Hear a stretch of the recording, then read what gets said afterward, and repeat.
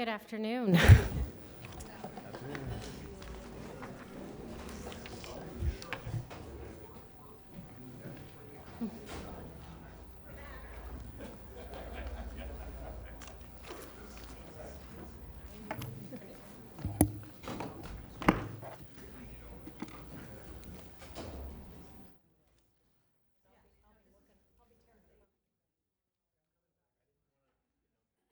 Since we reordered the agenda, the next item will be 5B1, North Lake Boulevard.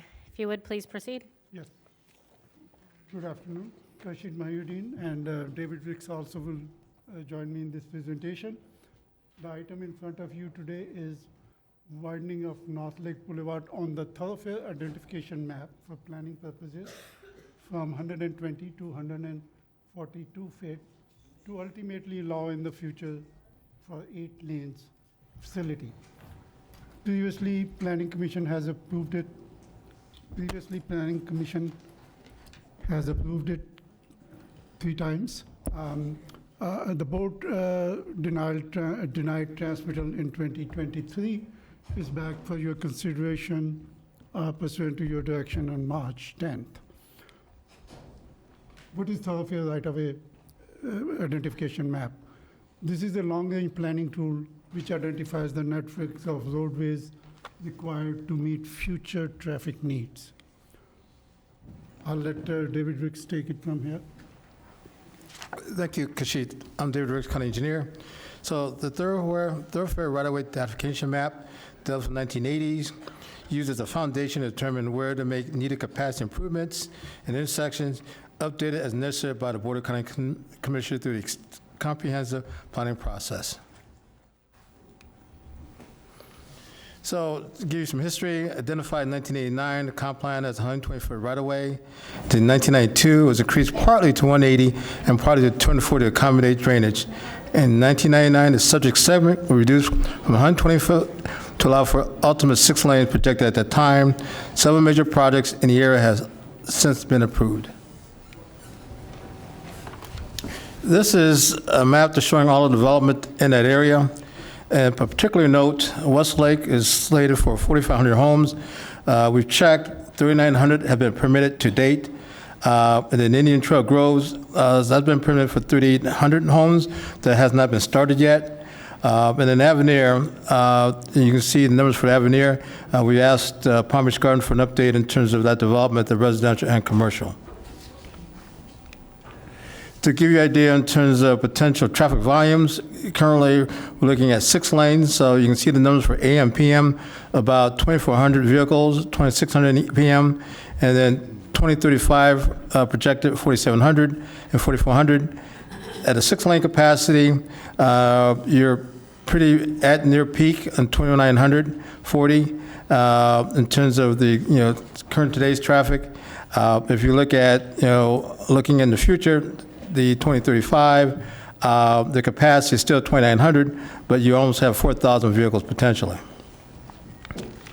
And then we did some potential timelines in terms of traffic, times. There's another way to have this conversation. Looking at basically 2026 travel data. For that one segment, about 10 minutes in AM and PM. If nothing changes, stay with the 6 lanes. Potentially in 2040, the travel times will almost over double. If you go to 8 lanes, it may reduce it down to 12 to 10 minutes accordingly. Then looking at the segment going from west to east, starting from Seminole Pratt, there's a 4-lane section that's under construction. Seminole Hall to Eastern Hall Road is under construction, $11 million project. Summer 2027 to have that finished. The next one is the Eastern Hall Road to Coconut. Bid opening next March 27. It's about a 3-year project to completion. It's about a $24 million project.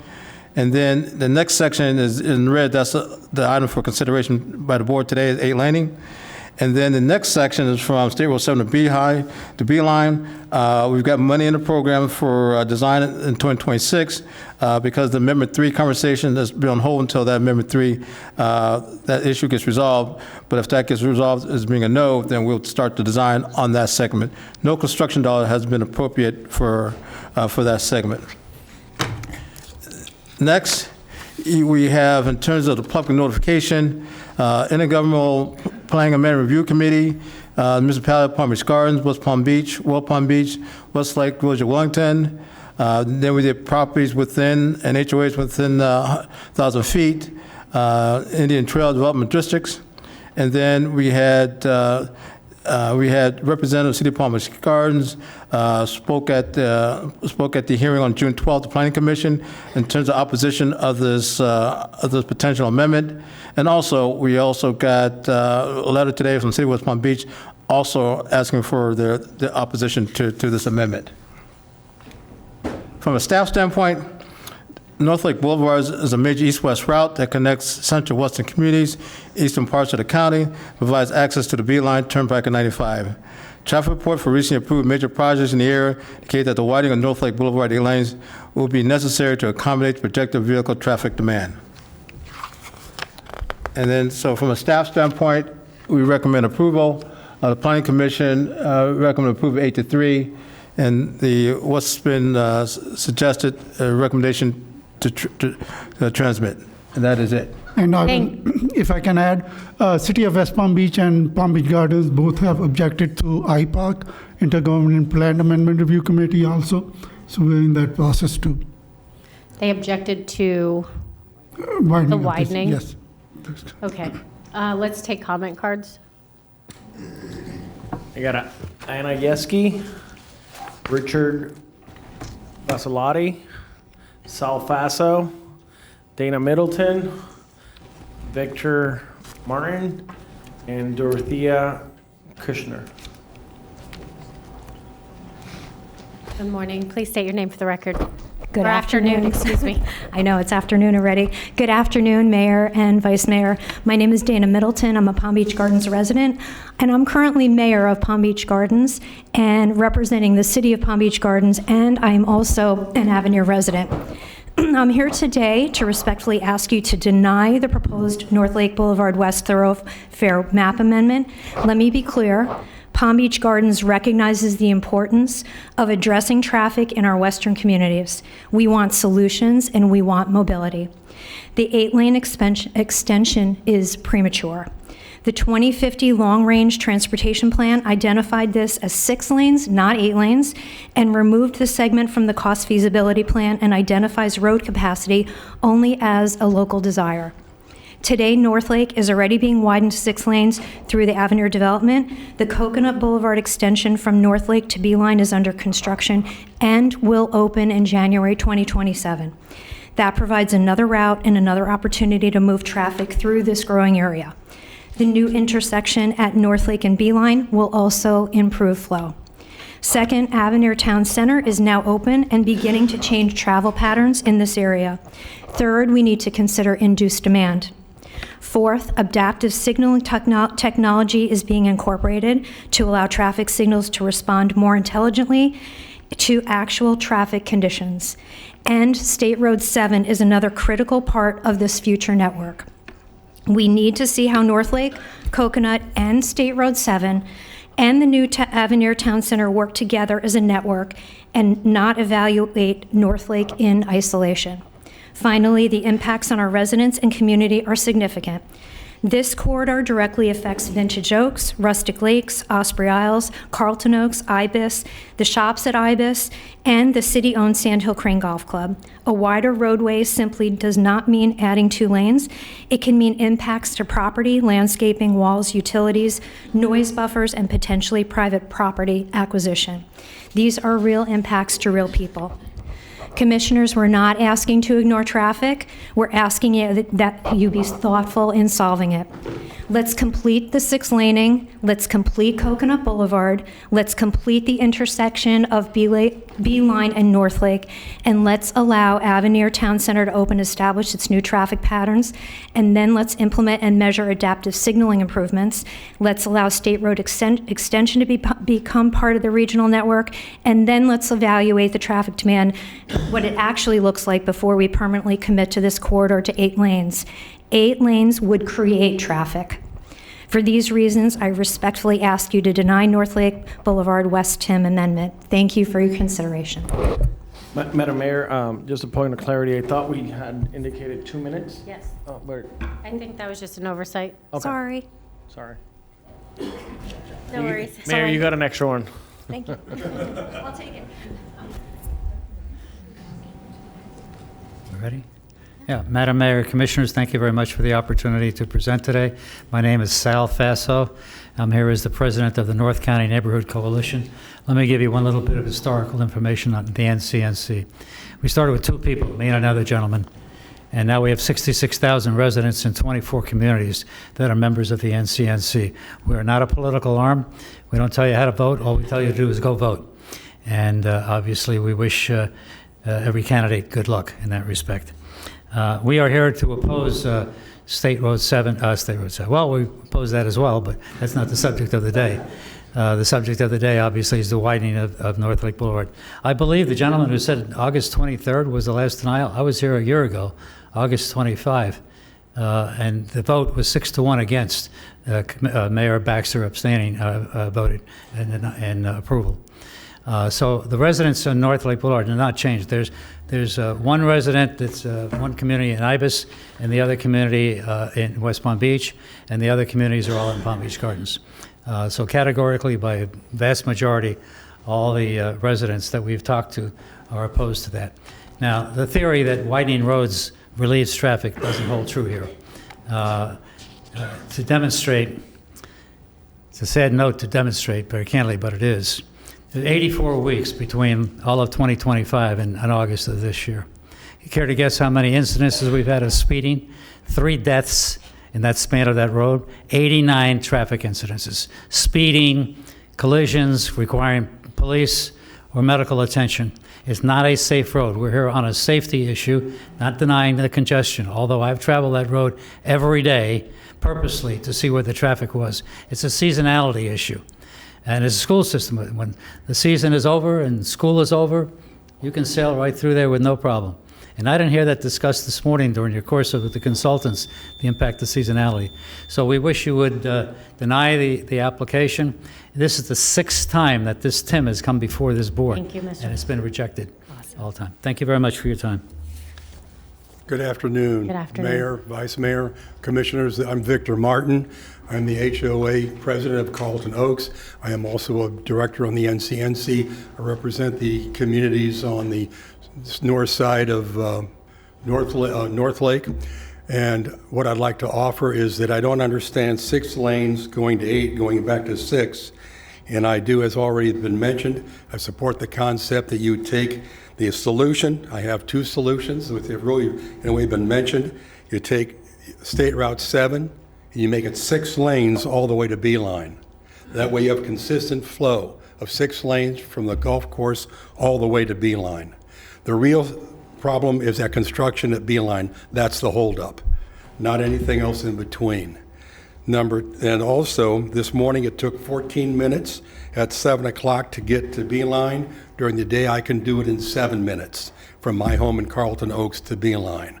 That's what the status right now is of actual movement. I like to talk about real movement and not numbers. I also support the idea that another solution is that Coconut through Avenir. It's 4 lanes, 45 miles an hour, no traffic lights.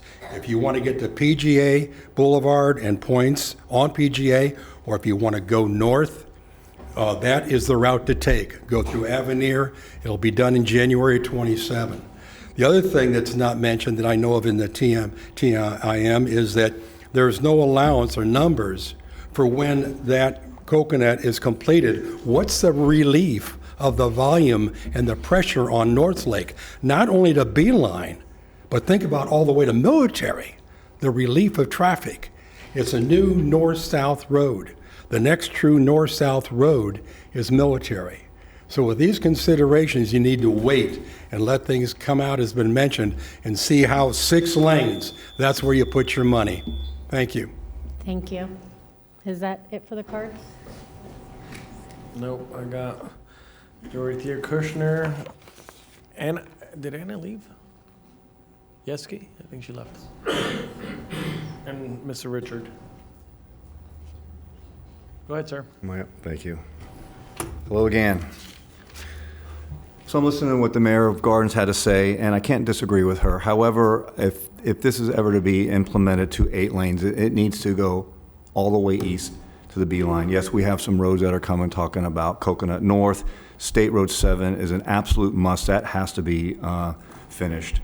You know, we just had the CSX Railroad closure, and I do believe, you know, I was part of that, working with that with Indian Trail plus Fire Rescue. I was very involved with Fire Rescue at our command post. And yes, the residents along North Lake in those areas were not happy with the CSX Railroad closure. So we got to keep that in mind. You know, my years of fire rescue, I've had multiple crashes out there on North Lake, whether it was at the 2-lane section or the 4-lane section, involved fatalities, serious trauma alerts. And when North Lake is shut down, it's an instant 2-hour minimum turnaround to get out of the acreage, and IBIS and the rest of those for actually worse. So that is something to really consider. Also, if the roads are widened, what can also happen is that from fire rescue and coordination with law enforcement, depending on the severity of the crash, sometimes these investigations take a long time and the roads are shut down. But if it's 6 lanes or possibly 8 lanes in the future, you can divert traffic into incoming lanes with the careful coordination of law enforcement to still get people out. It would be a slow go. But, you know, earlier it was mentioned, you know, when we were talking about the iPark and how to relieve this traffic congestion, we got to stop approving so much development. I find it interesting that we're building all these homes along North Lake, and IBIS was the very beginning of the root of problems out west. I'm sorry to say that, but it's true. And now we're complaining about roads and water contamination, and it has absolutely nothing to do with drinking water. It's a not in my backyard type of situation. But yes, 6 lanes. If we're going to go 8, it's got to go all the way east to the B line. Thank you.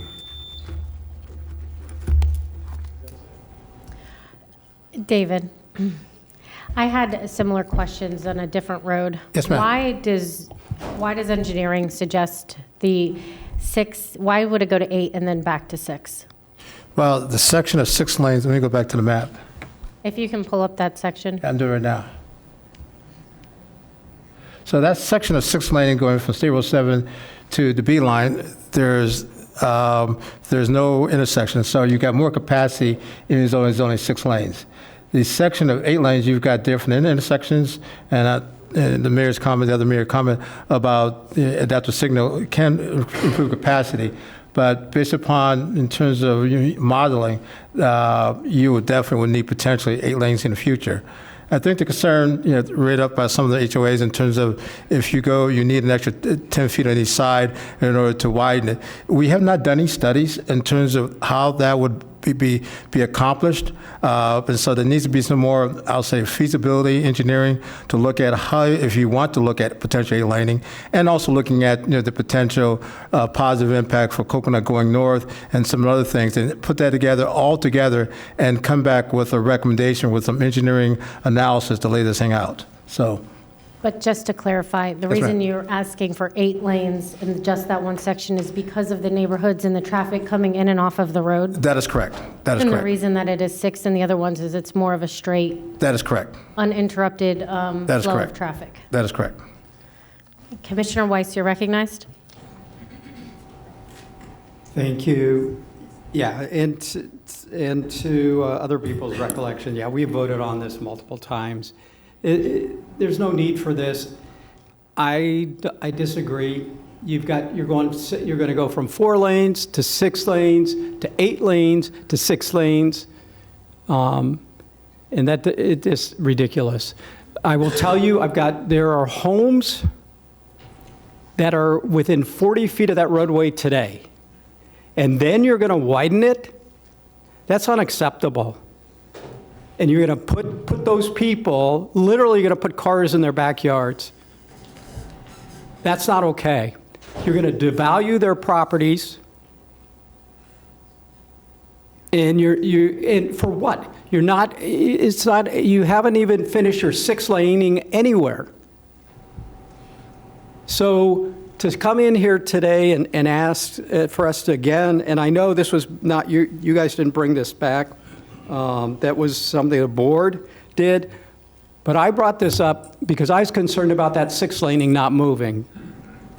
And then I find out, of course, that we have planning money, but we haven't spent it for the design of that section between B-line. That should have been done at the same time that the B-line work was being done. We should have coordinated with that because these people's lives have been disrupted because of that. Obviously, I mean, progress does have impacts on people, but that should have been done at the same time. So I will tell you, I'm not going to support this. I have a letter. I represent a good portion of the city of West Palm Beach. They do not want this. The city of Palm Beach Gardens doesn't want it. The residents that live out there don't want it.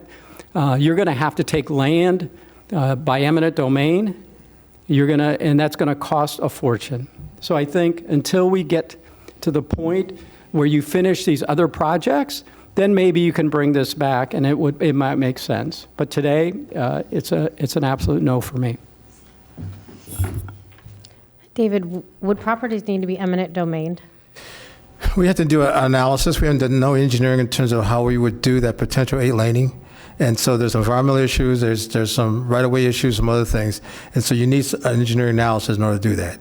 And so we have not done anything since the last time the board said no in 2023 in terms of any detailed engineering analysis. No money has been appropriated to do that next step.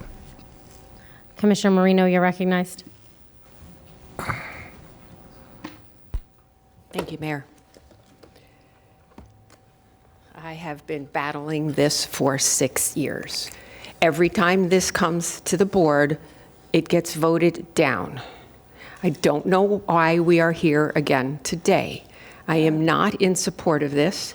And if you read the 2,000 pages of the countywide transportation master plan, there is one reference to widening North Lake Boulevard from 6 lanes to 8 lanes on about a 1.5 mile stretch of roadway that in today's current estimation from this was, this is your own work, by the way, over $36 million. And in 2023, from staff's estimation, it was $19 million. So in 3 years, it's doubled in price. One of the reasons we didn't widen North Lake Boulevard from B-line to 95 was it was in excess of over $50 million to acquire right-of-way and all of the design and the utilities and everything else. This stretch of road from Seminole Pratt to the B-line is about 8.7 miles. You want to widen a very small portion of that roadway, where at one end you're going to have the continuation of State Road 7, and at the other end you have the punch through from North Lake Boulevard to the B-line through Avenir and through Coconut, sorry. Folks in Ibis will have another way out when they have State Road 7. This is uncalled for, overly expensive, and doesn't solve the problem because you're going from, right now, 2 lanes to 4 lanes to 6 lanes, actually 5 lanes to 6 lanes, back to 4 lanes.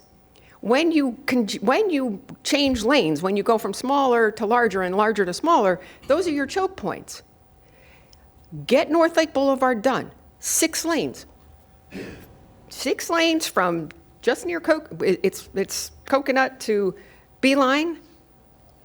Let the traffic flow the way it is. If there is an incident and we have to close a lane, we still have 2 lanes to work with. But making this 8 lanes when it's been voted down over and over and over by this board, this is not acceptable. As many times as the word North Lake Boulevard was in the CTMP, and trust me, I read it, I know how many times it was in there, once, just once, did it say possibly 6 to 8 lanes, and that was when it was considered as screened further on the 2050 plan. So I am not in favor of this. I have not been in the past. I will not be in the future. I'm pretty adamant, I guess you can tell. Thank you. And if you want all the paperwork that shows all the things I just said, I'd be happy to supply it. David, why does this keep coming back to us? Well, there was board direction in March to bring this back.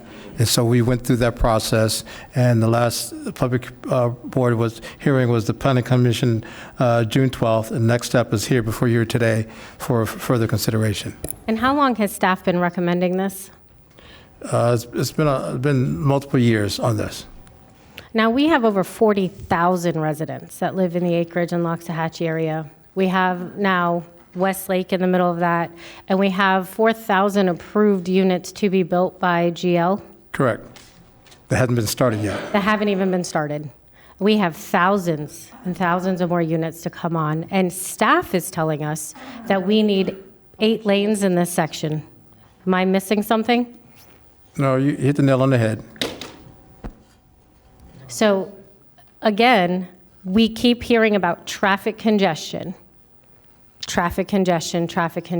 and we really felt that when the CSX closure happened, right? And having no other ways. And yes, fortunately, there will be a route through Avenir, but there are still multiple people who are traveling down North Lake. Whenever there's an accident, what's the average holdup? 2 hours, if not more. And, Supervisor Vasilati and I do not agree on much. But having those extra lanes, does that provide a place for our first responders to pull over and park so that traffic can keep flowing should there be an accident? Yes, it does. So it provides extra space. And we keep having this back and forth going back and forth, which community? Is it the 40,000 plus people that already live in the Acreage, Loxahatchee area? Or is it the newly built Avenir? Is it, Ibis, who's been there quite a while? I mean, we're weighing the betterment of traffic flow, and we have our engineers and traffic staff telling us this is what we need to help with the traffic flow and to at least look at it. Isn't this not even saying we're doing it? This is just giving you guys the ability to research it? That is correct. We have not spent any money since the last board decision on this. And so what you have is just basically planning numbers. And so to really think this through, we would have to spend some money and do an engineering analysis in terms of the right-of-way impacts and other things and come back with an analysis to the board. But you can't even do an analysis without us approving this, right? That is correct. Vice Mayor Woodward is first. Thank you, Madam Mayor. Just a couple of questions Sure. here.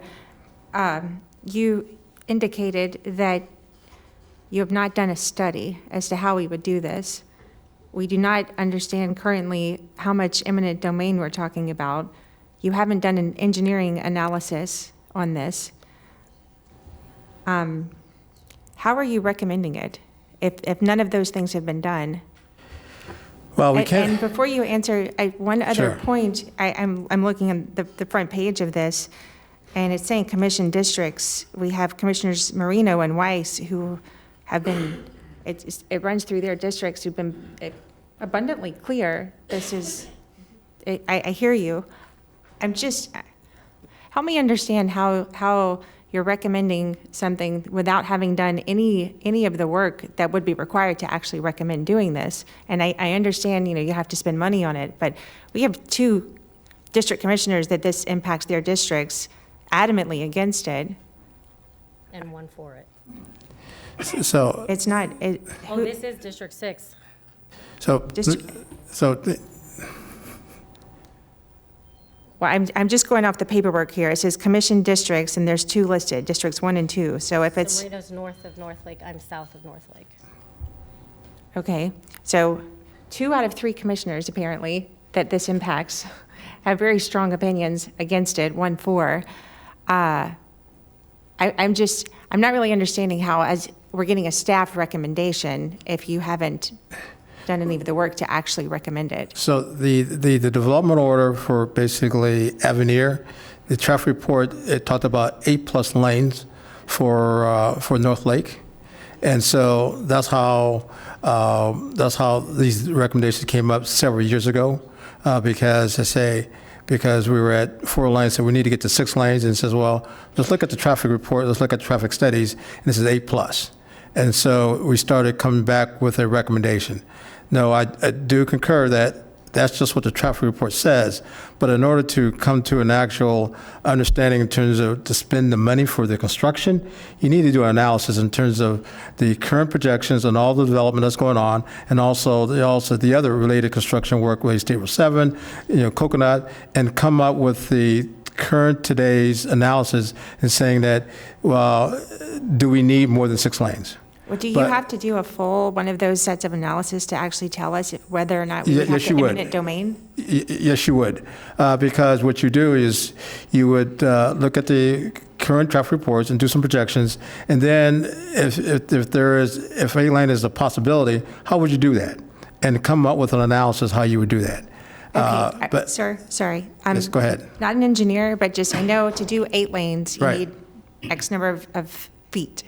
Right. Do we have that feet without having to eminent domain property?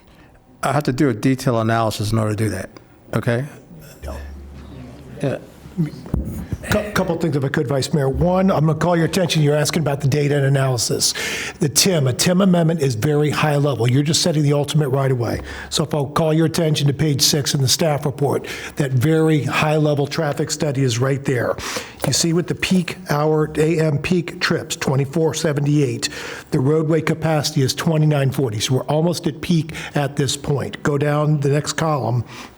On an 8-lane divided, the capacity is 3940. The projections we have for traffic are that there'll be 4,750 AM peak trips in 2035. So that's the information we're working off. It's not a full counter study and deep dive like you might see in your typical zoning reports, but you've got that larger big picture analysis that's there. Your question on eminent domain, no, we wouldn't have done that as well if board direction was to go back and look deeper at it. But again, you're setting the ultimate right away. Sometimes through the course of new projects coming through, we can get our hands on property. Sometimes through the course of absolutely having to do eminent domain, we have to do that. We're building a new road. I can tell you Congress Avenue from North Lake connecting up, we've had to do a lot of right-of-way acquisition. So it does happen. But the goal with this, when you're amending the TIM, is setting what the ultimate right away. It does not mean you're going to build it at that moment by any means. Okay, well, I guess my question just is, because you've had 2 commissioners indicate that we would have to eminent domain, there's properties 40 You would. 40 There's an feet. excellent chance you would need to acquire property to make this happen. I mean, they would have to leave their house? I have been Not told necess- up to 9 houses potentially. Is that, it feels like you're asking us to just sort of make a decision when we don't really have enough of this type of information. And I know I'm not asking for a full-fledged, we don't use schematic, but if we're talking about eminent domaining 9 properties, that's a big ask. So I would point out the difference in eminent domaining just on property versus what you might be thinking about, going into the front yard of a home or a home for that matter. And I'll look to Mr. Ricks. I don't remember any discussions or needs to acquire any homes. Would it be taking property? Absolutely. That would need to happen. Going into homes, acquiring homes, I don't want to say with 100% certainty that's not the case, but I've not heard that at all through any of these discussions. Commissioner Sacks? Move to dismiss the amendment. Deny. Oh, to deny. Sorry. No appeal. No appeal. Commissioner- With prejudice. Motion to deny. Commissioner Weiss? I'll third. I have a motion by Commissioner Sacks. I have a second by Commissioner Weiss. We'll do a roll call vote. Commissioner Flores.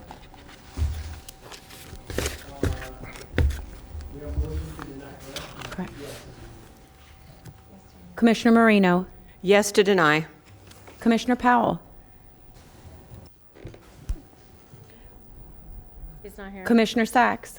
Yes to deny. Commissioner Weiss. Yes to deny. Vice Mayor Woodward. Yes to deny. Mayor Baxter. No.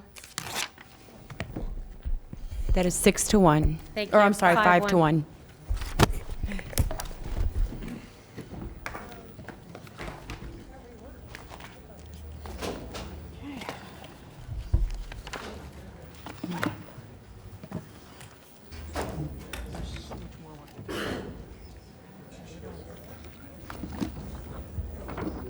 Next. Thanks. We are on Ag Reserve. Thank you, Mayor. Good afternoon, Mayor and Commissioners. Jeff Gagnon, Interim Planning Director. This is follow-up to the board conversation on July 14th in regards to the Ag Reserve. The board provided staff with guidance to work with community stakeholders to develop a new master plan, return with additional information and recommendations in the future, continue to support agriculture and the nursery industry, as well as there was questions that staff was going to report back on for potential costs, whether or not this was a consultant or staff-led process, as well as options for pending applications within the Ag Reserve.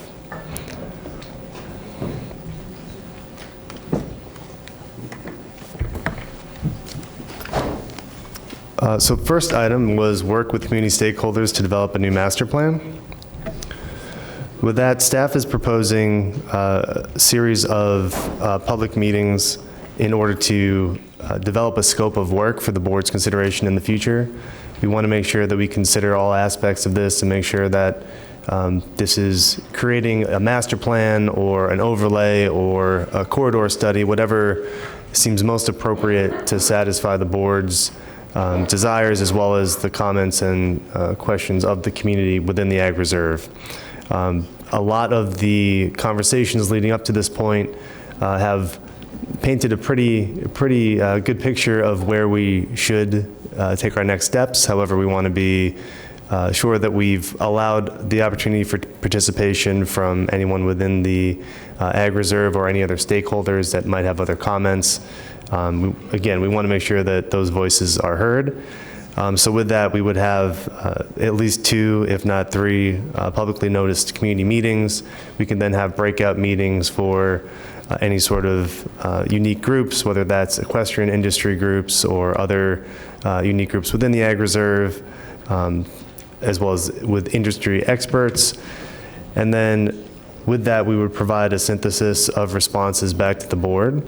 And that would lead into the second item that the board directed staff to pursue as far as coming back with additional information and recommendations.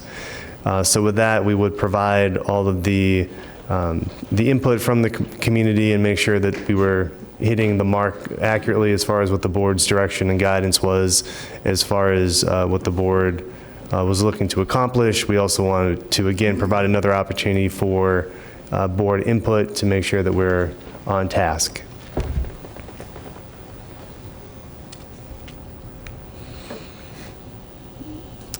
The third item was continue conversations with the ag industry, and we heard that loud and clear. We are continuing conversations with the Palm Beach County Cooperative Extension, as well as participating actively within the Agriculture Enhancement Council, as far as being a liaison and resource to make sure that those conversations continue and that there's no gaps in communication. So one of the more current needs of farmers within the Ag Reserve has to do with farm worker housing. So we're looking to come up with a solution.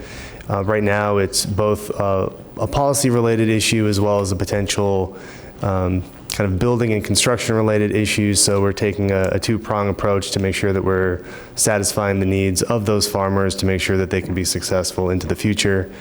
But again, this is for really anything to do with enhancing the Ag Reserve and those agricultural aspects that are very important for this tier. One of the questions had to do with potential costs. So staff was able to get general costs, and of course this would be depending on future scope of work if that's what the board desired. At this point, staff believes we can accomplish the board's directives. So there really is no additional cost proposed at this point in time. In general, consulting costs can range anywhere from $150 to $350 an hour, as well as an estimate of about $10,000 to $15,000 per community meeting. Again, that would vary depending on the scope and expectations, but this is something that staff believes we can carry the torch forward on and proceed without additional consultants. Interestingly, we went back and we looked at the process that was utilized back in 2014 and 2015 when the last large agricultural reserve tier conversation occurred. And we did realize that there was a facilitator that was brought in towards the end of that conversation to really tie up any loose ends. So that could be an option that the board considers moving forward. It's not something that we're asking a recommendation on at this point in time, but just something to consider as we get to that final step in the future. The estimated cost for that was approximately $20,000. Commissioner Flores, you're recognized. So to bring in somebody is going to cost 10 to 15,000 per meeting? Those were based on current numbers. Anybody here? It might be significantly undervalued or underestimated, but that was the numbers I had access to quickly. All right. So maybe someone get a deal.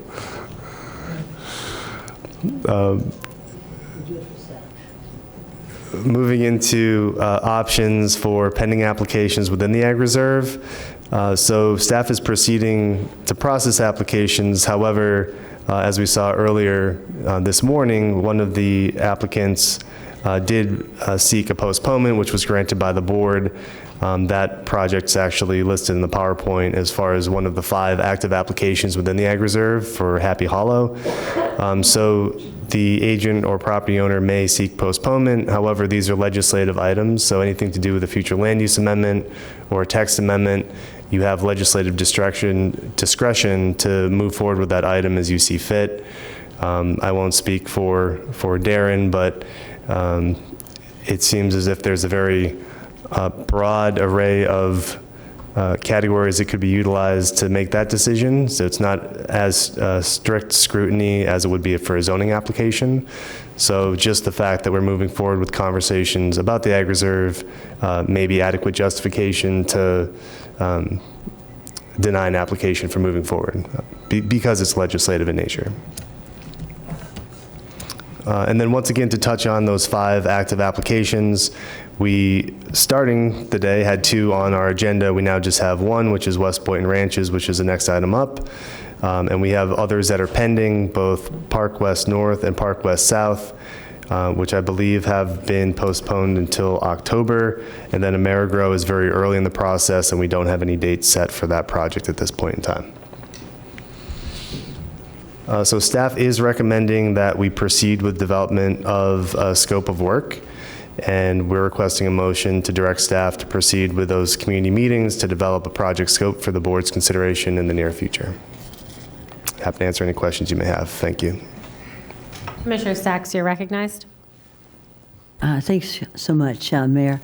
As you know, this is my district, and I want to thank staff tremendously for the work that you have done with the meetings and your survey. I want to thank the executive board of COBRA for becoming very involved in this as well, the bus trip and the survey, and we've had numerous meetings over at Canyons, which has been very, very helpful. And I want to thank also Irish Acres for Sarah for getting involved in this. This is a big deal for those of us who live and work and play in the Ag Reserve. And what I may do, and I also see many of the farmers who have been here for a while, I want to thank Jennifer Morton, and Neil Schiller, and many of our developers, Jim Knight, Miskel, for becoming part of our discussion.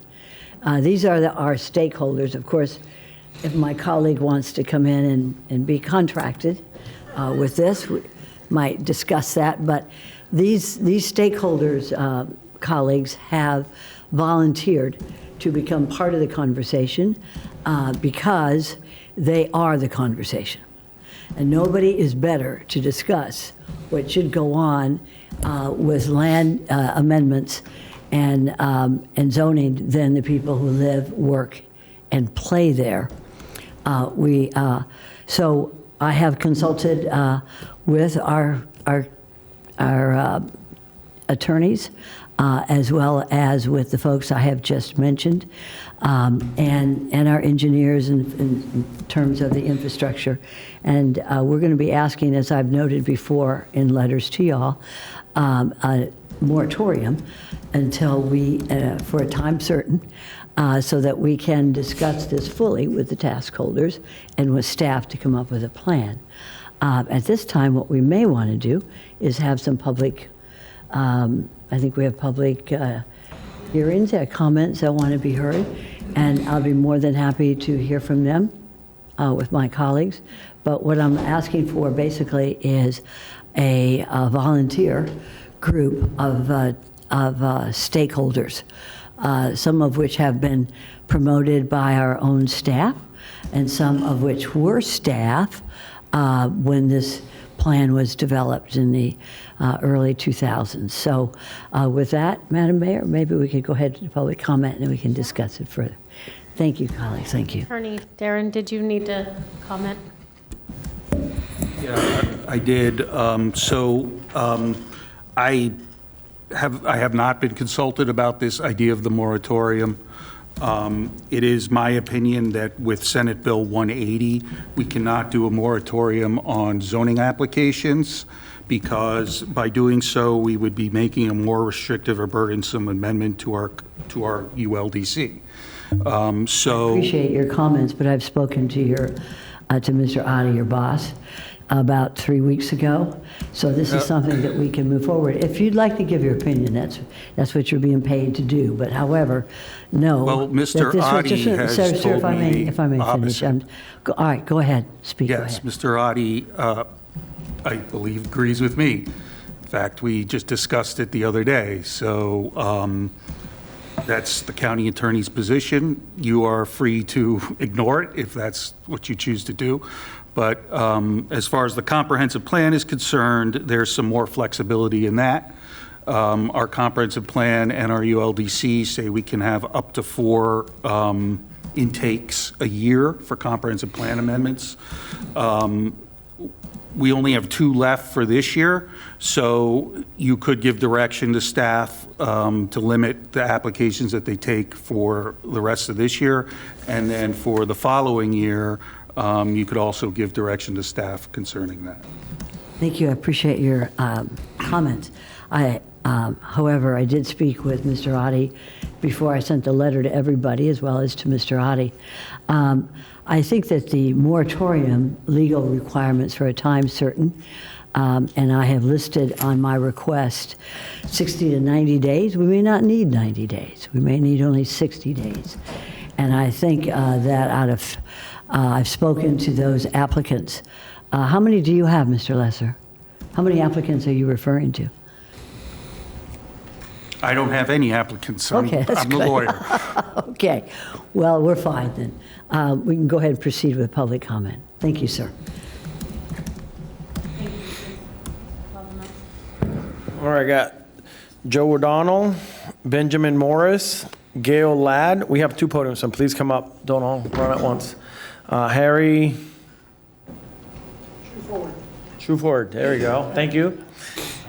Barbara Roth, Neil Schiller. I'll recognize you today. Dr. Kara Fishbein. I apologize if I butchered that last one. Go ahead, Gail. Okay.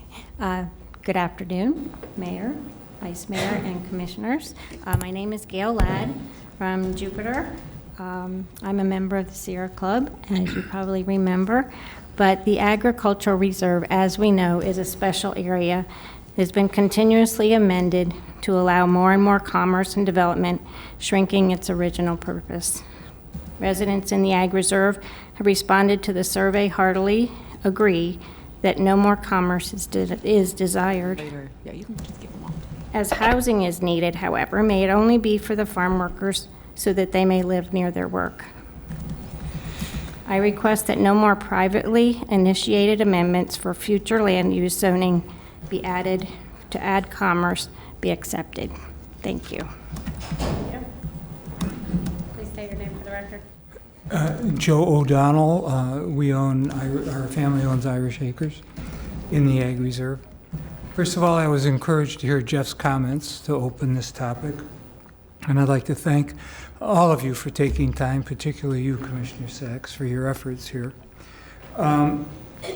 I represent Sarah today. It's a group for those, I think you all know. It's a group of 14 farms and ag businesses in the Ag Reserve that want to stay in business. And I would emphasize to staff, we very much, as a group, want to be involved in this. We haven't had any contacts from you yet. Second, I'd like to share a story about Commissioner Weiss. About 6 years ago, we were trying to get the county to live up to commitments to build a rural parkway along Lyons Road, which they had promised to do when Lyons Road was built and cut through many horse farms and destroyed paths, trails. It never got built. And I may have gotten carried away with my enthusiasm, in Commissioner's opinion, during this meeting, which I can do. My daughter tries to control that. So I said, the county has done nothing for agriculture in the Ag Reserve, for farmers. So Commissioner asked staff, okay, what has the county done? He got the answer back, nothing for agriculture in agriculture, 6 years ago. What's happening today? My biased opinion, the county continues not to do anything to support farmers in the Ag Reserve.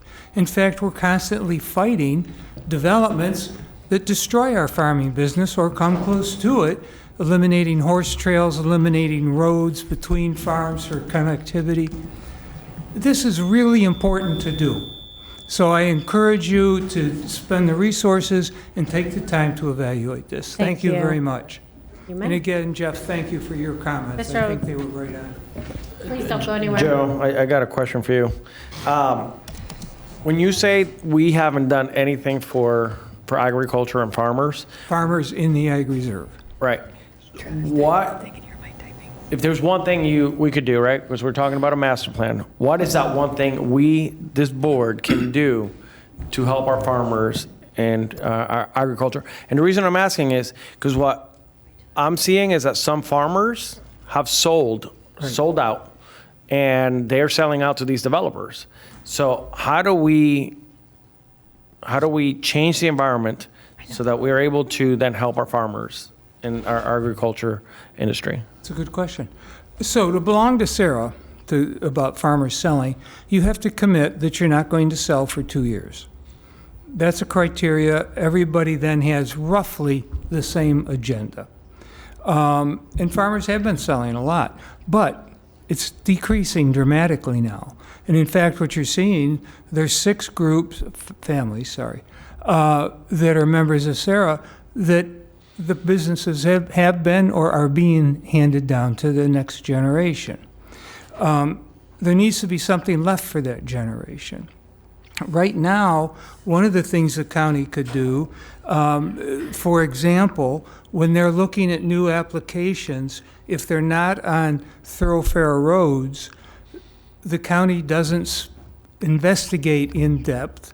This is just an ongoing practice. What's happening to the secondary or rural roads? Most of the farms on the Ag Reserve,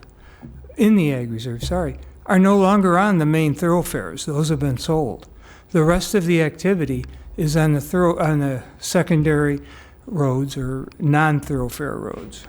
Okay. Investigating those as though they were applications, as though they were on the thoroughfare roads, would then give the opportunity for the farms affected to talk about how the connectivity between their fields is cut, in our case, how horse trails are being cut in half. It's a process of reviewing, and the county can adjust that whenever they choose, if they choose. Thank you, Joe. I appreciate that. Yep. Hello, Linda Smith, Sierra Club, Jupiter, Florida. I would like to ask the board to direct staff to work with all of Palm Beach County residents. We are all stakeholders in the Ag Reserve. The entire county greatly benefits from the Ag Reserve, local produce, plants, flood control, and a way of life. The Ag Reserve is on life support because commissioners continue to approve privately initiated amendments. Leave it alone. Special favors for favorite people. recommend staff to disregard any data gleaned from the flawed Ag Reserve public survey. The survey was skewed to the benefit of development and developers and not really accessible to the rest of the county. There has been a great deal of time and resources spent in the Ag Reserve. I have 3 suggestions. A 2-year moratorium on privately initiated development in the Ag Reserve. I don't think that's going to run into issues with Senate Bill 180, but maybe it does. We've already spent over a year with no real resolution. Number 2, during the moratorium, do not review or consider any privately initiated amendments. Has anyone totaled the price tag on staff and the public to prepare for discussing privately initiated amendments and increase the impact fees on developments, earmark the funds for transportation improvements throughout the county? Yeah, the development in the Ag Reserve might add a light or a turning lane, but their project will put an impact all over the county. Thank you for your time. Thank you. Please proceed. Okay, thank you for the time. Again, my name is Harry Shuford. I live in the Four Seasons community on State Road 7, just north of Atlantic. While I am retired, I do have a professional interest in today's topic. I was the executive director of the redevelopment agency in Perth Amboy, New Jersey, dealing with, in that case, brownfields, contaminated properties. But I was also an adjunct professor at the Ag School at Rutgers and dealt specifically with farmland preservation and indeed how to keep young farmers able to keep farming on land that was priced for development. I ended my career as chief economist for NCCI, probably the largest employer in Palm Beach County that nobody has heard of. And then I noticed in July 14th, somebody mentioned they had a doctorate. Well, I also have a PhD, mine's in economics from Yale. So all of this economic stuff comes to me. And what I'd like to do briefly is to try to shift the discussion from how do we use the land in the Ag Reserve to how do we use the resources in the Ag Reserve. As the previous speaker said, the Ag Reserve is of value to not the 22,000 residents and farmers there, but also to the entire 1.5 million people who call Palm Beach County home. And let me just give you one example. I could talk about recreation and so on, but let me give you education. The Ag Reserve can be a living museum, and it can be a classroom and a laboratory. You can talk about biology, geology, civics, economics, finance, business, nutrition, an enormous educational opportunity working with the farmers and the farmland in this community. I could talk the same thing about recreation, but I really just wanted to get people to think differently about the Ag Reserve. It's more than just the land. Thank you. Thank you. My goodness, good afternoon again, Mayor, Vice Mayor, Commissioners. Thank you. Barbara Roth for COBRA.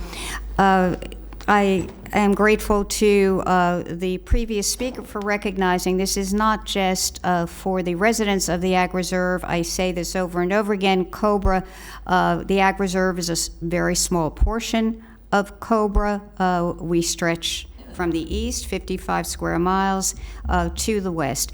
This is a difficult position for us. Of course, the suggestion by Commissioner Sachs for a moratorium makes sense to us because what we have in front of us are some results from a survey, albeit a very flawed survey. But I think what people ultimately have said is they don't want more at this point. So if we are at a juncture where we're going to begin to look at that survey and review and have an advisory panel of experts and citizens, I was asked to submit some names for that. Thank you very much. And we have some learned people. COBRA, I'd like that contract to be the facilitator, frankly, and I'll do it for nothing. But COBRA wants to work with the applications that are there. As a matter of fact, today we have an application coming up. We have that obligation to you and to the residents. I will speak to that later, but we also understand that we have decisions to make. You have decisions to make. And where are we at this point if we make decisions on some projects and hold up other projects unless there is a moratorium? So I'm prepared to speak on other projects, but at this moment in time, I thank Commissioner Sachs for the suggestion of a moratorium. Thank you. Please state your name for the record. Good afternoon. My name is Neil Schiller, for those of you who don't recognize me. I'm a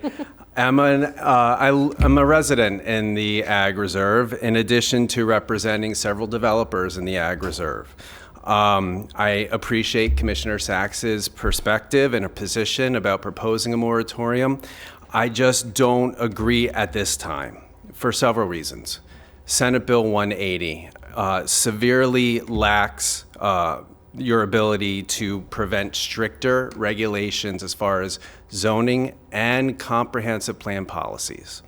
That's number one. Number two, your staff just said that they were going to embark on at least 2 or 3 more meetings. Clearly, the survey that was done previously that I participated in, a lot of the residents think was flawed. Maybe it was flawed. And if it was flawed, maybe we need to do a new survey. And then lastly, the lack of public notice on this moratorium to be discussed today. I think if this was in the agenda as a potential item, you would have a lot more people here, not just talking about the countywide transportation master plan, but you would have more residents, you would have more business interests here talking and probably opposing a moratorium at this time. I just don't think we're ready to approve a moratorium limiting all land use and applications in the Ag Reserve.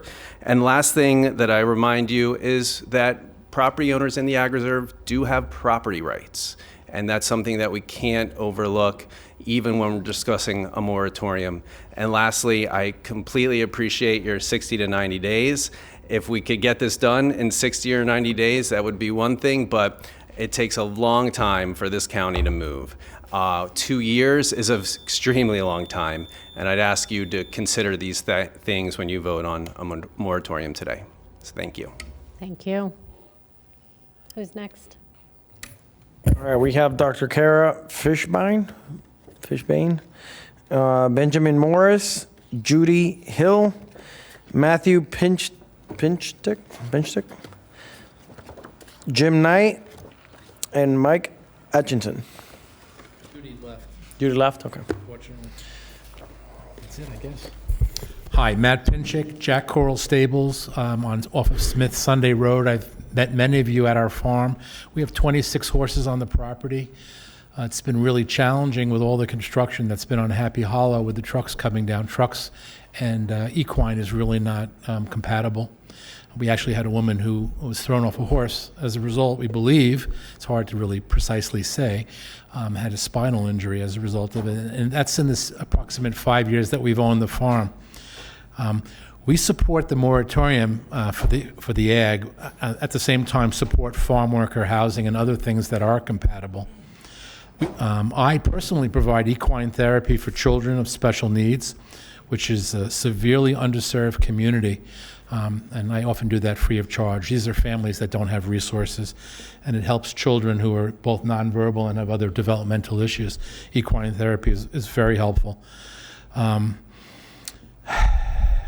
The trucks have so dramatically increased, which I thought would have changed once the, I don't know whether I should be calling it a distribution center or a warehouse, because what's approvable, but it's not even occupied, and there's been so much construction. So, I believe in property rights. My family did development in New York. I was by title an assistant chief, New York City Fire EMS, 41 years, responding to people of need.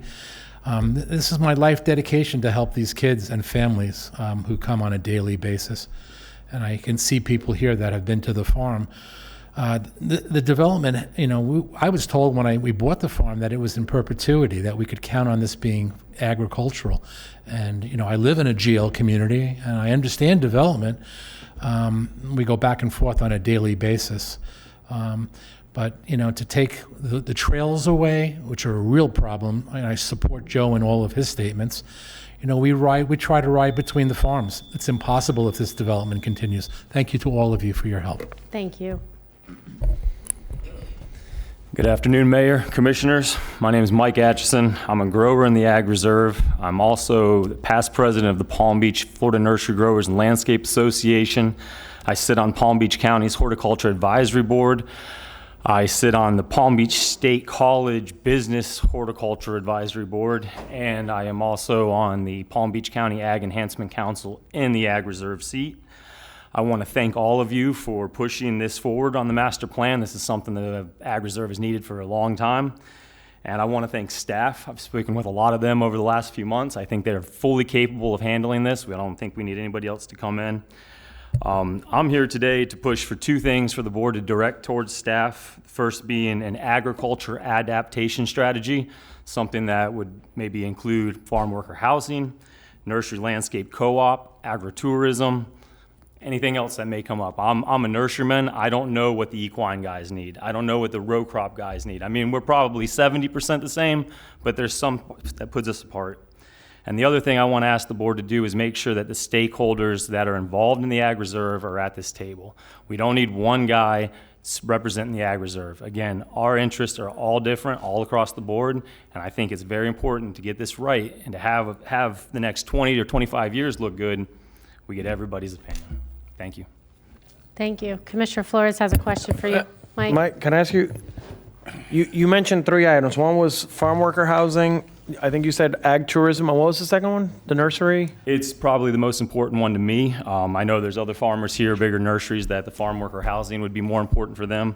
But the nursery landscape co-op is something that we've been trying to get back for a long time. I cannot right now start a landscaping operation with my business. I can't install my own plants. I can't do anything outside of just being pure ag. And I think it should be taken a step further of me being able to not just me be able to install my plants, but if I have a landscaper that I work with on the day-to-day and he needs somewhere to park his vehicles, I think we should come up with a strategy that I can rent space to him, he can use my products, and we can keep this going forward. We just got to find ways, strategic ways for agriculture to be successful coming up. I mean, we were promised one thing 20 years ago when all this happened. We've lived under those rules. We've dealt with those rules. We've abided by them, and we've constantly had them chipped away at us. We need a little bit more support so that my daughters, they're going to take over the nursery, they can move forward. You know, any little thing that we can do to help bring in some more revenue would help. Thank you, sir. Thank you. Good afternoon, Mayor, Vice Mayor, Commissioners. Jim Knight again. I have a lot of history with the Ag Reserve. I started to learn to drive where Maria Sachs lives at 13 years old in Horseshoe Acres. I've sat on LDRAB on and off for probably about 18 years. I was very much involved with the landscape services, and when they actually came out and made changes so landscape services could be in the Ag Reserve. Today, the Ag Reserve consists of 34 square miles, 22,000 acres. Of that, 13,378 acres are preserved. That's 61% of the Ag Reserve. Many of the nursery owners out there and so forth have sold off their development rights to GL Homes and so forth.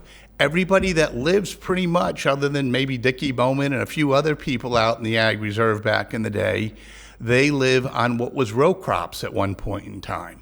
So homes were built where those row crops were. So we've got a ton of preserved land out there, 13,378 acres, 61%. We're down to the last 3 or 4% of the entire Ag Reserve with development rights left. Now, if the county's thinking, hey, let's go back and put all the development rights back on the properties out there, that may be something different, and that may be something to take a moratorium and look at. But if you're really just looking at and finishing up with the balance of the Ag Reserve that has development rights, and with properties that front on 441, front on Boynton Beach Boulevard, Atlantic Avenue, so forth. I think that's something that can be handed with and dealt with. And I have nothing, I think it's a good idea if the nursery people want to be able to park their trucks and be in their business. I push for that. I work very hard for that for a long period of time. Thank you, and I would hope you would move forward without a moratorium.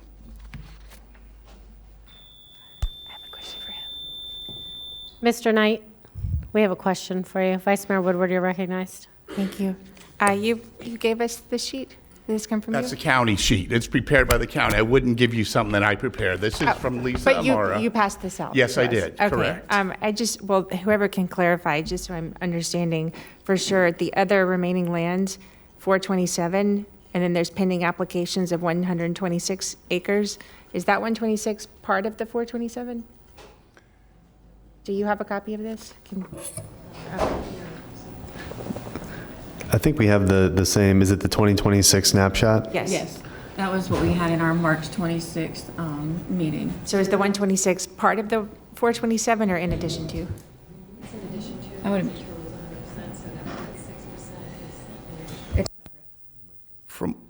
Okay, so what we're saying right now is there's 427 development rights. Acres. Approximately. Well, it's acres, but there's one development right per acre. Correct. Okay, thank you. Actually, I believe it's both of them together because the pending applications would have development rights as Wait, well. yeah, Yes. they do, but they have a pending application. The other 427s. From Lisa Amara, I Up in the believe I air. heard it's like 3-4%, somewhere in that range total. Okay, thank you. Hi, Mr. Knight. Just 1 second. I'm going to ask the mayor if I could speak. Go ahead. Didn't want you to walk back and walk back again. How you doing? Fantastic. Good. I remember when you were learning how to drive, and your son learning how to drive in my community. It was I don't remember that, so I don't want to know about that now, but at least he's 35 now. And the parties and everything, so. Mr. Knight. So we know each other for many years.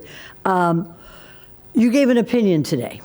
Yes. Is your opinion based, do you have any financial interest in any development that is pending in the agricultural reserve today? I'm a real estate broker, and yes, I represent properties in the Ag Reserve today, correct. So in looking at that, if a property was developed and a closing happened, yes, I would make a brokerage commission. No different than any residential So homeowner working out your there. opinion today, as to take a pause on these developments, that has a basis in your business, sir, and that's fine. I just want to make sure that we know that. I think what the important thing to point out is that... Sir, I'm not asking you what the important thing to point out. I'm asking you if your opinion Yes, today. do I make money if the Thank you. properties are sold? Yes. Thank you, sir. And even if it's property sold without Sir, excuse me. development rights, I would Pardon me? make money. Even if property- What I'm saying to you is this, Mr. Knight. I like you. I know you. You're a businessman. When you give an opinion, I just want to make sure that everybody knows the basis of your opinion. Thank you very much. Good to Thank- see you today. Thank you.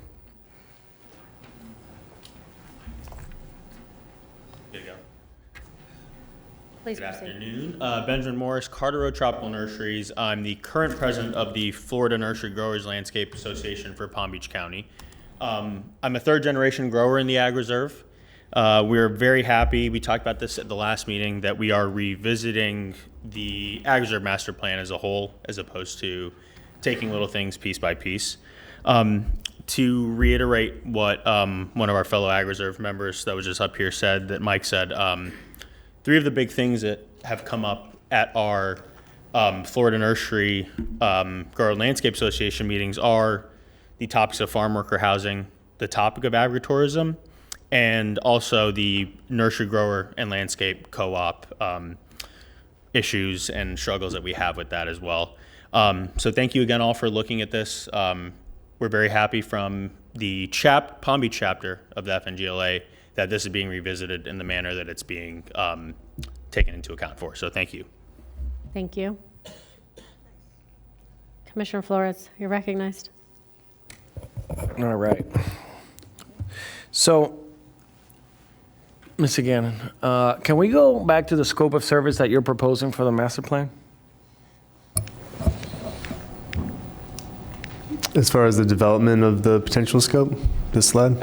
I'm trying to wrap my head around this master plan And by the way, if that's what the district commissioner wants, I'm right behind her.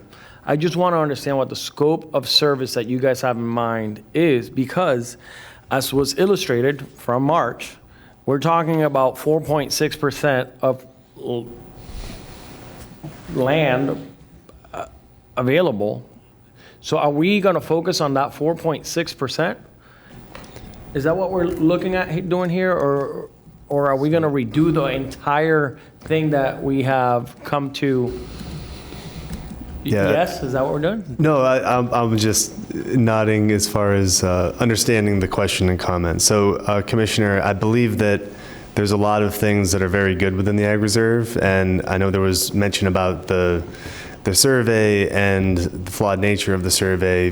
From my perspective, it wasn't intended to be a scientific survey. I think it actually straw poll. It reinvigorated community interest. I think that was a positive thing. I think it also pointed out a lot of the positive things in the Ag Reserve that were core elements of the original master plan that would likely be brought forward, as far as maintaining agricultural land, supporting farmers, focusing or refocusing on redevelopment efforts of areas that already have entitlement for mixed-use purposes.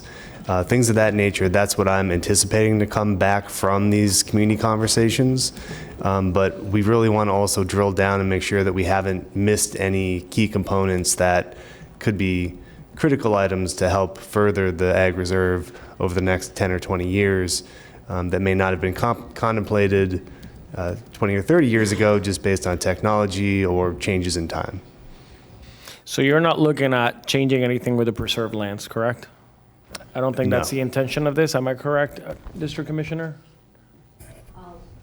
The preserved lands we're not touching. I don't think they should really give a commitment right now, Right. because we haven't really listened to the stakeholders. So, but I like your line of questioning, Commissioner. If I may. I'm just trying to wrap my head. We're about to vote on a master plan, another one. And I don't know if you were here in the morning, but we had a lot of fun on that one. So I was here. That being said, I kind of want to understand the scope of what we're trying to do and achieve.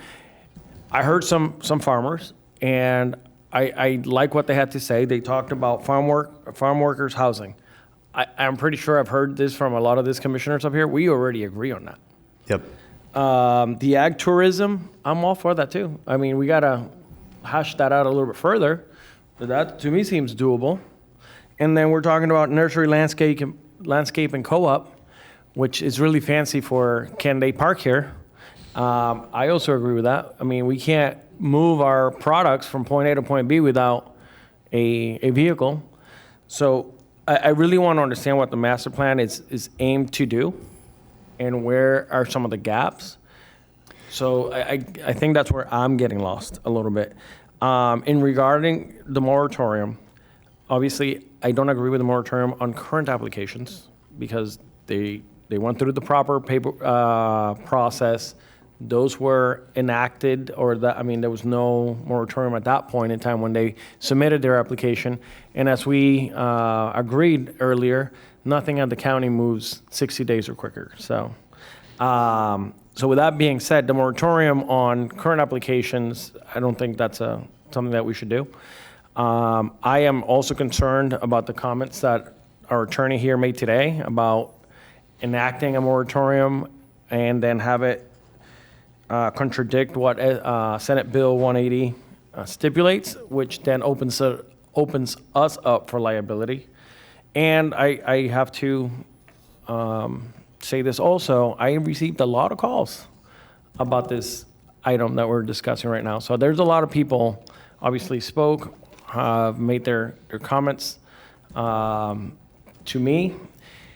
And I really want to, I guess my last question, I'll leave you with this, is what are we trying to solve for?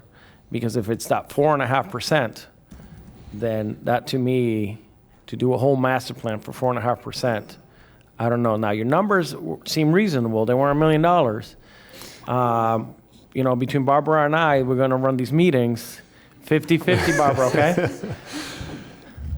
But that's just my concern. But if the district commissioner wants to do a master plan on this, I'm okay with that. I just want to know what the exact scope is. Yeah, what we're trying to do. To your point, Commissioner, I think staff wants to take a little bit more time to have those conversations with the community and then bring it back as far as potential scope of work for the commission's consideration. So that way it'll provide another opportunity for any other input, any other, you're frequently contacted by constituents, so if there's other information that somehow staff missed, that can be incorporated into potential scope of work as well. So we want to be sure that everyone is agreeing upon whatever direction we're heading in, and this is a critical moment to make sure that we're all in consensus with that. Last question. How many master plans have we created in the Ag Reserve? Well, no, we've done them. The last one wasn't adopted. It just was not adopted. Right, but it was done, right? It was created. It was created. It wasn't adopted. So one thing is doing a master plan. The other one is getting it adopted, as we saw this morning. And just to clarify, that 4% is just stuff that hasn't been developed. When we're talking about uses, farm worker housing, and so on, that would apply to the entire, to the farmers and their properties, correct? That Right. does exist. Right, Mayor. That would be outside of the scope of the 4% within the 2026 snapshot that was referenced previously. So for the farm worker housings, I can probably pass to Brian Davis as well. He's our project manager working on that, but we're really trying to develop new policy language that would enable kind of each farming situation to be considered, because we're discovering through conversations that there's a lot of unique requirements or things that could help one farmer that may not be beneficial to another. So we're trying to make sure that we develop policy language that will allow all current farmers to prosper. And to Mr. O'Donnell's point, this is something we can do to support the farmers. Correct. Commissioner Weiss, you're recognized. Thank you. And so maybe I'll get in on the bidding on holding those meetings, since I'll be off this board and have no conflicts of interest. So, I may bid your price down. And I like working with Barbara too. So, maybe we'll do a team,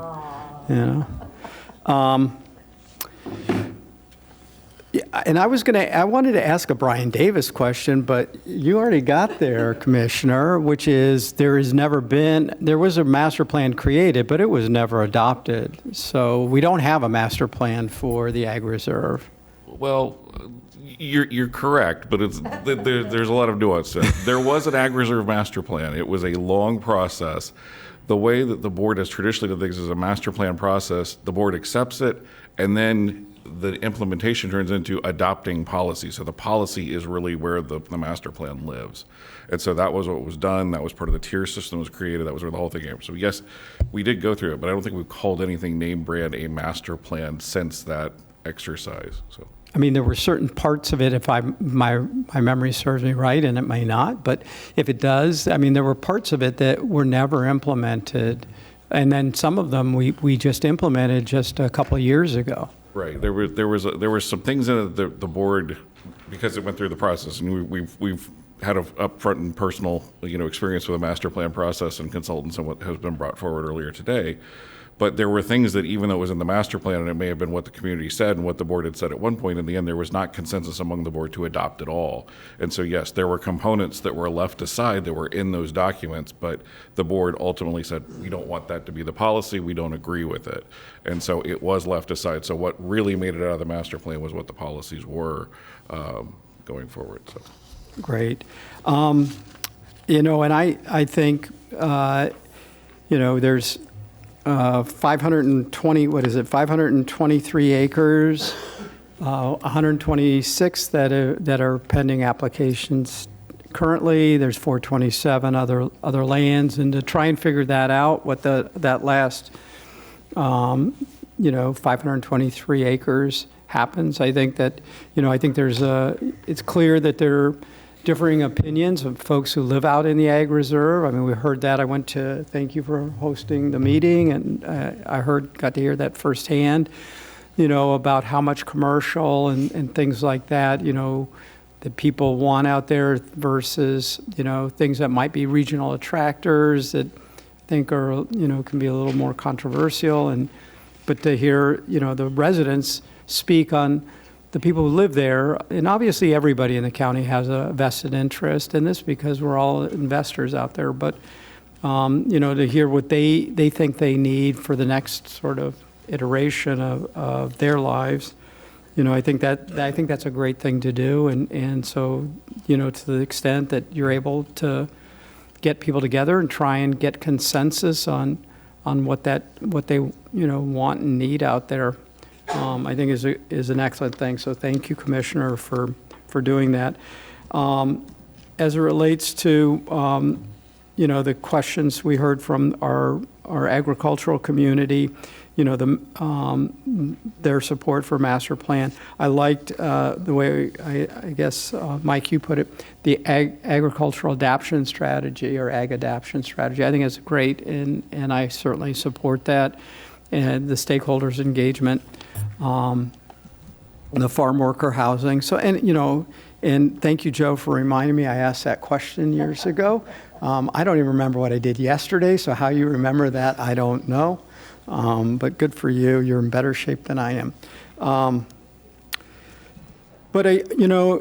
Mike, and as to it relates to new comp plan or text amendments coming in, here's my caveat on that, and that is, if somebody's coming in, if they've got something that's not going to increase intensity or density, and there's things, because sometimes, as we know, things need to get cleaned up or things were left out, I would be happy to entertain that. I don't think that's I think if I understand your intent, Commissioner, it really is to really look at, if somebody wants to do something by right, obviously they can do it by right, but if they're asking us to make a change, however, if there's previously approved text amendment changes and now they need to make a change to that, it doesn't increase intensity or density, I would be supportive of allowing those to continue to move through, because these are projects that are already approved and moving forward. And then obviously SB 180 does have some real impacts to us. I mean, we have brought this up time and time again. And it is a limiting factor. My understanding is this SB 180, unless the legislature does something, will expire next year.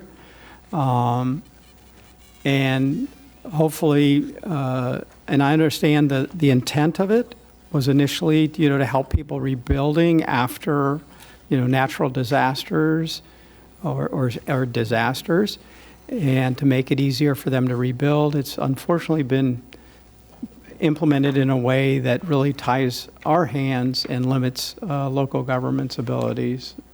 So I'm very, very sensitive to that and don't want to put the board in the crosshairs of lawsuits over that. And so I appreciate the county attorney's opinion on that. So I'm good with your master plan to the extent if we've got, if there's new applications coming in, I think our county attorney advised that we can limit, we have limited number of times that we do that. You could, and then, of course, with comprehensive plan applications, unless they're small-scale amendments, you're seeing them twice. You have the legislative discretion to deny. You also have, at the transmittal stage, the option to postpone it. So, there may not be any reason or need to fudge with the comp plan applications, but it's something the board can consider if that's its pleasure. Quick question on that regard. So are we allowed to put a moratorium on comp plan stuff or no? It wouldn't be a moratorium, right? Because what the comp plan takes in applications up to 4 times a year. So you could limit that, right? You could say next year we're only taking in applications 1 time a year, right? So We could say no more applications for like the rest of the year? For this year, you're already set. We've got 2 more dates left. So, but for the following year, sure, up to 4 times a year means up to 4 times a year. So, Thank you. Vice Mayor Woodward, you're recognized. Thank you. guess I want to go back and make sure, because the first item that is listed on here, it's not that slide, the one that I have, it says work with community stakeholders to develop a new master plan. New has me a little concerned, just because honestly, I think it took me 2 years on this board to get the rules of the Ag Reserve, because it's a tier. And even though it doesn't have a master plan associated with it, it has like a tier policy. So anytime anyone in this room's come to our office with something in the Ag Reserve, it's like, oh, different set of rules.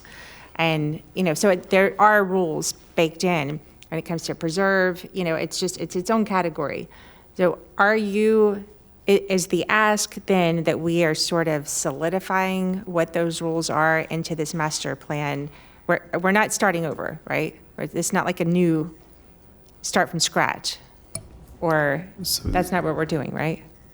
Well, Commissioner, I think your question's a good one, and that's why staff wants to take the opportunity to go back and have the conversations with the community to see what the current needs are beyond what we've already heard over the past few months, and then bring back a potential scope so then the board could consider what is really at the table. So if that's revisions to specific aspects, if that's the board's discretion to move forward with something brand new and start from scratch, that would be the time to have that conversation based on community input. I'm not thinking there's an appetite to do that, but that's why we just want to take the time to develop that scope and bring it back for the board's consideration. Okay, I guess it's what I'm asking, because we did have a long discussion about a master plan this morning for transportation, and when we get to the point where we're talking about deliverables, what is it that this board can expect when you come back after meeting with stakeholders? What are we expecting to get from this staff-driven master plan?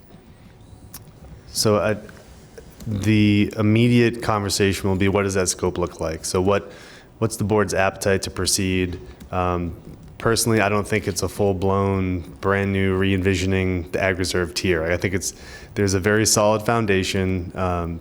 There's a lot of things that are working well, and even based on our conversation a moment ago, there's a very small percent of land that hasn't been spoken for. But the part of the conversation that hasn't fully been unwound or discovered at this point is, how do we encourage redevelopment of those key nodes that have been designated previously for mixed-use development?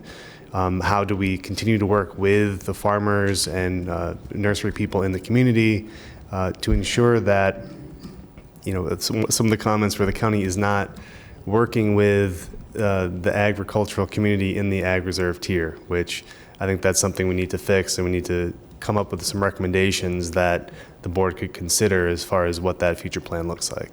So those would be some of the talking points that I'd envision bringing back to the board. Okay, because I know on the snapshot that was given to us, it was 427 acres that's just other. That's not contiguous though, right? Those are spread out all over, and they're sort of like available development rights, right? Okay. Right. However, there's other acres that have been, I guess, approved. The land use change has happened, but it hasn't been developed, like it's entitled. Correct. Is that part of what this master plan could then address? Because if whoever owns that land that can be developed has a right to do something, and we're maybe bringing in some different options, that land would actually maybe increase the amount of acreage we're talking about. It would be more than the 427, because not everything that's been entitled has been built, right? I think part of the conversation, in order to have a truly educated conversation about the future, we need to understand what properties do have certain entitlements, whether that's something that happened recently or something that happened long ago, like 40, 50 years ago. We have circumstances where there's some industrial properties and they're able to continue doing industrial type of uses based on that entitlement. So I think having a look at the layout, the lay of the land, so to speak, to understand what's been more recently entitled, what possibilities of uses moving forward exist on those sites is part of the conversation. And also with Senate Bill 180, we're not looking to necessarily restrict anything, but are there other potential uses that meet the intent of the Ag Reserve that would be beneficial to the Ag Reserve tier? So are there things that just haven't been considered or spoken for that we could incorporate into the tier? Okay, I would be in support of that, and however this comes forward, I just wanted to make sure we're not starting from scratch here, because there's a very firm foundation on the rules in this area, and I think if anything, it's maybe cleaning up some of that and making it clearer for everyone. With the moratorium, if anything's in process, I would not be in favor of us just like stopping anything that's in process. And as far as the comp plan, or any of it, I would still be okay if something is within the rules. Like if they're coming for something by right, they're not asking for anything in addition, I wouldn't see where there's a problem, because it's not going to increase density or impact what we're looking at. If it's within like a small category, if they're coming in asking for some big change, then I definitely see where that's not something we would want to consider while you're fleshing this out. So if that's an option, that would be something that I would support. As far as, I guess that's not really a moratorium.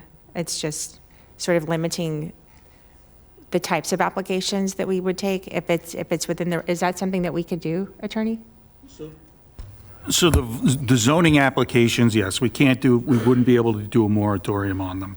On the planning applications, again, because the comp plan and the ULDC give the board the discretion to accept applications up to 4 times a year, we could potentially limit the types of applications. No, my question is, even on the zoning,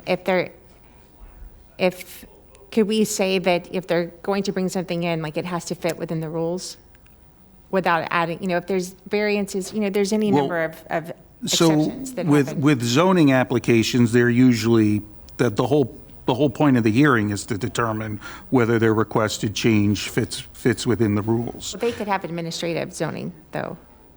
Pardon me? Couldn't there be administrative? Oh, zoning yeah, there's approvals? administrative zoning, and then there's there's applications that come to the Board of County Commissioners. Because if we were going to try to do a true moratorium, they can't even do administrative hearings, right? Right, well, yes, a moratorium would pause everything. And that's problematic. Any moratorium is going to be problematic under Senate Bill 180. So if I could, Commissioner, just to go back to the fact, so the planning and zoning applications are treated differently. So any sort of planning future land use application request or a text amendment request, the board has legislative discretion to deny it. So even if an application were to come in, the board could, in my opinion, I'm not Darren, not speaking for Darren, but in my opinion, the fact that we're going through this process would be additional justification to say, yes, we accepted the application, but now is not the right time. So agent, property owner, please consider postponing it until we're ready to consider this. Or the alternate is the board has the option to deny the application based on the fact that we're working through items in the Ag Reserve. And that would be on any new ones coming in That would be after on, today? yes, and that would be on planning items. Planning items. Planning items only.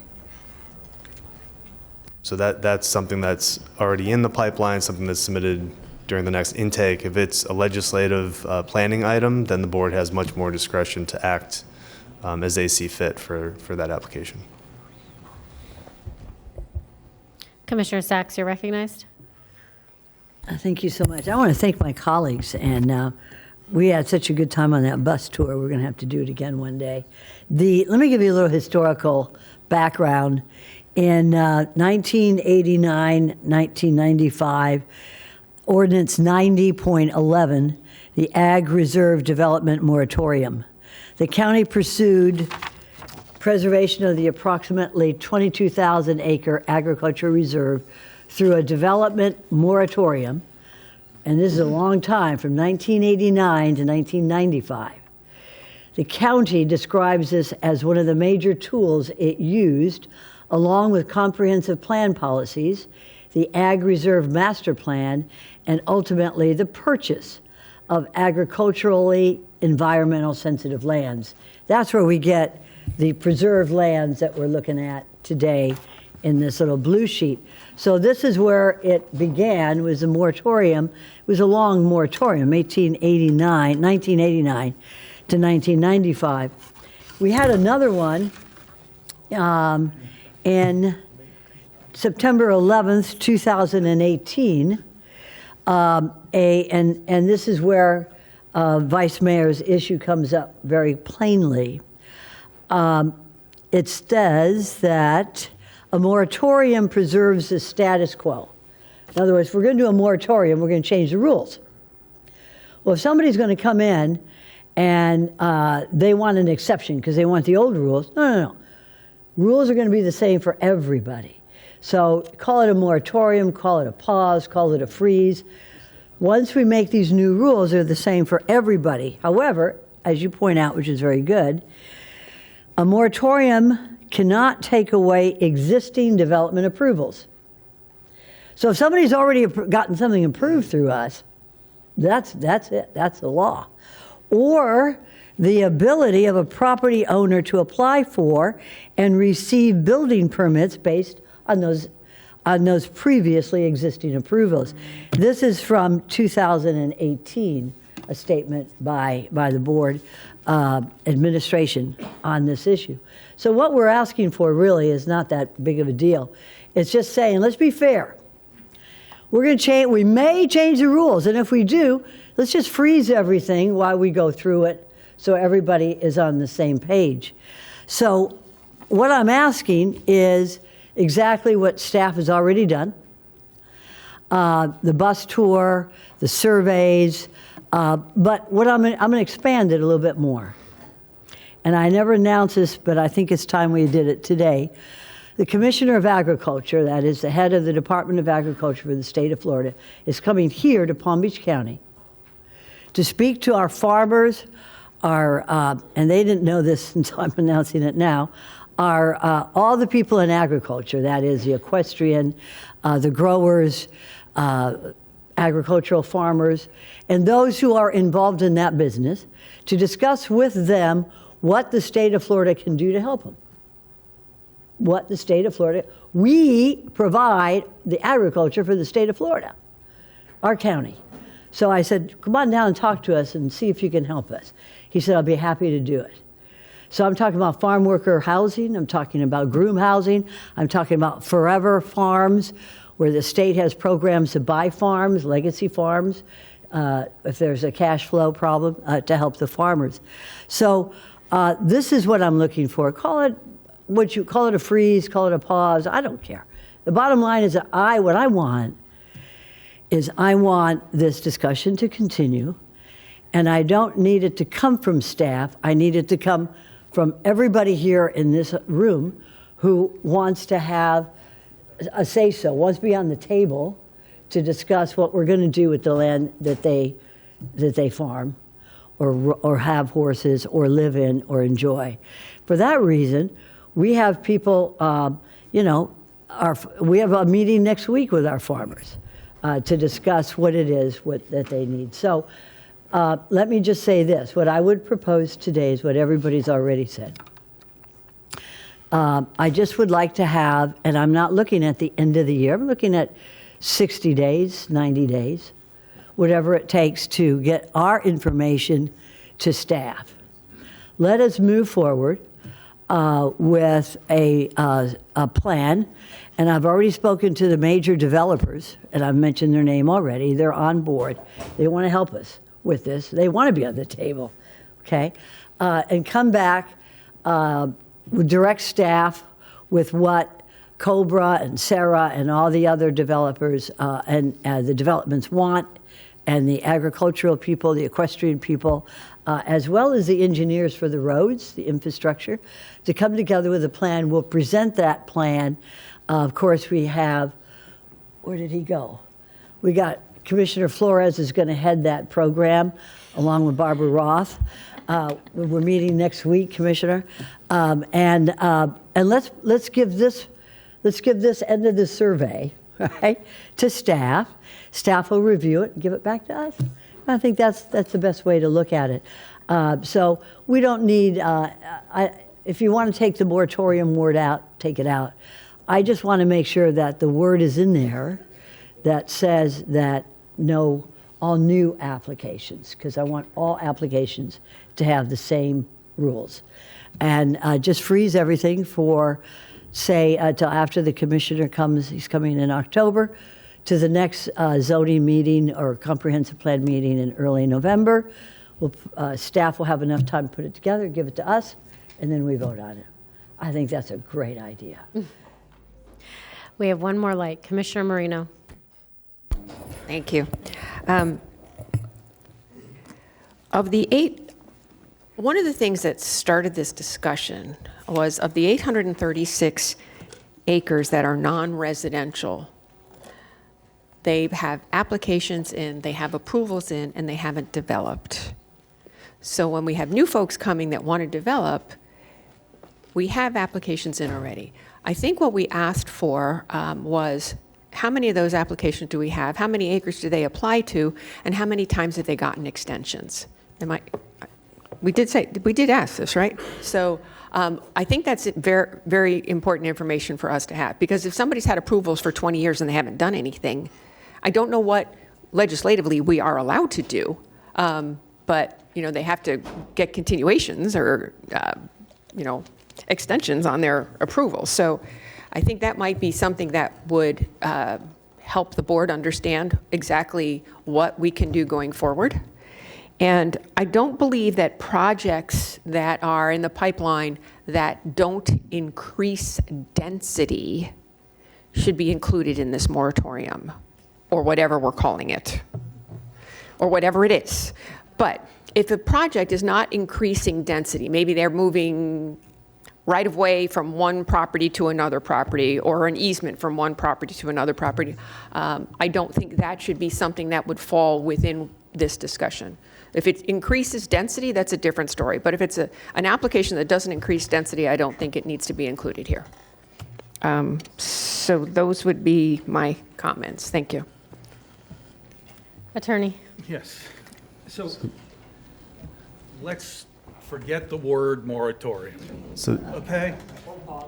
Or pause, or any of that other stuff. Is your mic on, Darren? No, it's on now. One thing as well, Darren. So I'm looking at the current amendment schedule, and it appears that the next application intake date is November 4th. So we have 4 opportunities for intake. So November 4th is the next opportunity. So it seems like that's very close to the window that's currently being discussed. So we won't take an application in next week. We would only take it in November 4th as the next opportunity. Right. No, yeah, and then the following one is in February, right? Correct, yes. Right. But this idea that somehow we're just going to limit the applications that are not increasing density we can't do this, period, right? Senate Bill 180 is this sword of Damocles over our head. We cannot make any more restrictive or burdensome amendments to our ULDCs. And we would have to do an amendment to the ULDC to do a moratorium, and that is a more restrictive or burdensome amendment. And so we just can't do it. We're putting ourselves at legal jeopardy here if we do so. So the zoning applications, we just need to keep doing as we've been doing with them. I don't know, I hope that was as simple as it gets, as clear as I can be, but that's it. Well, thank you, and I think the board kind of agrees that the moratorium is, we're not allowed to do it, so we can't do that. But I've also heard consensus that we are in approval of moving forward with a master plan for the Ag Reserve, and specifically, I would love to be able to help the farmers and tell Mr. O'Donnell, this is what we've done to help our farmers in the Ag Reserve. So if we could move forward with that, that would be absolutely amazing. Do you need a motion or is it board direction? Do we need a motion? Do you need a motion or board direction? I would say that this is board direction. Board direction.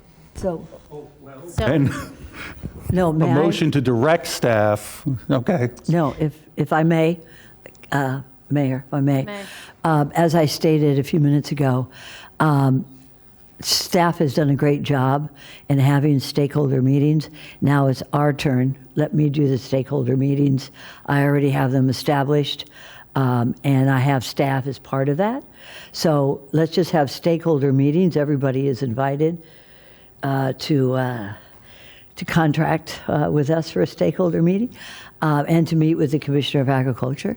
And we will develop a proposal to submit to staff, and then they'll go ahead and work with it and give it back to us. So we already have our stakeholders, and that's also a member of staff as well to work with it. Would you be opposed to having publicly noticed stakeholder I'd love to have it. I'd love meetings that. so that Absolutely. if other commissioners would like to Excellent. partake in those meetings, then it is publicly Excellent. noticed and we're allowed? That is an excellent idea, and I'll make sure we do it. Good idea. Thank you, Mayor. So as long as the meetings are publicly noticed, then other commissioners would be able to attend. Will you come as well? I don't want to. Oh, come on. We need you there.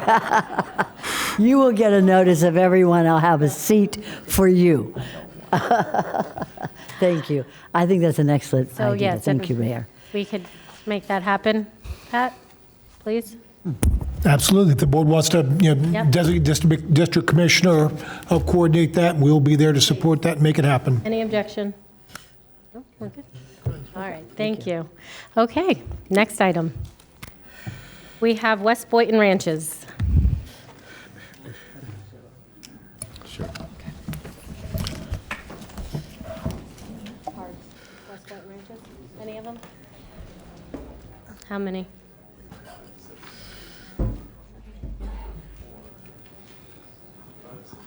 Okay. Yeah, that works? Perfect. All right. Good afternoon. Good afternoon. Good afternoon, Madam Mayor and fellow commissioners. For the record, I'm Lauren McClellan with J. Morton Planning and Landscape Architecture, representing the applicant for the West Boynton Ranches. Joining me today are Jennifer Morton from J. Morton Planning and Landscape Architecture, Scott Backman with Miskell Backman, Chris Hagan with Kimley Horn and Associates, as well as Darren Montgomery with West Boynton Ranches, the owner and the applicant of the property. We appreciate the opportunity to present this comprehensive plan amendment for essential housing and discuss the substantial progress that we have made through coordination with our neighboring communities. So the request before you today is to amend the future land use designation from agricultural reserve to essential housing with an underlying agricultural reserve. This designation allows for a residential development that provides a wide range of housing options, includes workforce housing, and maintains the required preservation area. County staff's reviewed this request and is recommending approval. Today we are requesting transmittal of the application. This is not the final approval. The detailed site plan will continue through the county review process and will be subject to additional review and future public hearings and approval before this board. It'll come later on this year. So there are two properties that are subject to this application. Together, they total 32.35 acres. The first property is 29.35 acres, and it's located on the south side of Boynton Beach Boulevard, immediately west of Valencia Reserve. It's located within the established corridor of Boynton Beach Boulevard that includes residential development, institutional development, some commercial development, and other services. This 29-acre property consists of the proposed development area and a portion of the required preserve area. The remaining preserve area is an off-site preserve. It's the 3-acre property that's located on the south side of Happy Hollow Road, between Lyons Road and Smith Sunday Road. So together, these two properties will maintain the balance of the 40% development and 60% preserve area for this essential housing designation.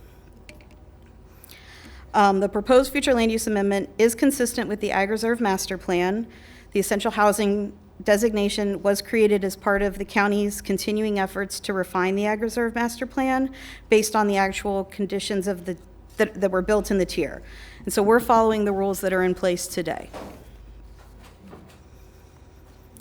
So going back to some of the information from the master plan originally contemplated more than a landscape of single-family home development in the ag reserve. It anticipated a combination of preserve, different residential housing types, and supporting services.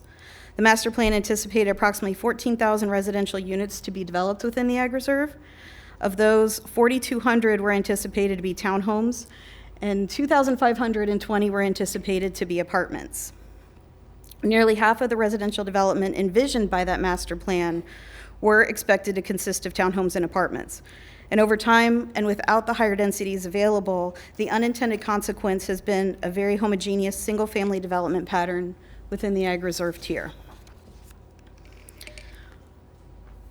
So just to give you what that means, so this slide illustrates the extent of the gap. As I mentioned, 6,720 townhouse and apartment uses were anticipated by the master plan, but to date, only 763 units have been approved, and that includes Logan Ranches, which was approved 2 years ago, and then the Reserve at Atlantic, which was approved about 3 years ago. So progress is being made to close the gap. This West Boynton Ranches application will further advance progress by providing additional housing opportunities for the people who work and serve in this area, including the teachers, nurses, and other workforce that's in the Boynton Beach Boulevard. So recognizing the shortage of alternative housing options within the Ag Reserve, the Board of County Commissioners established the essential housing designation in 2022. This proposed West Boynton Ranches meets the applicable essential housing criteria. So this is the criteria. The essential housing criteria requires that the development be at least 30 acres, that the project maintain the 60% preserve and 40% development area. The development needs to be situated on Boynton Beach Boulevard or Atlantic Avenue. And then as required by, and these are all policies of future land use element policy 151J. And 25% of the units have to be set aside for workforce housing. This application provides all of those and meets that criteria.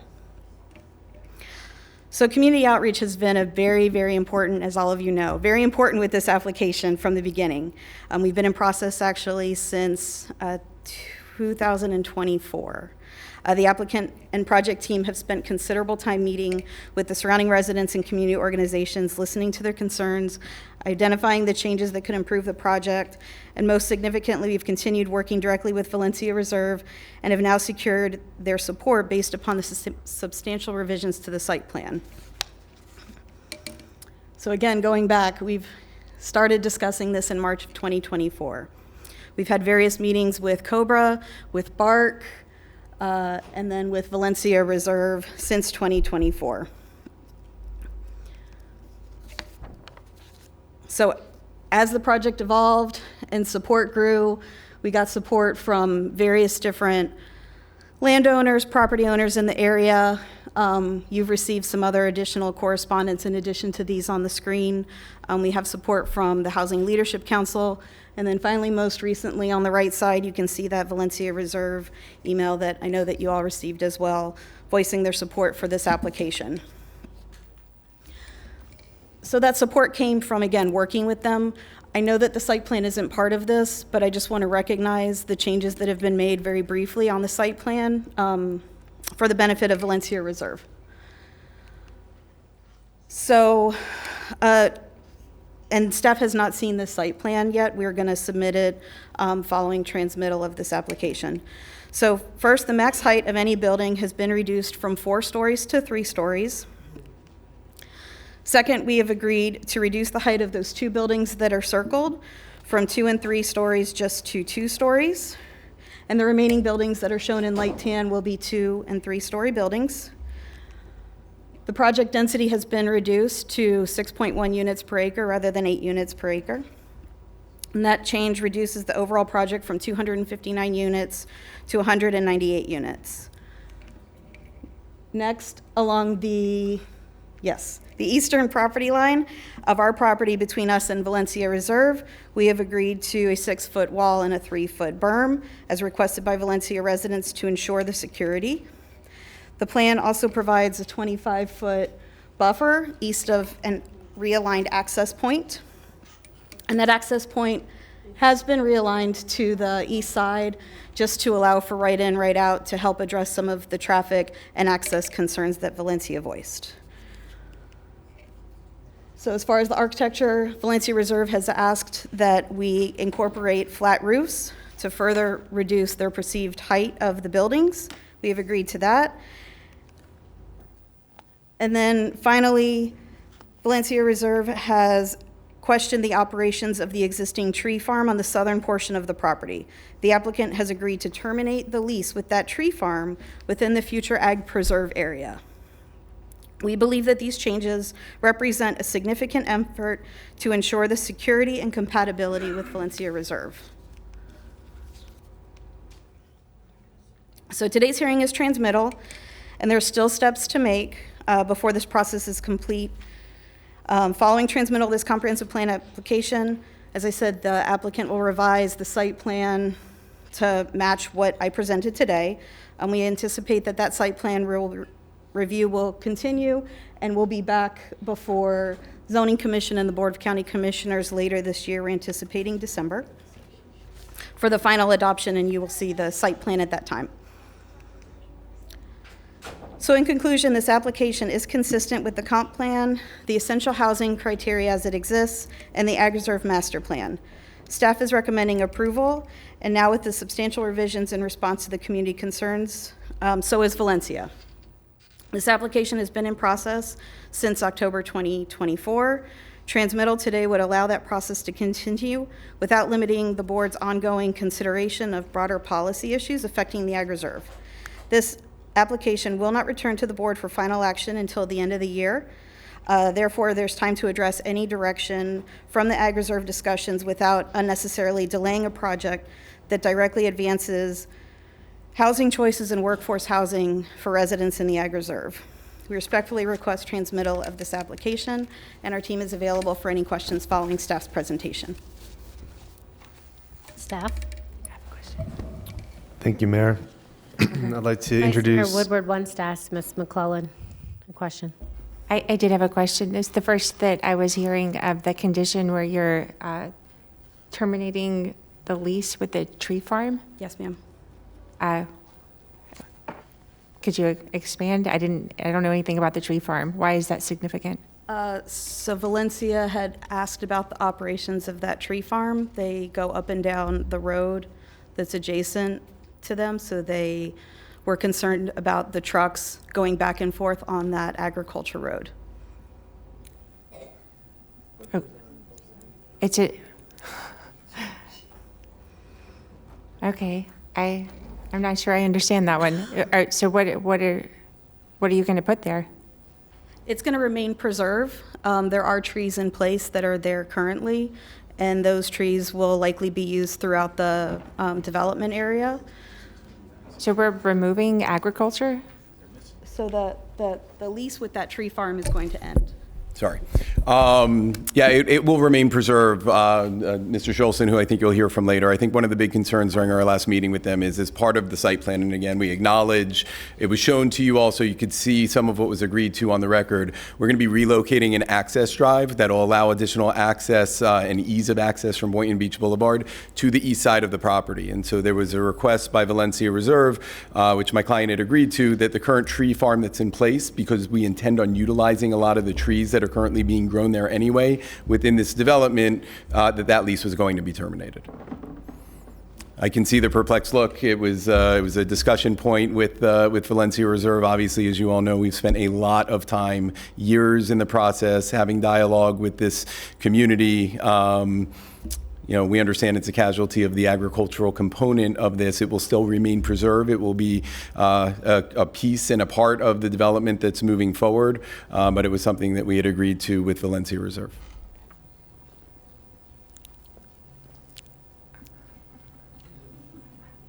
Okay. I'm having feelings on this. Okay. Commissioner Flores, you're recognized. I'll say it.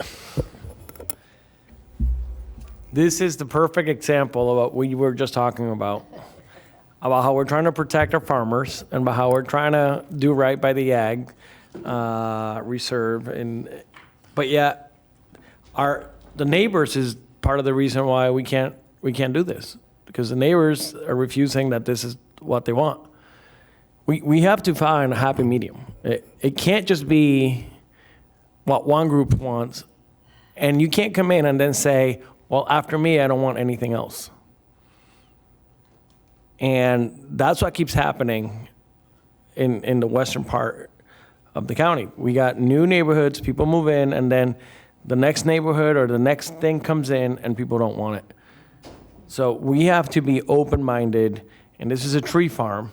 I'm assuming they don't have too many people working there, but I understand that they do have large loads, I'm assuming because of the Sure, the size of trucks, trees. it is not significant, but again, we don't live there, so it's certainly, someone from Valencia Reserve can provide maybe a little bit more insight, but it is not significant.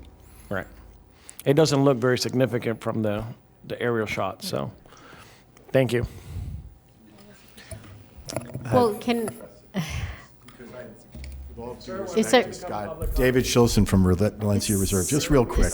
sir, you can't speak until we call you up. Unless the commissioner has a specific question for I him? was going to answer Commissioner Woodward's question because it wasn't fully directed at you, explained. though. It wasn't fully explained. I apologize, sir. Thank you, Mayor. So I would like to introduce Bryce Van Horn, Senior Site Planner, to do the staff presentation. I did also want to call out, staff does recommend specific conditions of approval that was based off of the application that we received, and the site plan that's being discussed now was not part of that consideration. So if there's other concessions of sorts or other reductions in density that needs to be incorporated into conditions of approval, that's one option. I don't know if there's a separate developers agreement that's being contemplated, which is kind of outside of the scope of what we're talking about, but I just want to be clear and be sure that what's being proposed by the applicant is carried forward if the board moves forward with transmittal of the item. So, Thank you. Commissioner Powell? Thank you, Madam Mayor. I was going to push along the lines of what Jeff Gagnon just indicated. Our proposal is to transmit. I know that Lauren got into the site plan, but I'm not in Scott site plan, and even with regard to the tree farm. Yes.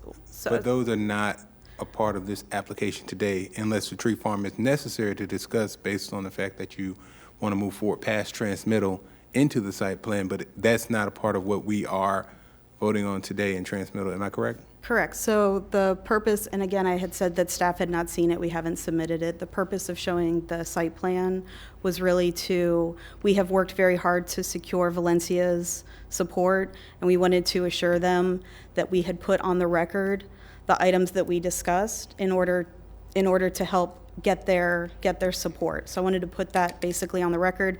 Unfortunately, it's very hard to talk about certain buildings and things without showing the plan that we had reviewed with them. As far as the tree farm goes, the balance of our preserve area will become an organic farm for our client. So it will remain in preserve and in agriculture. It just won't be a tree farm. Thank you. You know what they say, less is more. Commissioner, if I can just add one additional point, being that the site plan hasn't been officially submitted to staff, I understand the agent's good faith efforts in trying to come up with consensus with the neighborhood. However, I don't want there to be a misunderstanding that whatever's being proposed is guaranteed to proceed because staff hasn't had the opportunity to review it against any land development regulations, which is more of a zoning side of things, but I just want to put that on the record as well. And Mayor, if I may? You may. Thank you. We acknowledge that. Again, this was simply to be transparent and upfront and reflect the conversations we've had with Valencia Reserve. They have also acknowledged to us, I don't know if it was in this email, but they've acknowledged this has to be submitted for zoning. This has to go through that process. If there's anything as part of what we've agreed to with them that has to change, we're going to go back and meet with them. We've been meeting with them essentially nonstop for the better part of the last 2.5 to 3 years. That's not going to stop anytime soon. Thank you. Thank you. And are you finished with our presentation, or would you like to proceed? Oh, no. Staff's presentation? It's I'll turn entirely to up to Bryce. you. I could. Would anyone like a staff presentation? Okay, so we'll go to public comment. I'm just going to say, is there anything that wasn't covered that would be covered in the staff presentation?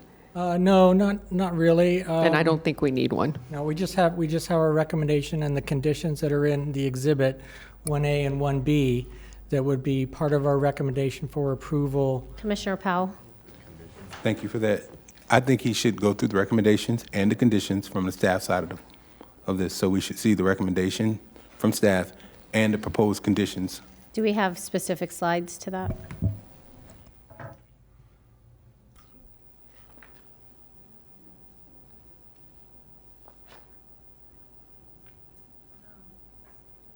So these are generally the proposed conditions. The exact language is in your exhibit in the staff report in exhibit 1A and 1B. But generally capping the maximum density at 259 units, which is the 8 units per acre over the gross acres of the project, both development area and preserve area, which is 32.35 acres. Excuse me for one sec, but the applicant just stated 6.1 units per acre that they were. Right, so apparently they've reached an agreement with Valencia Reserve, that community, to reduce the density. We haven't seen that plan yet. That's not something that they submitted. In fact, the last plan that they submitted to zoning, which is the concurrent zoning application, is 259 units. That was submitted on July 27th. And hold that thought. And what was the max that you're proposing now? 198.6.1. We'd actually like you to transmit us with that condition, so potentially amending staff's condition. This was all worked out in the last week and a half to 2 weeks with Valencia Reserve, so there wasn't enough time. I think I just shared the email with you all maybe less than a week ago. I think the only issue for purposes of the pending application, to Commissioner Powell's point, relates to the density. And we would like the commission to transmit this application at 6.1 units to the acre or a maximum of 198 units. Please proceed. Thank you. So the other conditions that we're proposing, which are really based in policy, the policy language too, is that 25% of the units, regardless of whether it's 259 units or something less, 25% of the units would be workforce housing. They're required to be on site. There's a prohibition for exchanging of preserve areas, swapping it. This is 8 units per acre. Normally the AGR PUDs and other developments are 1 unit per acre, so this is a little special. So no swaps. Prohibition, extinguishing of the preserve area density for the offsite preserve, and of course, as we normally do, that both the concurrent zoning application that has been submitted and this future land use amendment be heard concurrently at the same BCC hearing. So you see everything at once. This amendment will not move forward to adoption with that condition until the zoning application is fully certified, meets all minimum ULDC requirements, and is certified to move forward to zoning commission and then to you, the Board of County Commissioners. And at that time, both the future land use amendment and the zoning will be heard at the same time. Thank you. We're going to move on to public comment if that concludes your conditions. Yes. All right, I have Asib Madori, Barbara Roth, Jim Knight, Kelly Bayless, Linda Smith, David Schulson, I think, and Gil Ladd.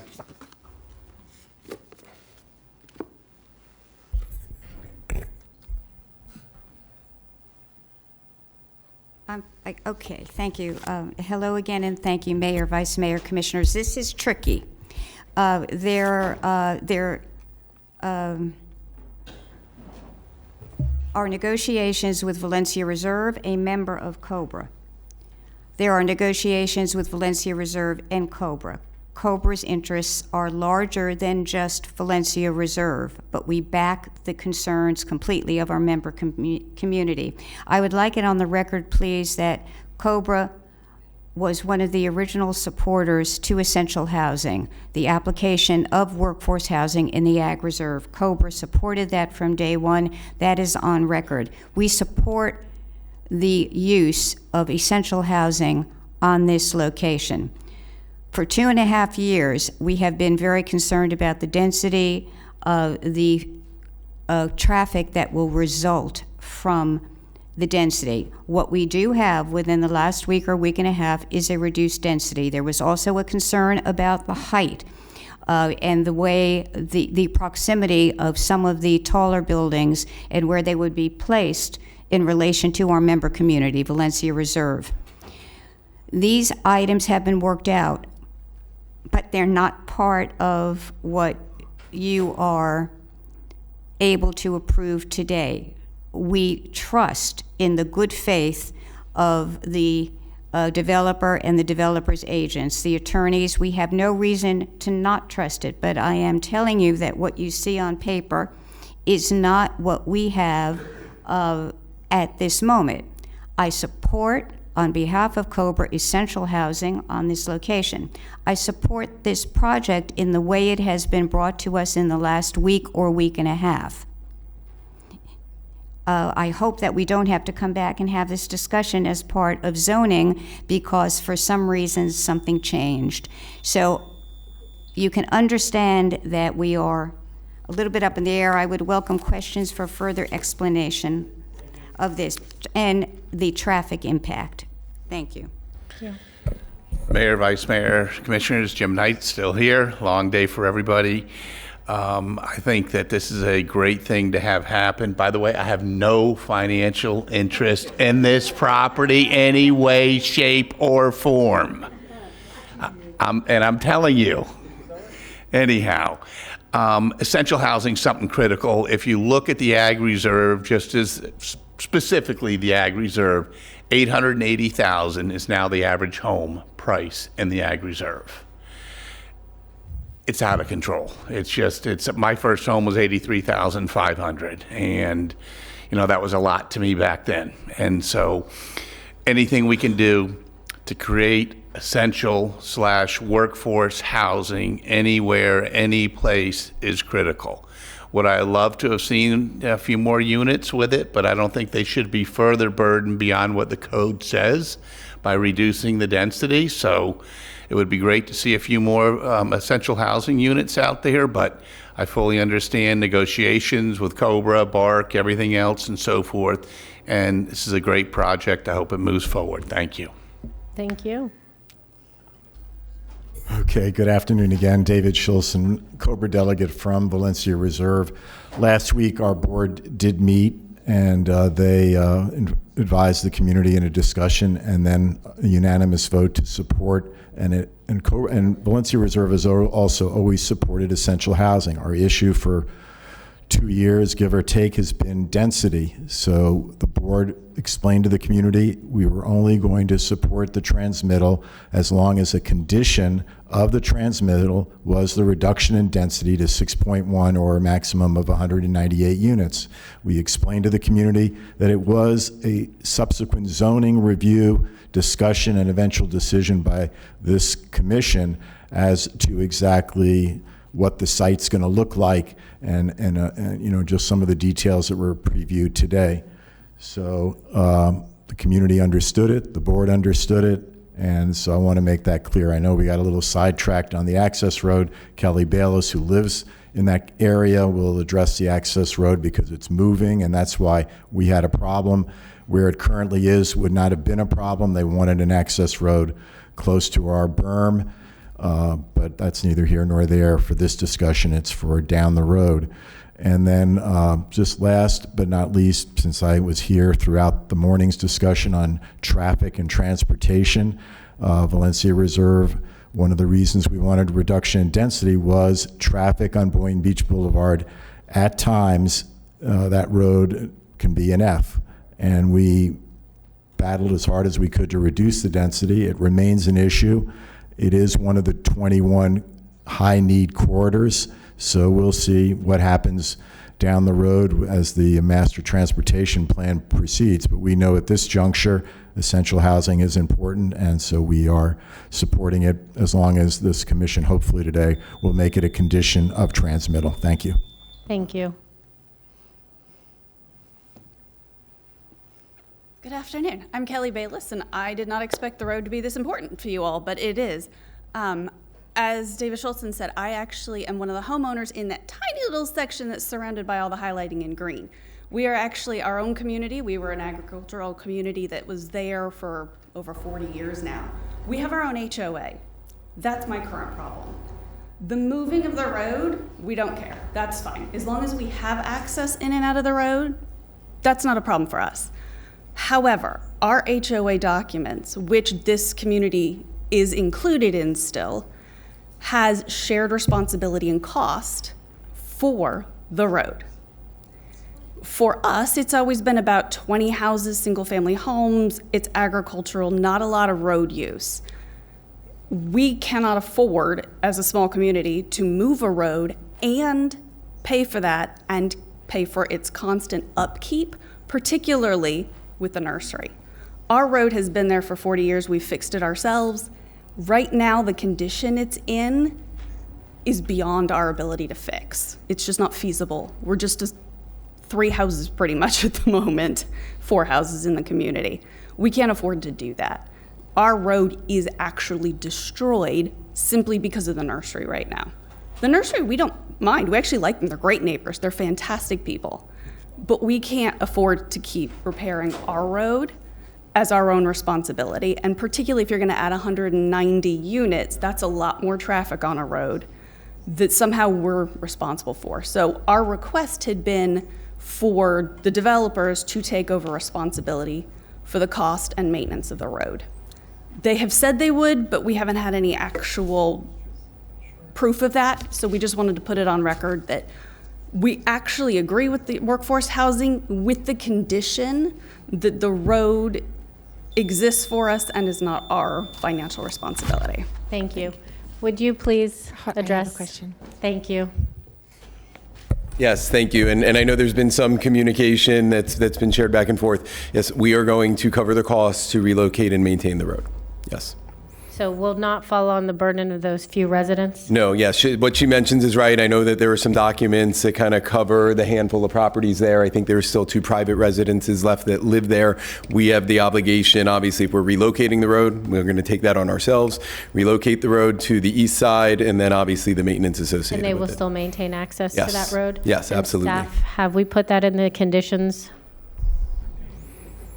That's not currently a proposed condition. Because in we're the just transmitting I think you'd find that's more appropriate at zoning. at zoning. And I think we should be careful with the road because it hasn't gone through the site plan review process as well. So in theory, it's what they're proposing. Correct. But it has not been reviewed by development review officers. Vice Mayor Woodward, you're recognized. Okay. Just help me understand how, if you're taking over the road, why do you have to also get rid of the tree farm? So the road, see on the west side or the left side of the box is where the road is currently located? No, which Are we box? able No, to I'm zoom in? Staff. The red and white lines? Oh, thank you. Is where the road is. It's between that. There we go, perfect. I got a pointer. Okay. All right. Yeah, do Yep, that still one. works. Perfect. All right.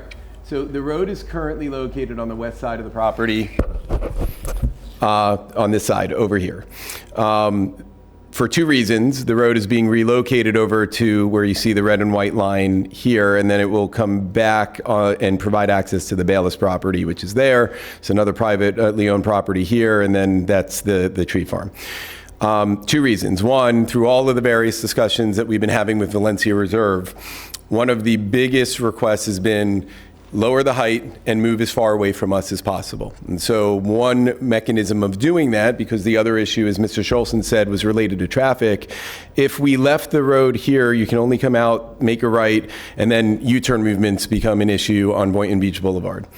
At this location here on the east side, there is actually already a cut that allows vehicles to come in and then relocating our access, because we don't have to share it with a cut on the west side of the property, vehicles can come out and actually make a U-turn without having to go all the way to the major intersection. So there were two reasons for relocating the road. Once we relocated the road, I believe Ms. Bayless said, and not speaking for her by any means, they don't necessarily have an issue with the road or the nursery. Valencia Reserve, because the road is being relocated to the east side in closer proximity to their property. There's still, I believe, a 50-foot buffer on their side. I think another 25 or more on our side, even before the road, plus the wall that we've agreed to. One of the other discussion points related to the truck traffic, and there is some, that comes down the roadway currently on the west side, will be coming down on the east side. And during the conversation we had, I think at our meeting about 2 weeks ago, my client said, we're probably going to terminate the tree lease anyway. It is our intention to utilize the vast majority of the trees that are being grown out there, because it is my client's property, as part of our development. So that's how that conversation evolved. I hope that helps. Okay, and I think, as I understand, this isn't necessarily part of transmittal, but it gives me extreme pause. If we are putting a farm business out Sure. in the ag reserve in order to get consensus from a community, I don't like that. And how that was presented, really didn't like that. Because this is a business, Sure. and it's a farming business in the ag reserve. Like we've just had a whole morning talk, or afternoon, wherever we are, talking about that. If this is what starts happening, that we put farmers out to get approval from a neighboring community, I'm going to have a big problem with that. Understood. And we'll continue to talk to Valencia Reserve about this issue and others. I think Ms. McClellan mentioned, and it's been an ongoing conversation, I think we've shared it with all of you. My client owns other property in the area. They already have an agreement in place with one of the local farmers. And part of that discussion has been actually creating the back portion of this property where the tree lease is for organic farming. So again, that's not fully materialized yet. And maybe between now and the next time we're back in front of you with the zoning application and adoption, assuming you transmit today, we'll be able to flesh that out in more detail. Thank you. Commissioner Flores, you're recognized.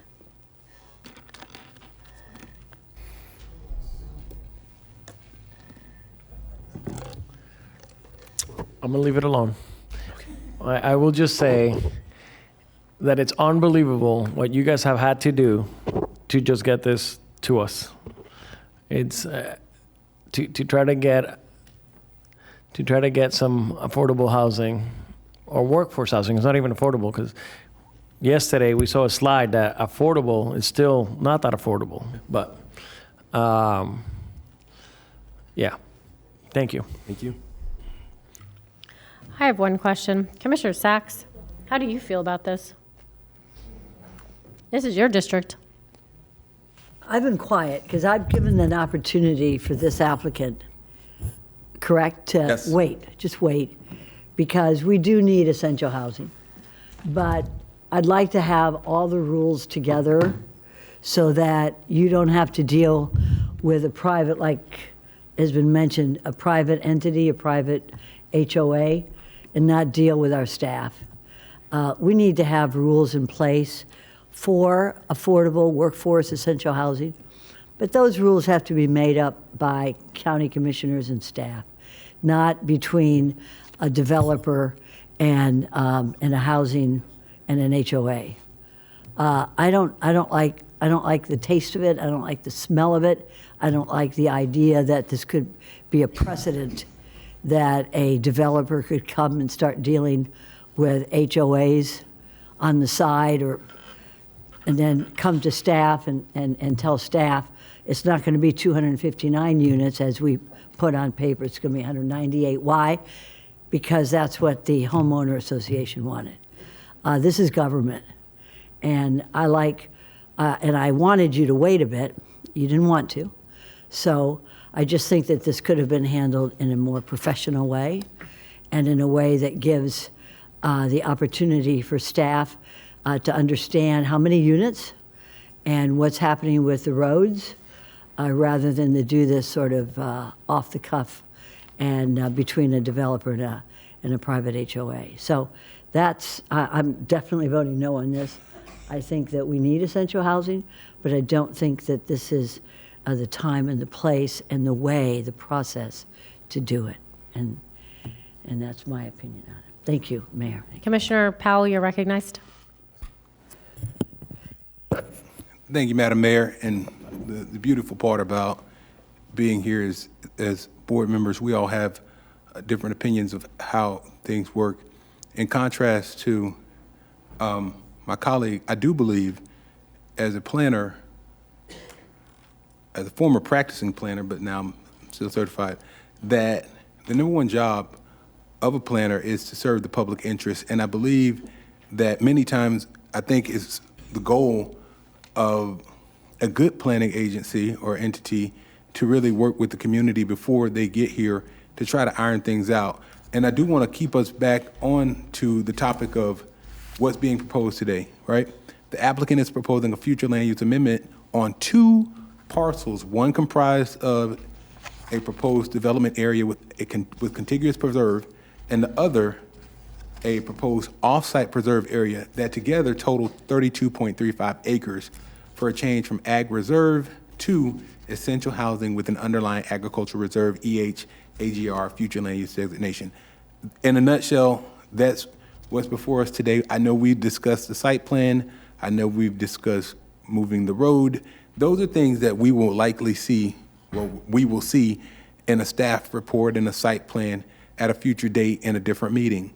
But just remember, keeping in context, irregardless of what is going on between the developer and the HOAs and all the other stakeholders involved in this particular conversation, our goal today, Mr. Van Horn and Mr. Gagnon, just correct me if I'm wrong, is to move forward or not on the change of land use from ag reserve to essential housing with an underlying ag reserve future land use designation. That's it. Not a site plan, not a road removal or road relocation. Correct. Just that for today. Am I correct? Yes, sir. All right. That's what I just wanted to, because there's a lot of noise being interjected into what's proposed for today. And when I vote, I'm voting on what I see in the staff report and what's been presented by, well, what I see, what should be presented in terms of where we're going today. Now, the site plan, as Director Carroll indicated earlier, is something that we'll see at a later date. We don't want to move forward in terms of discussion of what's on the site plan because that's another meeting. So it's my opinion, we should try to, as best we can, stick to what's before us today.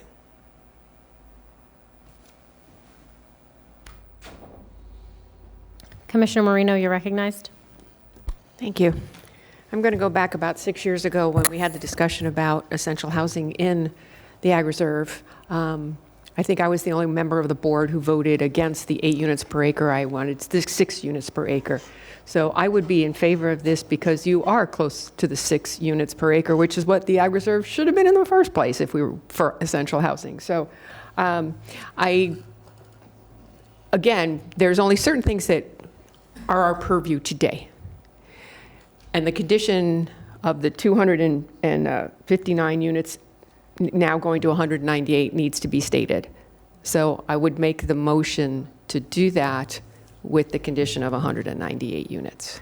I would make a motion to approve with the conditions of 198 units. I have a motion by Commissioner Marino to approve this with a maximum of 198 units. I have a second by Vice Mayor Woodward. And would you do a roll call vote, please? Mayor, just one point of clarification. So the other conditions of approval that were recommended by staff are also part of that motion, and that was to clarify the total maximum number of units was from 259 to 198. Correct. Thank you. Correct. And before we take that vote, Commissioner Weiss wanted to say something, and then Commissioner Sachs. Yeah, thank you. And I wasn't going to comment on this item because I thought everything had been fleshed out pretty well. But I think it really is important that the community is engaged before it gets to us. I rail against when it doesn't happen, that in fact, if Scott, Jennifer, you bring something to me. If I have, my first question is, have you been to the community and where are you working with them? I won't accept it without that. We need the community engaged in these things and have their input. And if there is a way for things to be worked out, because this one's taken 2 years, if there is a way for things to work out, and I know change is difficult and all of that, but they can find common ground. I think that's great, and it makes our job a lot easier when that happens. So I just want to continue to encourage you all to, and I know you'll continue to work together with the folks at Valencia Reserve, the homeowners that live adjacent as well with some of the issues that are going on. But I think it's very important that we have public involvement before these projects get to us. Commissioner Sachs. I just don't understand why you didn't come back to the staff after, and I see staff wondering about these issues that were worked out with private homeowners, but not with staff. We have staff to solidify, cement, and approve, and they didn't even know about the 140, or how much is it, Marina, 198 or something? All right. What's the rush? I'd like to see, and then the road, are we going to make, is that, who made the motion? Commissioner Marino made it. Commissioner Marino? Is one of your conditions also the road that this lady is concerned about? That's not part of the process for today. You see, this is what is concerning to me. This could be anywhere. This could be North Lake Boulevard as far as I'm concerned. But you need to talk to your community and then come back to the staff and have them solidify it. I hate to see a private resident come up and say, this wasn't done, this isn't a special condition. So hopefully before it comes back, you will make sure that these conditions are done with staff. I trust staff to do what is proper, because that's what y'all do. And I would prefer to see that process that way. There's no reason why not. Is there? Tell me, is there any reason why No, not at all. you didn't bring these special conditions back to staff? Is there something I don't know? No, Commissioner. And when we got the correspondence from Valencia Reserve within the last week, we did forward that to you all. We did forward that to staff so that they were aware. Obviously, it's less intense than what was originally out there. Nothing else was changing on the land use side. Everything else was on the zoning side. And again, just to clarify, put on the record, I acknowledge the items that were shown tonight were shown to this commission so that we put on the record and were aware, based on representations that were made to Valencia Reserve, that we were going to be moving in the direction of doing these things. You heard from us and from Valencia Reserve. Everyone acknowledges that that still requires review by staff. Okay, so did staff have all those changes before we came here today? Mr. Jack? Not for the planning side of things at this point. understand. So there'll be future zoning conversations. Right. This is a process that we need to follow, sir. Sure. And you've been in the business long enough. Our staff is stellar, and that needs to be followed. So I know you will. Understood. All right? Absolutely. And I'm sure that this road situation will be taken care of before you come back. Thank you. Thank you, Madam Mayor. Appreciate it. Vice Mayor Woodward, you're recognized. Thank you, Madam Mayor. I just wanted to clarify, maybe it's a legal question. Even if we wanted to, we couldn't make any of those conditions as part of the land use change. But it is definitely going to be part of the future. Right. When it comes back So- to us, we will be baking those things Yeah, in. so if you transmit today with the amended condition of 198 units, the issues with the road and any other changes that are going to be zoning changes will be submitted for review by staff. And then when it's certified, it's going to come back with the comp plan again.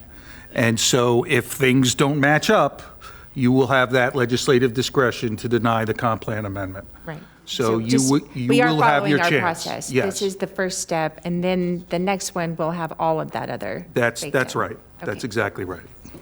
So we have the motion. I'm happy to vote.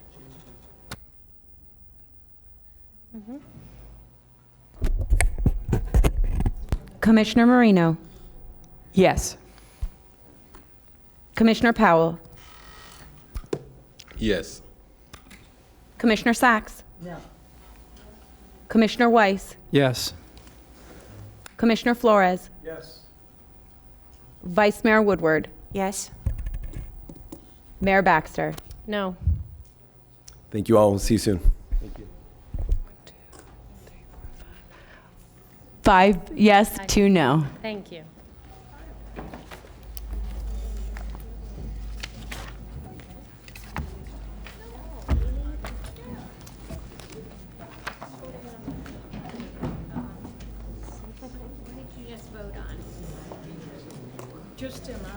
Shall I proceed?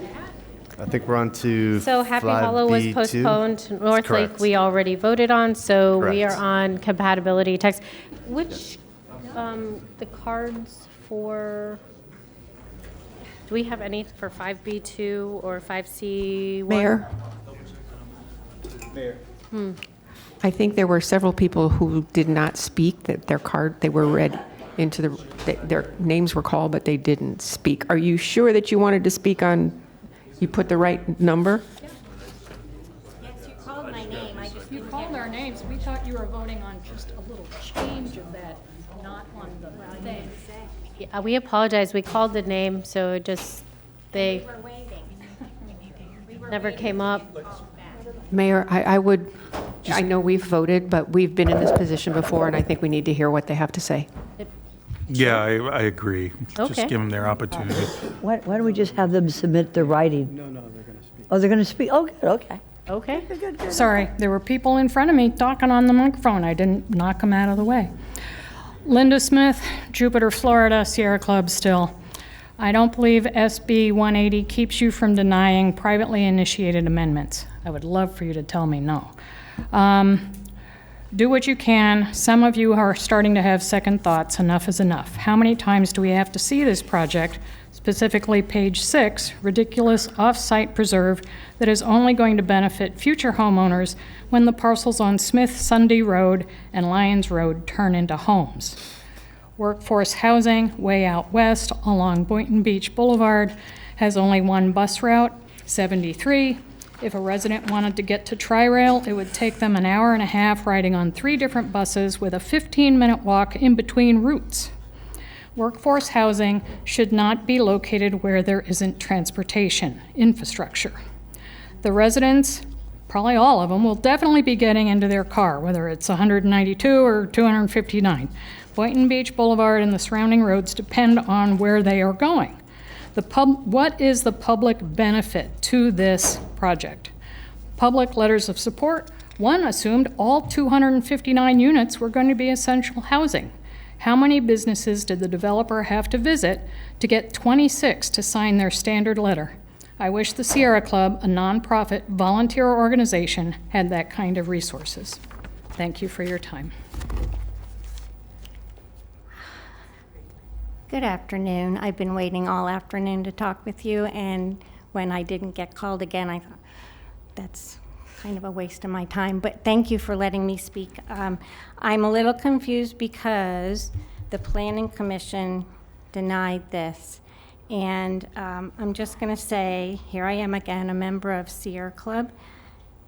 I ask once more for no future land use amendment from agricultural reserve to essential housing.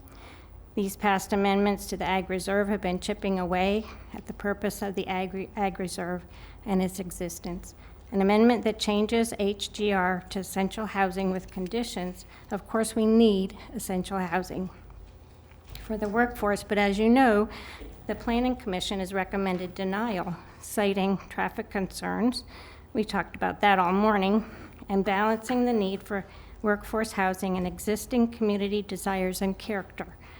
So, in agreement with the Planning Commission, I ask that this amendment be denied. But I guess it's too late for that now. Thank you. Thank you. Okay, moving on. We will be on 5B2, compatibility text. Thank you, Mayor. I'll pass to Brian Davis, Principal Planner, for a summary on this item. Thank you, Mr. Gagnon. You all have been briefed on this. This is something we're doing just in response to new legislation. I'm happy to give a presentation if you'd like it, but this is pretty straightforward. I have a motion by Commissioner Marino. Second. I have a third, fourth, and fifth, but I'll give the second to Vice Mayor Woodward. All in favor? Yeah. Any opposed? Please see that the motion carries 7-0. And just to confirm that that included the change on the add delete. Thank you. Thank you. And, no, there were no cards. I asked. That was, yes, 5, yeah, B2. Do you have any cards on 5C1? So the next one is 5C1 Liberty Airport Center and text. I think this was privately initiated.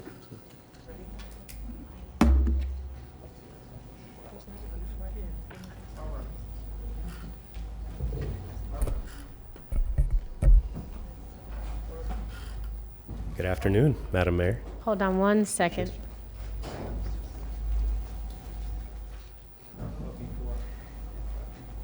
They were here all day.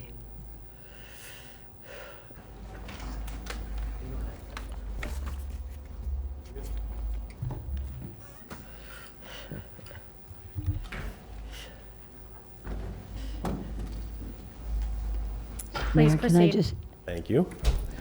For the record, Josh Nichols with Schmidt-Nichols, representing Liberty Airport Center almost this evening. This is a FLUA application for a condition modification and also a text amendment to the comprehensive plan. So with that, again, I know that this affects the EDC land use, but it does affect a specific project. So I do want to go over the impetus for why we're asking for this. So we actually have the owner of the property is actually entertaining a tenant for the property, which is Rivian Electric Vehicles. So Rivian is looking to lease a portion of one of the buildings in this facility, and in doing so, they can't do their repair and maintenance facility without doing these amendments. So that's what kind of brings us here. The only other facility, repair and maintenance facility, is down in Miami. There's lots of owners who are having to make that trek down to Miami, so this would be a big relief for their facility and providing this service. So you can see the yellow arrow points to the portion of the building that holds the proposed use. And I'll try to keep this fairly brief, but I do need to go into some of the specifics on the data and text that's being proposed. So this that you see at the top of the screen is part of the comprehensive plan text. So this is item number 11 under the allowable uses. So again, this is just for EDC land use. So this property is an MUPD with EDC land use. There's only 3 of them in the entire county. So I know some of the concern was this could proliferate within other portions of the county. That is not the case. This is only for these 3 EDCs. All other MUPDs, so whether it's commercial high, commercial low, or industrial, already allow a vehicle repair and maintenance facility in them. So this is really just fixing which once was part of the code and was removed. So again, you'll see we're adding industrial and EDC future land use allow this vehicular-based commercial use. And then also staff actually requested the last sentence there in red in letter A, which is to limit to 15% of the gross floor area within the EDC. So of our specific EDC, only 15% could be of this commercial industrial use. Letter B, we had to strike. So basically the impetus for why the use got stricken from the code and the comp plan was when the commerce land use came into play in 2022. We can't find out why exactly, but it was stricken from the code and the comp plan. So we're again going back and eliminating the EDC from that limitation on the commercial use.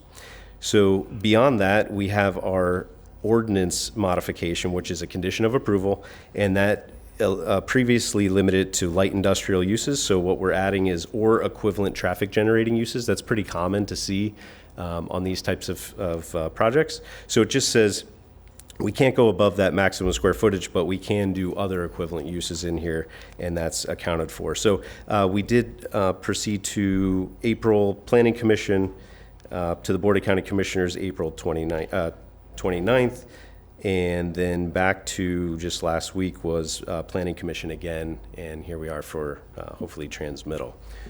So with that, I'll just briefly kind of go through the justification again. If you look back in Supplement 20 of the ULDC, there was a DRO use for repair and maintenance in an EDC. So this once existed in EDCs in our code, and like I said, was taken out in 2022. So we're just reestablishing that. I'll kind of skip over the other. Again, the county's assessment, they're in agreement with the proposed text and the condition modification. Again, with that 15% limitation. So with that, happy to answer any questions. Okay, does staff have a presentation? We do. I'd like to introduce Aaron Kramer, Planner 1.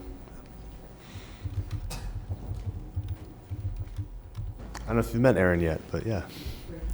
It's your first BCC presentation, Aaron? Yes, because the last couple of times you guys didn't want to hear. Mr. Kramer. Did too good of a job. Were there anything that you disagreed with in the applicant's presentation? No. Was there anything you'd like to add to his presentation? No. Okay. Great presentation. Madam Mayor, I want to see the presentation.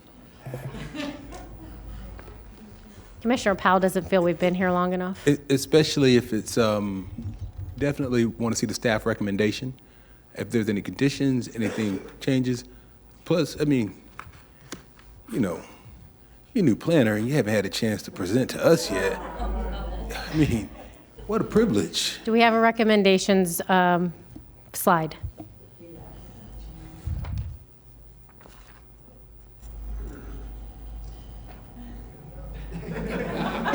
Approval. Recommendation. So go back 3 slides and start from there. Okay. Go ahead. You got it. So I used to do this a long time ago, really long time ago.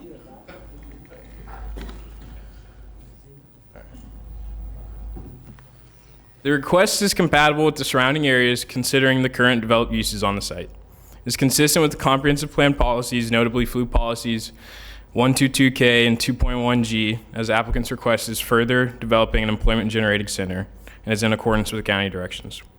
The request is also consistent with the applicable overlays and planning studies.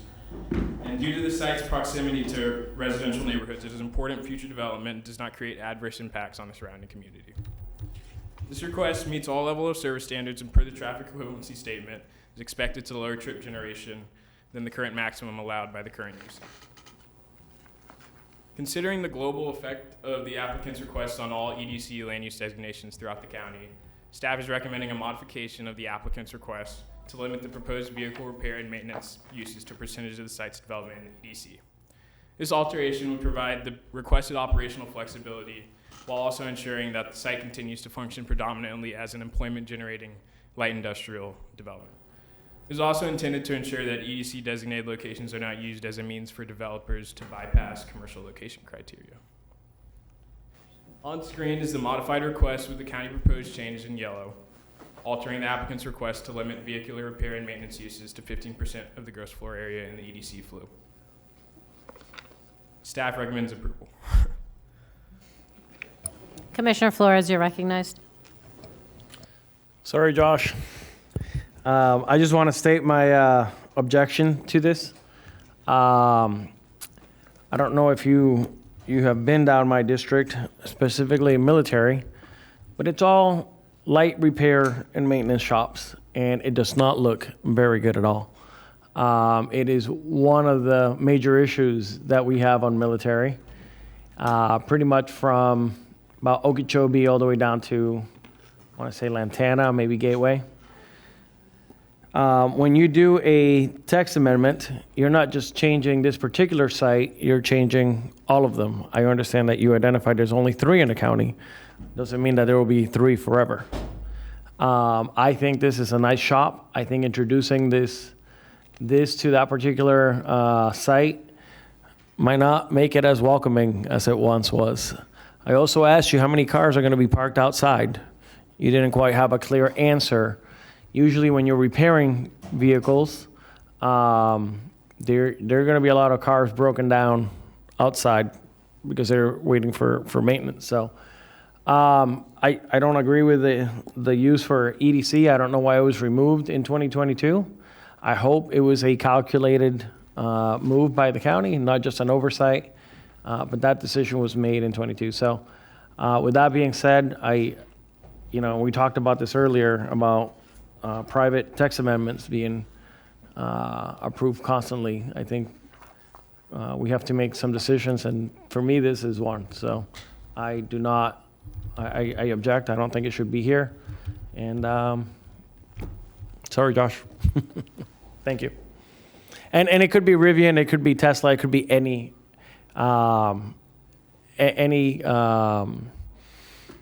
provider or any company. So in this particular case, I understand it's Rivian. Might be a great manufacturer, but who knows what the next one will be. So thank you. Josh. If I could respond to that, Madam Mayor. Yes, so just two quick things. So one, I forgot to mention that this will generate about 40 to 45 jobs in this facility. And also, to your point, Commissioner Flores, so there is code that doesn't allow for, and this is again on the zoning side more, but they don't allow for disassembled or broken down vehicles on the site. So if those vehicles were taken apart for any reason, those would be internal to the building. So all that happens inside the building. So they would be parked there. Say if a customer, their car is finished, it would be parked outside. They'd come pick it up, but it would not be disassembled vehicles outside of the building. So I just want to make sure that was clear. Thank you. Commissioner Sachs, you're recognized. Is this, I think it's a good idea to put an airport there. I think that it might be conducive to development and also raise, some of the interest for the private. It would be private air that could go like Atlantic and private jets at all, or not? No, just to be clear, so this is auto repair and maintenance at Liberty Airport Center. That's the name of the center. Okay. Okay. The hour is late. Let me review this a little bit deeper. Okay. Thank you. Commissioner Weiss. Yeah, thank you. Liberty Airport Center is in District 2, and I think there's the two other EDCs that are in the county. I think we're going to have cars for a while, and we need a place to get them fixed. This is light industrial use, and so I'm going to go ahead and make a motion to approve this.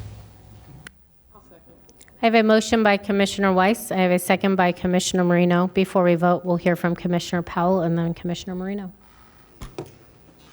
Thank you for that. Commissioner Flores brought up a great point, Josh. You indicated that this is EDC and there will be 45 jobs. And Commissioner Flores asked about cars being parked. You indicated there will be no disassembled cars parked on the outside. Let me say that again. Disassembled, all right?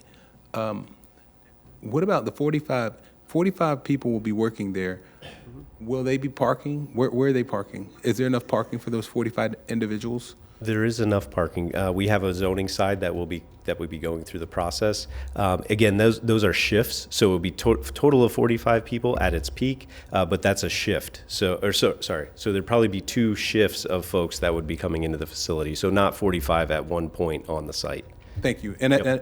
And again, I know that's not what we're particularly looking at. You still have to come back for the site plan. We do. But thought crossed my mind. Commissioner Flores brought that up. And of course, we'd like to see that at a later date, what it does look like. So with that being said, I would be in favor of the change. Thank you. Thank you. Commissioner Marino, you're recognized. Thank you. The EDC calls for a gross floor area of 15%, and you're coming in less than that, aren't you? Yeah, substantially less. We're at about 40,000, and it would allow for 90,000 of the entire project. Okay, thank you. Yep. And I will wrap up with saying thank you. I mean, as somebody who struggled to find space for auto repair maintenance because of the stigma that Commissioner Flores has, alluded to, Around auto repair, it was hard for us to find a place to even exist within light industrial where it was allowed. So thank you for this. And if you would do that roll call, please. Just want to make sure that there are no cards, right? Are there any comment cards? No. No cards. It's 5D1, the next one. Okay, so we have a motion and a second. Motion, second. All in favor? Aye. Any opposed? Please see that motion carries 6-1. Well, 5-1. Commissioner Sachs isn't here, so 5-1. Thank you. Moving on to 5D1. This we do have cards on, and it is a staff presentation. Yes, we might have to do a seat shuffle, but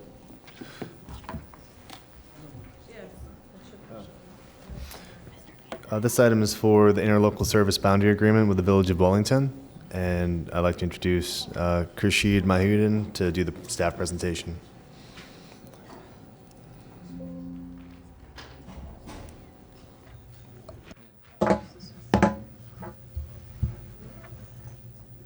Good afternoon again, Khurshid.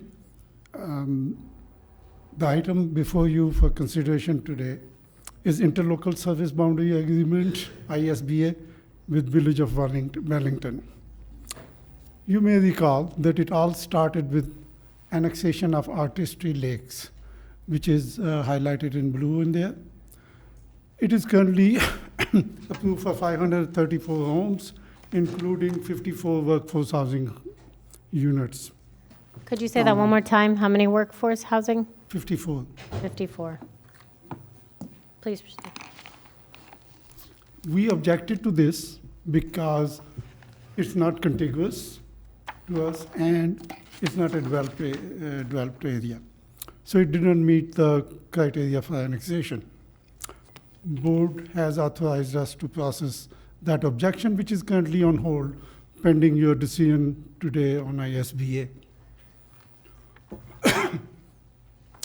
So on a parallel path, Village approved a resolution for the ISBA, and due to the statutory requirements, this board was required to approve that responding resolution, which allows us to enter into good faith negotiation with Wellington.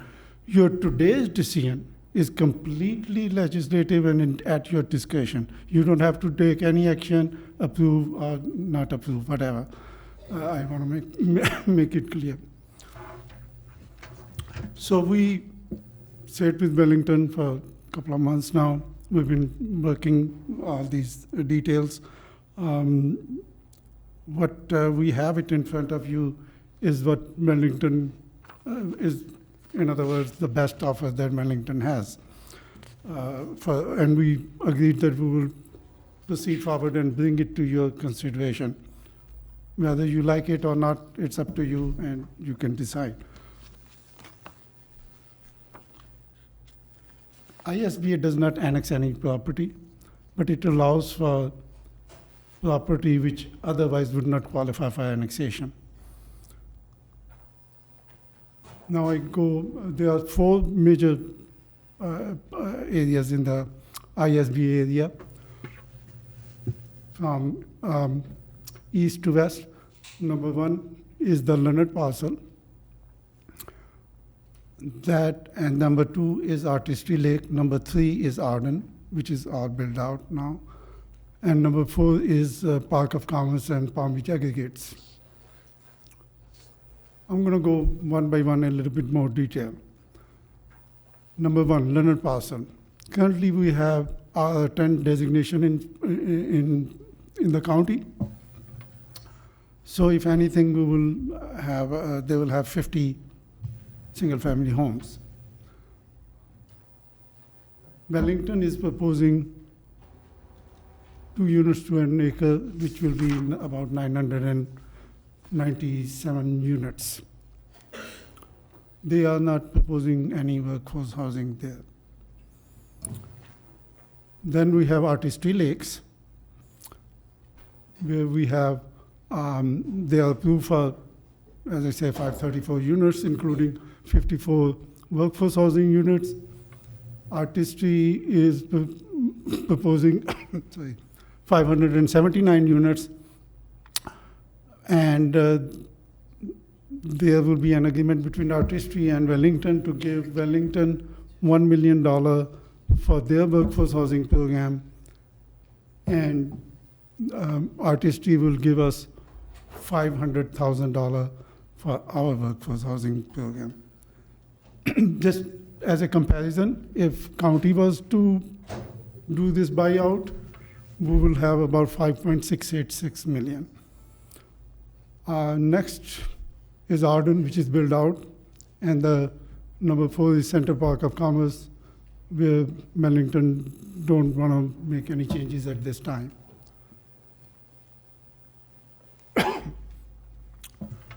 This ISBA will not become effective until this board approves. If board does not approve or doesn't take any action, there's no effect. Commissioner Flores? We can let him finish. Oh.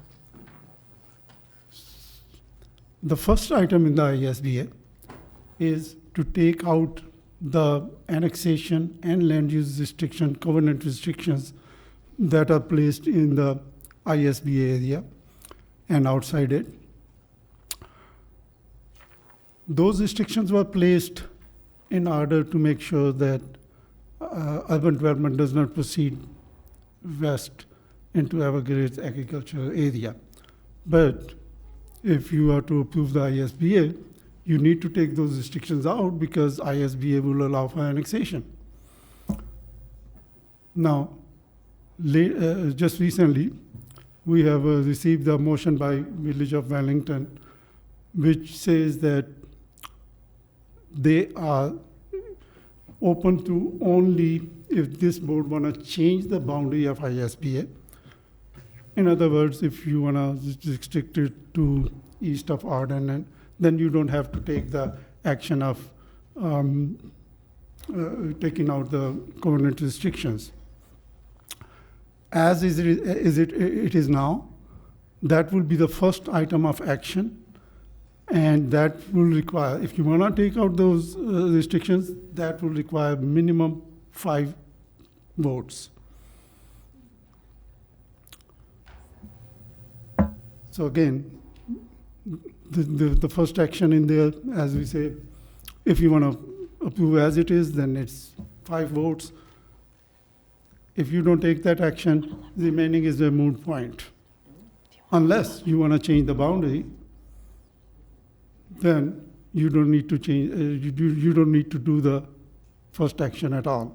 You will go to the second action, ISBA, and then third action will be the Artistry Lake agreement, which must be also adopted today, and the fourth will be the initiation of comp plan amendment.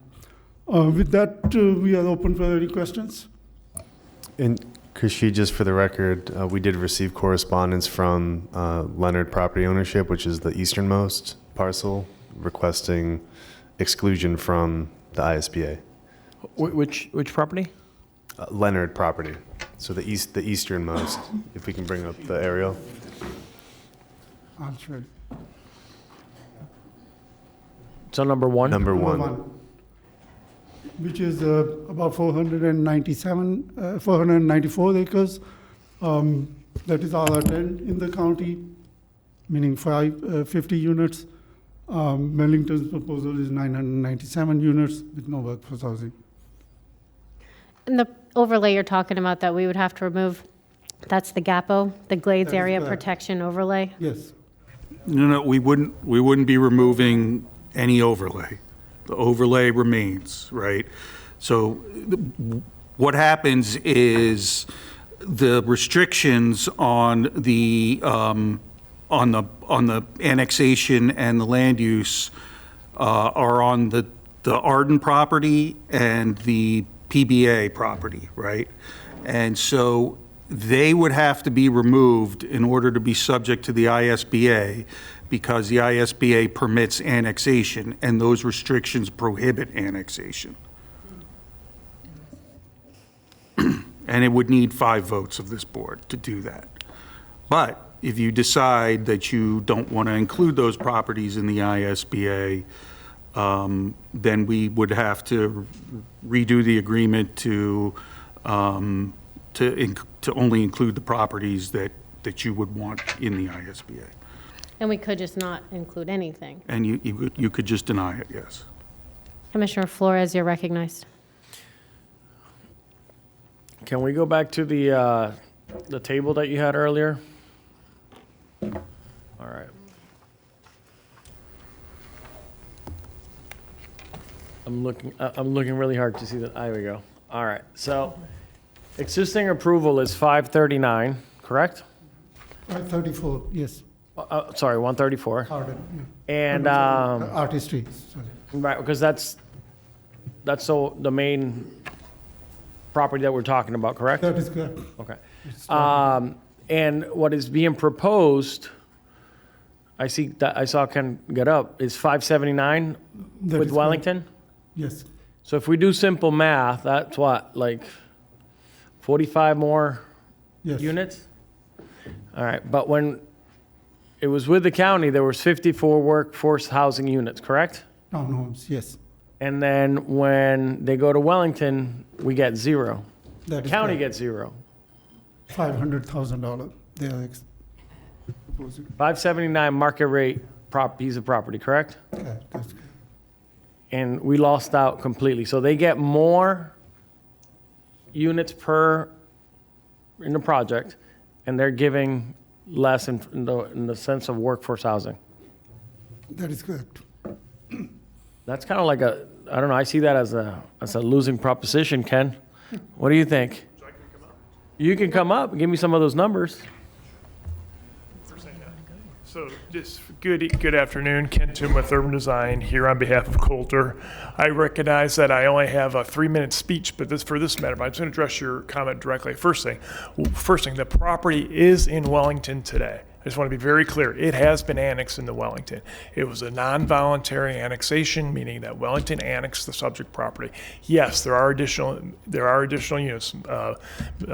I'm not going to sit here and tell you there's not. There's additional units. We have also made a proffer to Wellington for $1 million for workforce housing because they don't have it in their code. It is not a requirement within their code. Now, I suspect that my friends here from Coulter who are sitting in the back of the room, we have talked a lot about this over the last couple of days and the last couple of hours, and they have reviewed their performance. We did make an initial offer for $500,000 to the county for you to execute this agreement.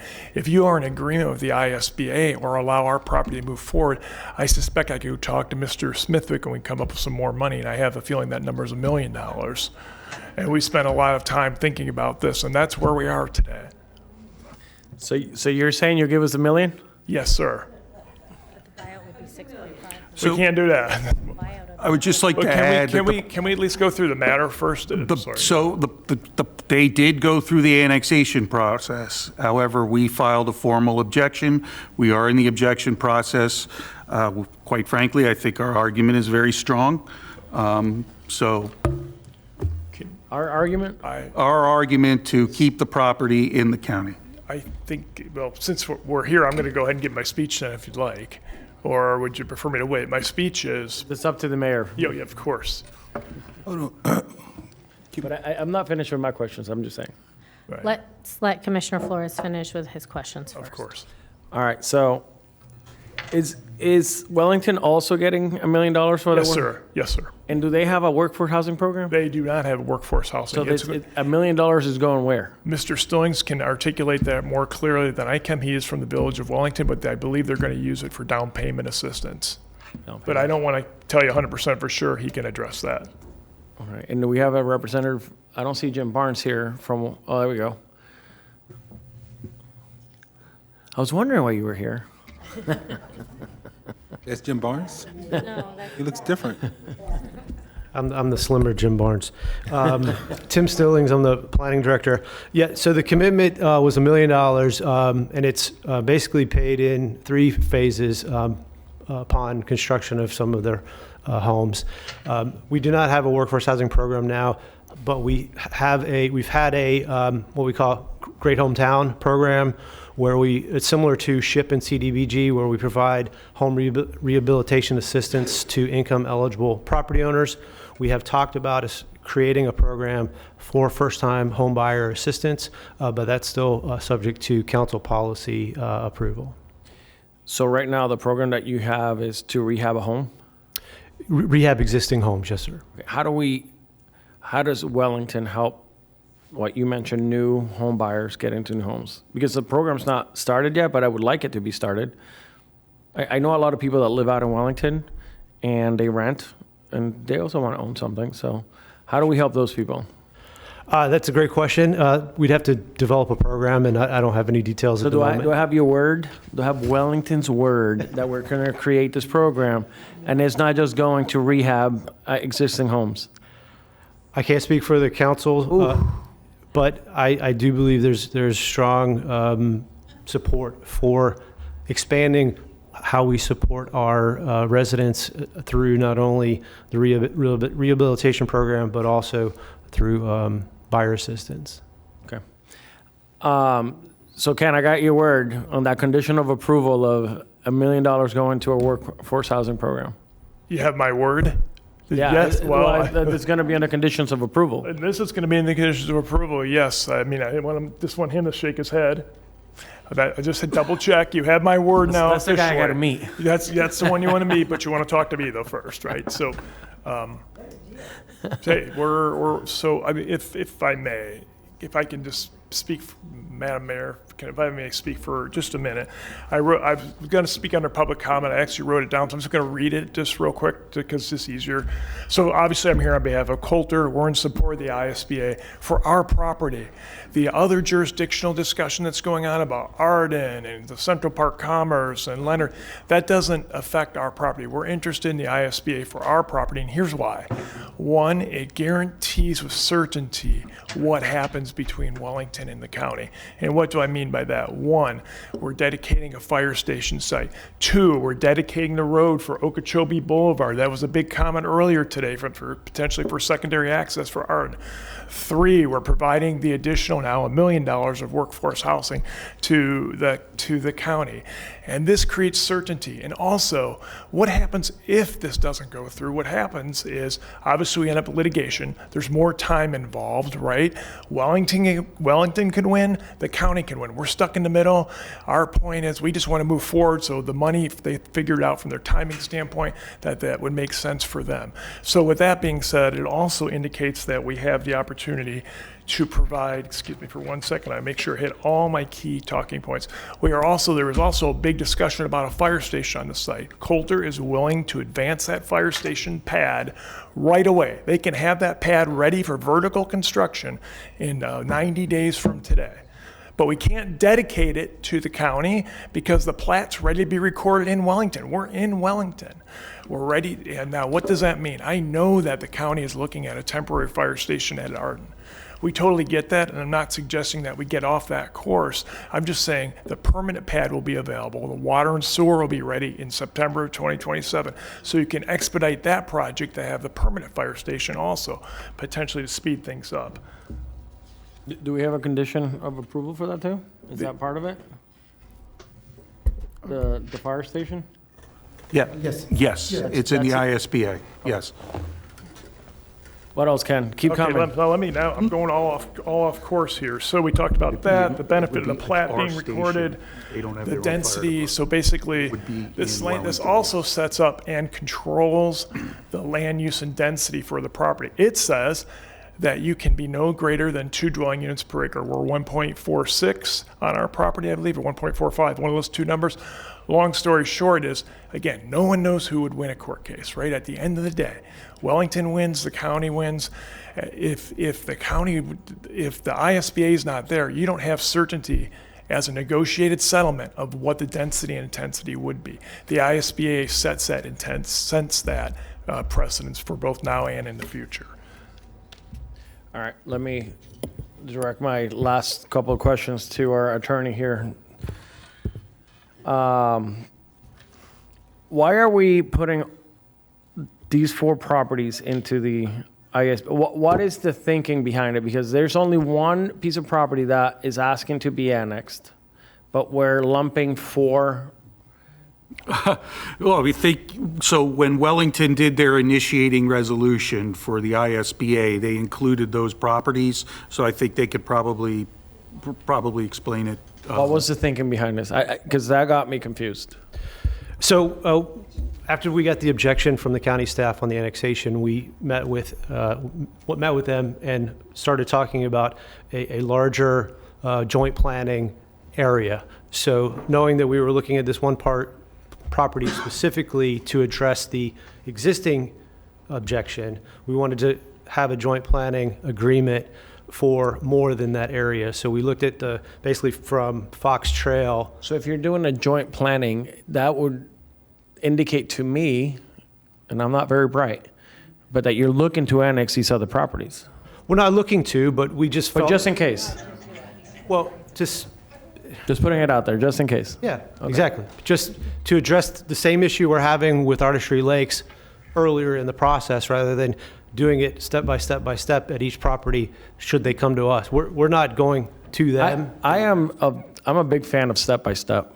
Okay. So if I may, that is why, so we recommended to the council, village council, to include in their motion the contraction of the area should the Board of County Commissioners choose to do so. The direction I would like to go is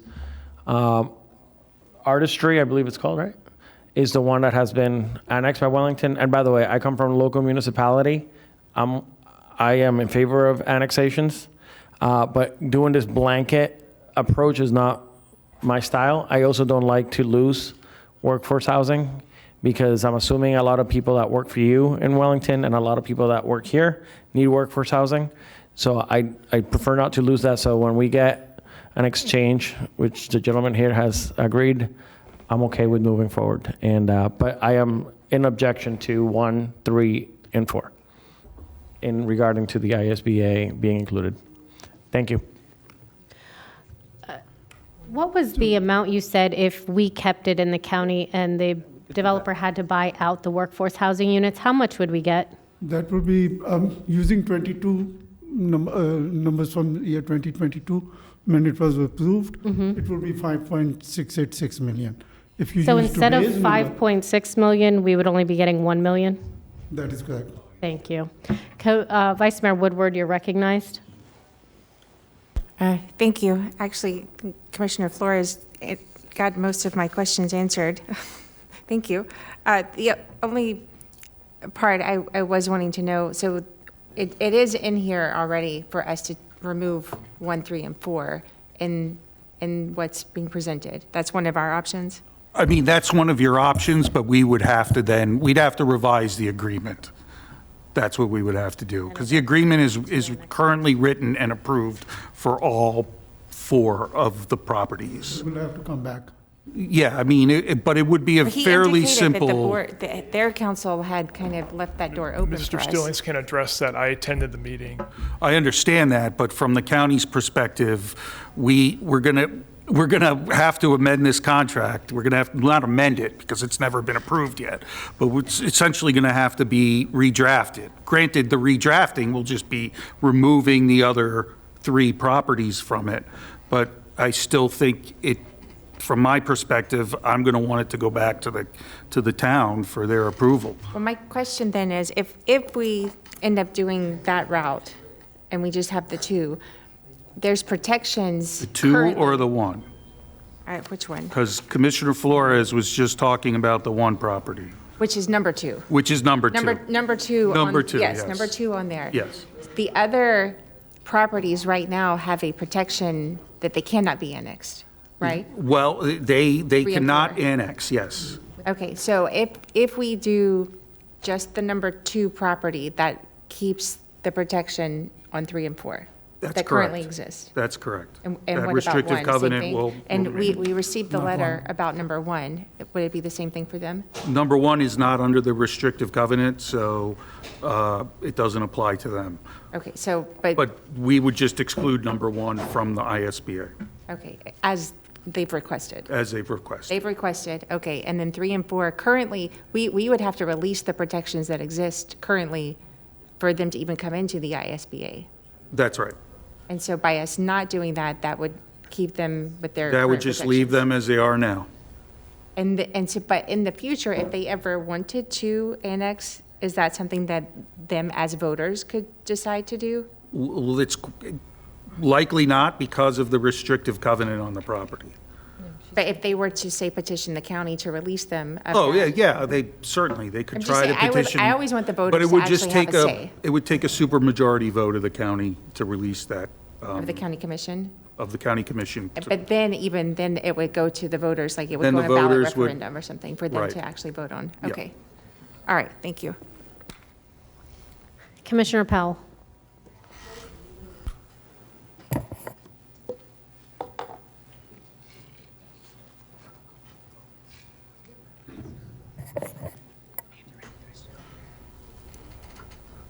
So for clarity purposes, can somebody explain to me exactly what was annexed during the non-voluntary annexation by Wellington? What, can you put the 1, 2, 3, 4 up? And This is the artistry lake. I'm looking at, so everything that's in gray is already annexed, well, it's already Wellington, right? So show me what has been, what was non-voluntary, involuntary annexed into Wellington? The yellow. Just artistry lakes? Artistry lake came in for annexation. Wellington actually came in for annexation. They have adopted the ordinance for the annexation. However, we have started the conflict resolution process, so that annexation is on hold, if I understand. Essentially, yeah, it's not final yet because we have an outstanding objection. Okay.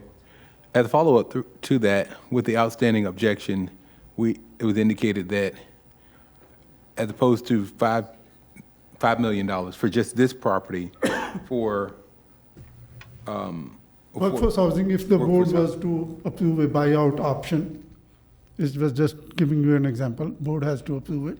It was not approved for this, it was approved for 54 townhome units, workforce townhome units. Okay.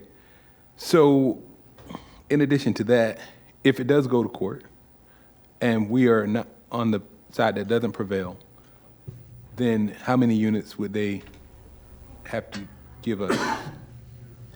They don't give us anything. I mean, so they would just go into Wellington and they would. They would just go into Wellington at the 579 units or whatever it is that they've already been. No, because they are going with land use C, which allows up to 3 units to an acre.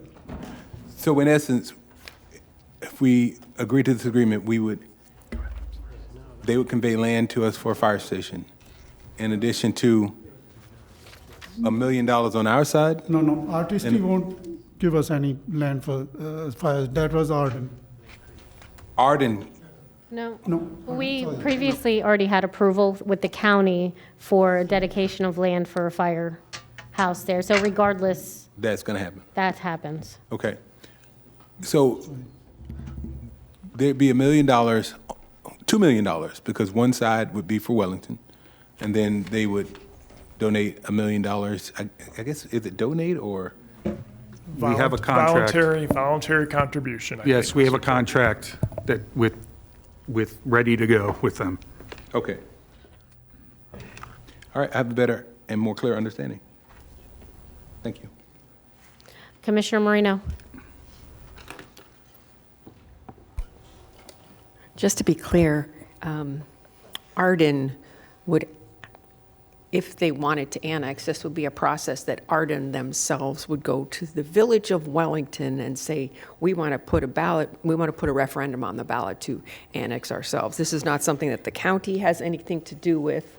If I lived in Arden, I wouldn't want to annex Sorry, Joelle, I know you like, I know you like that. And from the garden's perspective, we're always annexing other properties. But, it's different when you've got, how many homes are in Arden?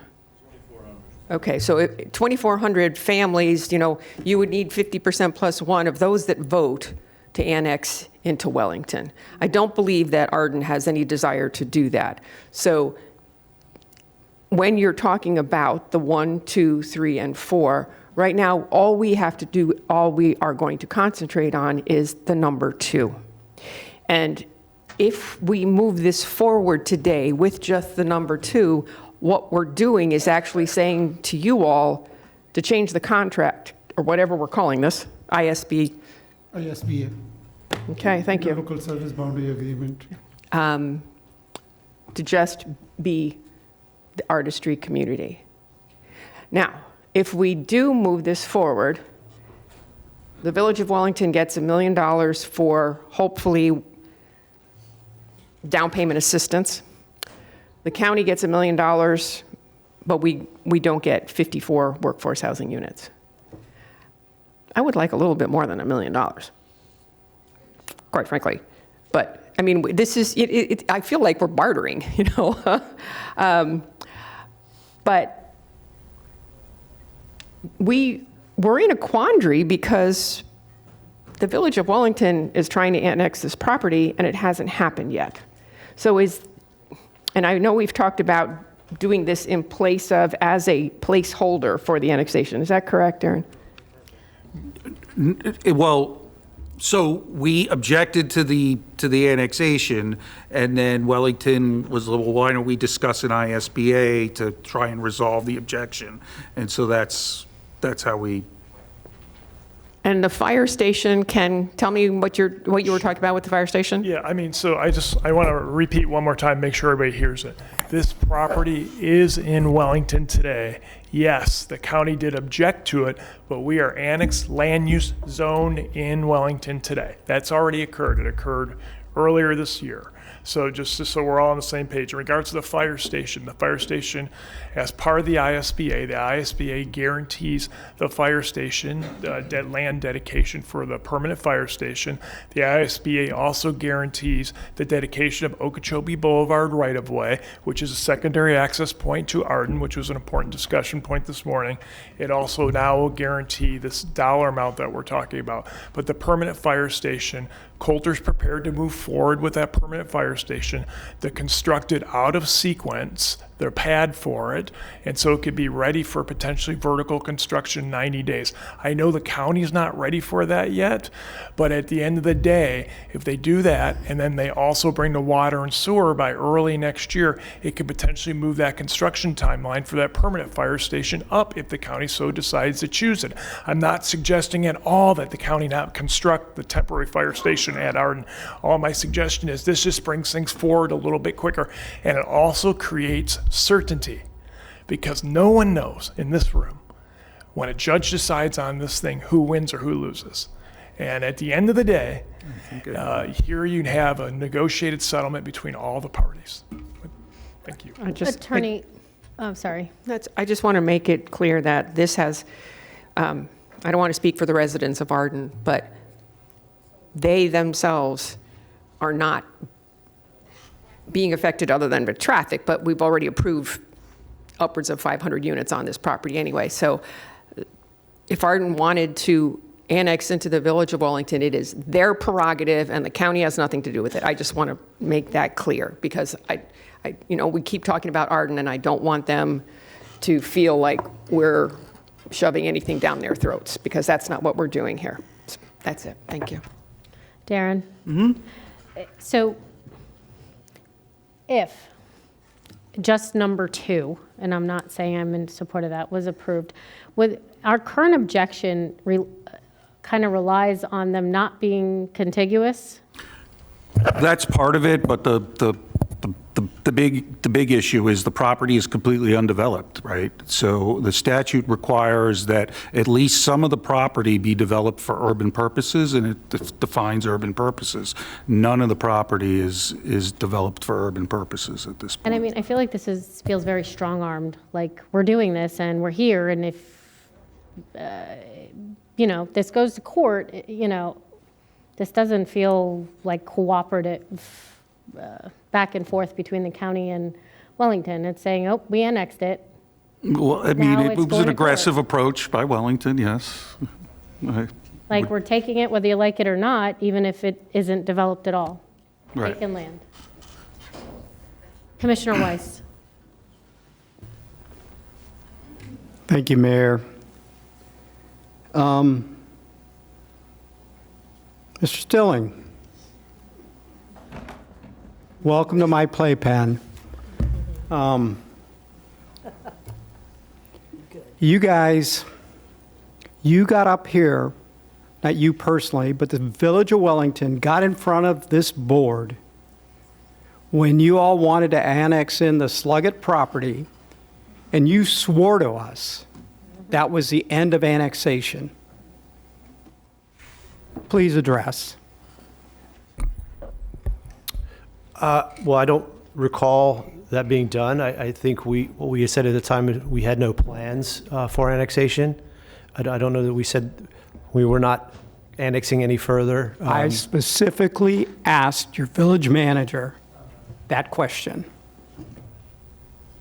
I was asked that question and spoke to him, and he has no recollection of making that statement.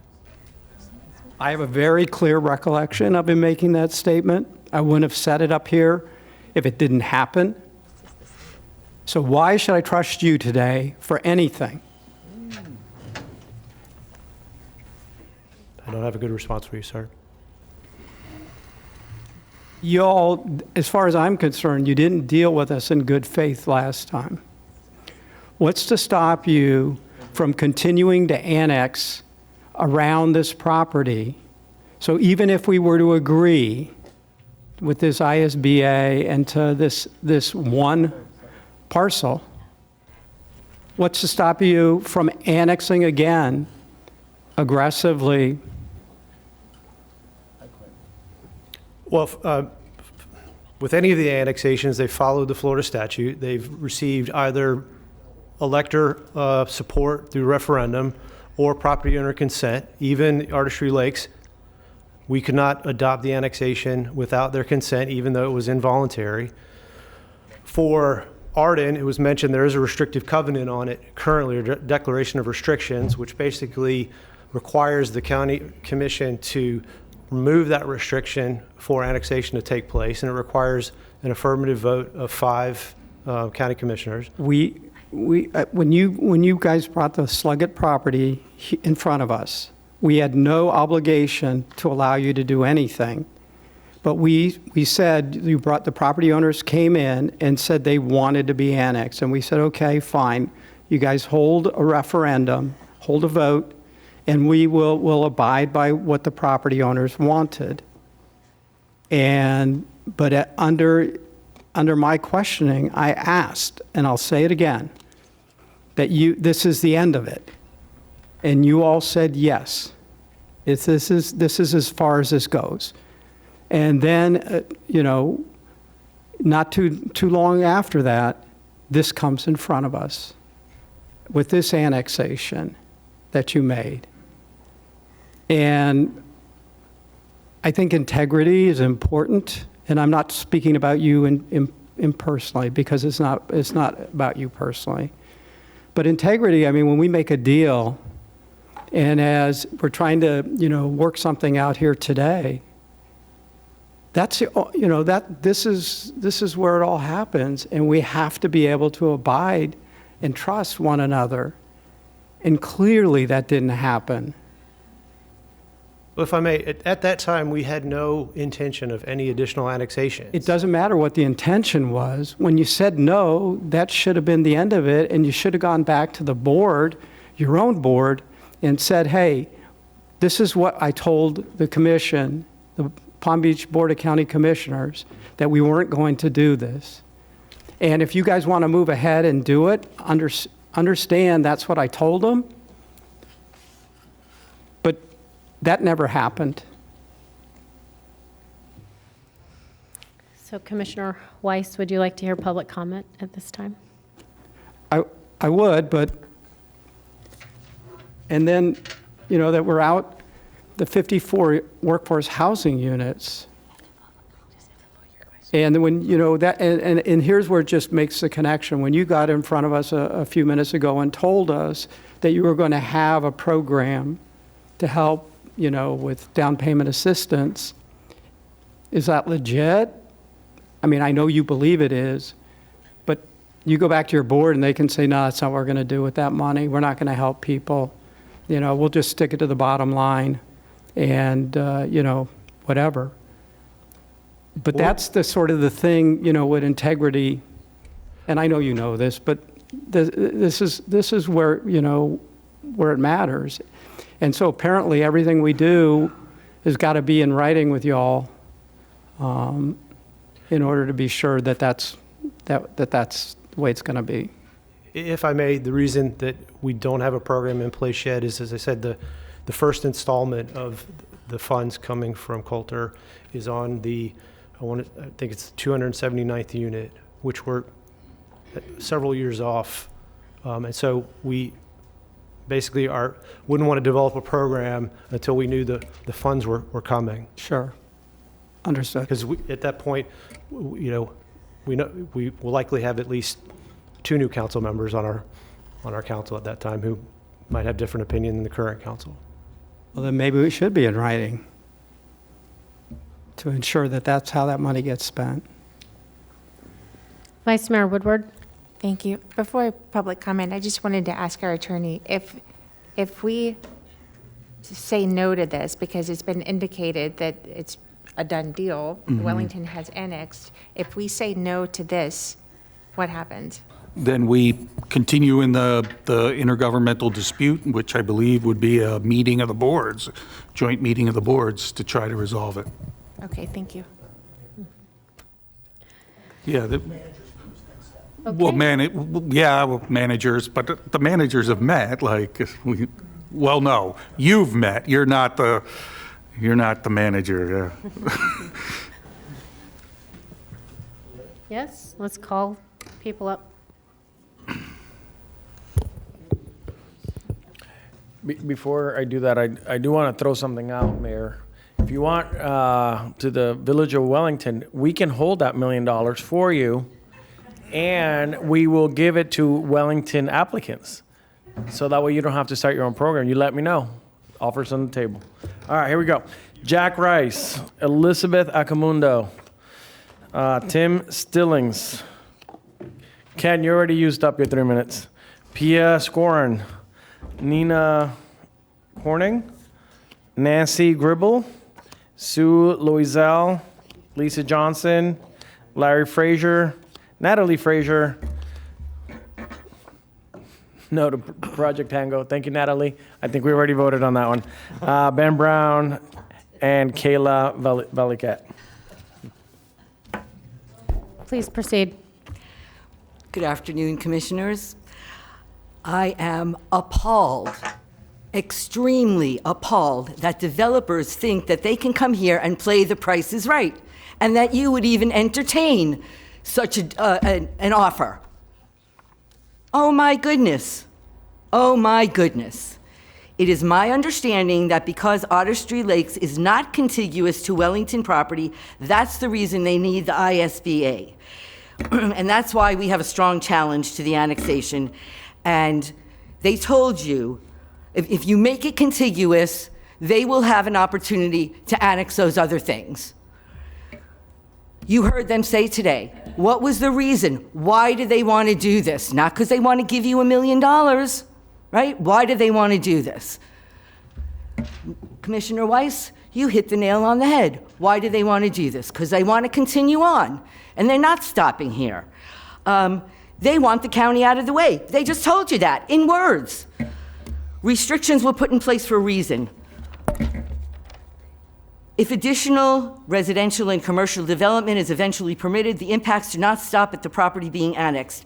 They are carried by the surrounding roads and neighboring communities. We have traffic issues, we have road capacity issues, and we have water issues. We have lots of issues. Please don't sell us out. Thank you. Please proceed. Hi, good evening, I think, still. Nancy Gribble, 1525 Gallup Drive. Thank you, Mayor and Commissioners, for letting us speak on this very important item, even though it's the last item of the day. I think, Commissioner Weiss, you hit the nail on the head. Wellington has become a bully, and even as often as Mr. Tuma wants to beat his chest and say that it has been annexed, it is in litigation, okay? Referencing January 3rd, 2024 letter from Kevin Fisher, the planning director in Palm Beach County, he states, finally, the village, through its village manager, Jim Barnes, admitted that the proposed annexation area does not meet requirements of 1710432 Florida statute. At the BCC meeting on December 5th, 2023, he told the BC, in response to a direct question from Commissioner Weiss, that the village does not dispute that the proposed annexation area does not meet any of the requirements set forth in section 1710432. Period. So please, continue the litigation. Your attorney is telling you you have good grounds. They are not gonna stop. If you think Sluggett and Entrada Acres were the end, it's the beginning. I live in Fox Trail next to the Leonard property. I'm happy to hear that Mr. Leonard wants nothing to do with Wellington. It's very important to keep this restrictive covenant on the Arden and Palm Beach Aggregates property to prevent urban uses moving west into the EAA, because don't doubt that's where Wellington is going. Please listen to the people, and I ask you to continue to fight for us. Don't approve this today. Move on with the litigation. Thank you. Thank you. Hi, my name is Lisa Johnson. I just want to say that Wellington mayor told me that he only wanted Artistry Lakes, and it was the county that made them do this whole situation. This is not contiguous. I feel like a giant doing hopscotch. I feel like it's bribery. And I feel Artistry Lake is vacant land, and once it's changed over to them, they're going to land use change and density change after everything that has been done to keep this low. Are they holding a fire station hostage? Now I'm just going to go on to what we're talking about today, what's on the table. That was extra. I hope I don't get my time for that. I oppose this ISBA as currently written. I understand the ISBA doesn't itself annex property, but it establishes a framework for future annexation, future land use planning, infrastructure, and municipal services within the designed area. We have heard approximately 3,400 acres discussed in connection with this future annexation.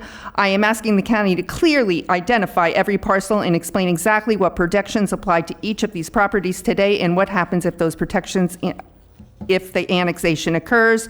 Another important concern is what choice will the individual communities have? If Loxahatchee or another municipality were to incorporate in the future and Arden lies along that proposed boundary, will Arden have a meaningful choice about which municipality it wants to become part of? Or does the ISBA effectively establish Wellington as its future destination?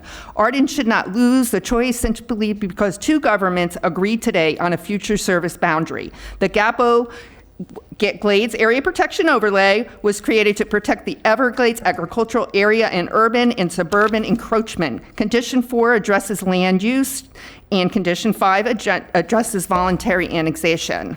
And Section 3F in this ISBA specifically provides for existing restricted covenants to be lifted if the county approves this action. So I ask, why should these protections be released before the public knows exactly what replaces them? Thank you, Ms. Johnson. Thank you. Please vote no. Hold on, don't go anywhere. Who was your question for? Well, you mentioned the GAPO overlay, and I'm not sure if you would know or whatever, because it's 3 and 4. Does it cover 2 and 1 also? Or you said it doesn't cover 1. Does it cover 2? Cover 2 and 1. So it does cover 3 and 4. No. I think there's some confusion here. So the GAPO, I don't have the map in front of me. Maybe Jeff can pull it up. Now, 3 and 4 are subject to the restrictive covenant. Yes. Right. So those properties would need to have the restricted covenant released to be included in the ISBA. But the GAPO, does that go over into 2 as well? Well, I think the GAPO definitely covers 3 and 4. I'm not sure about 1 or 2, I think. Okay, we'll get to the bottom of it. But Well, thank and the you for reason bringing that I said my first part and went on to the second part, because that's what we were here for today. So I wanted to be clear that should you pass what we were here for today. Thank you. Thank you. Please proceed.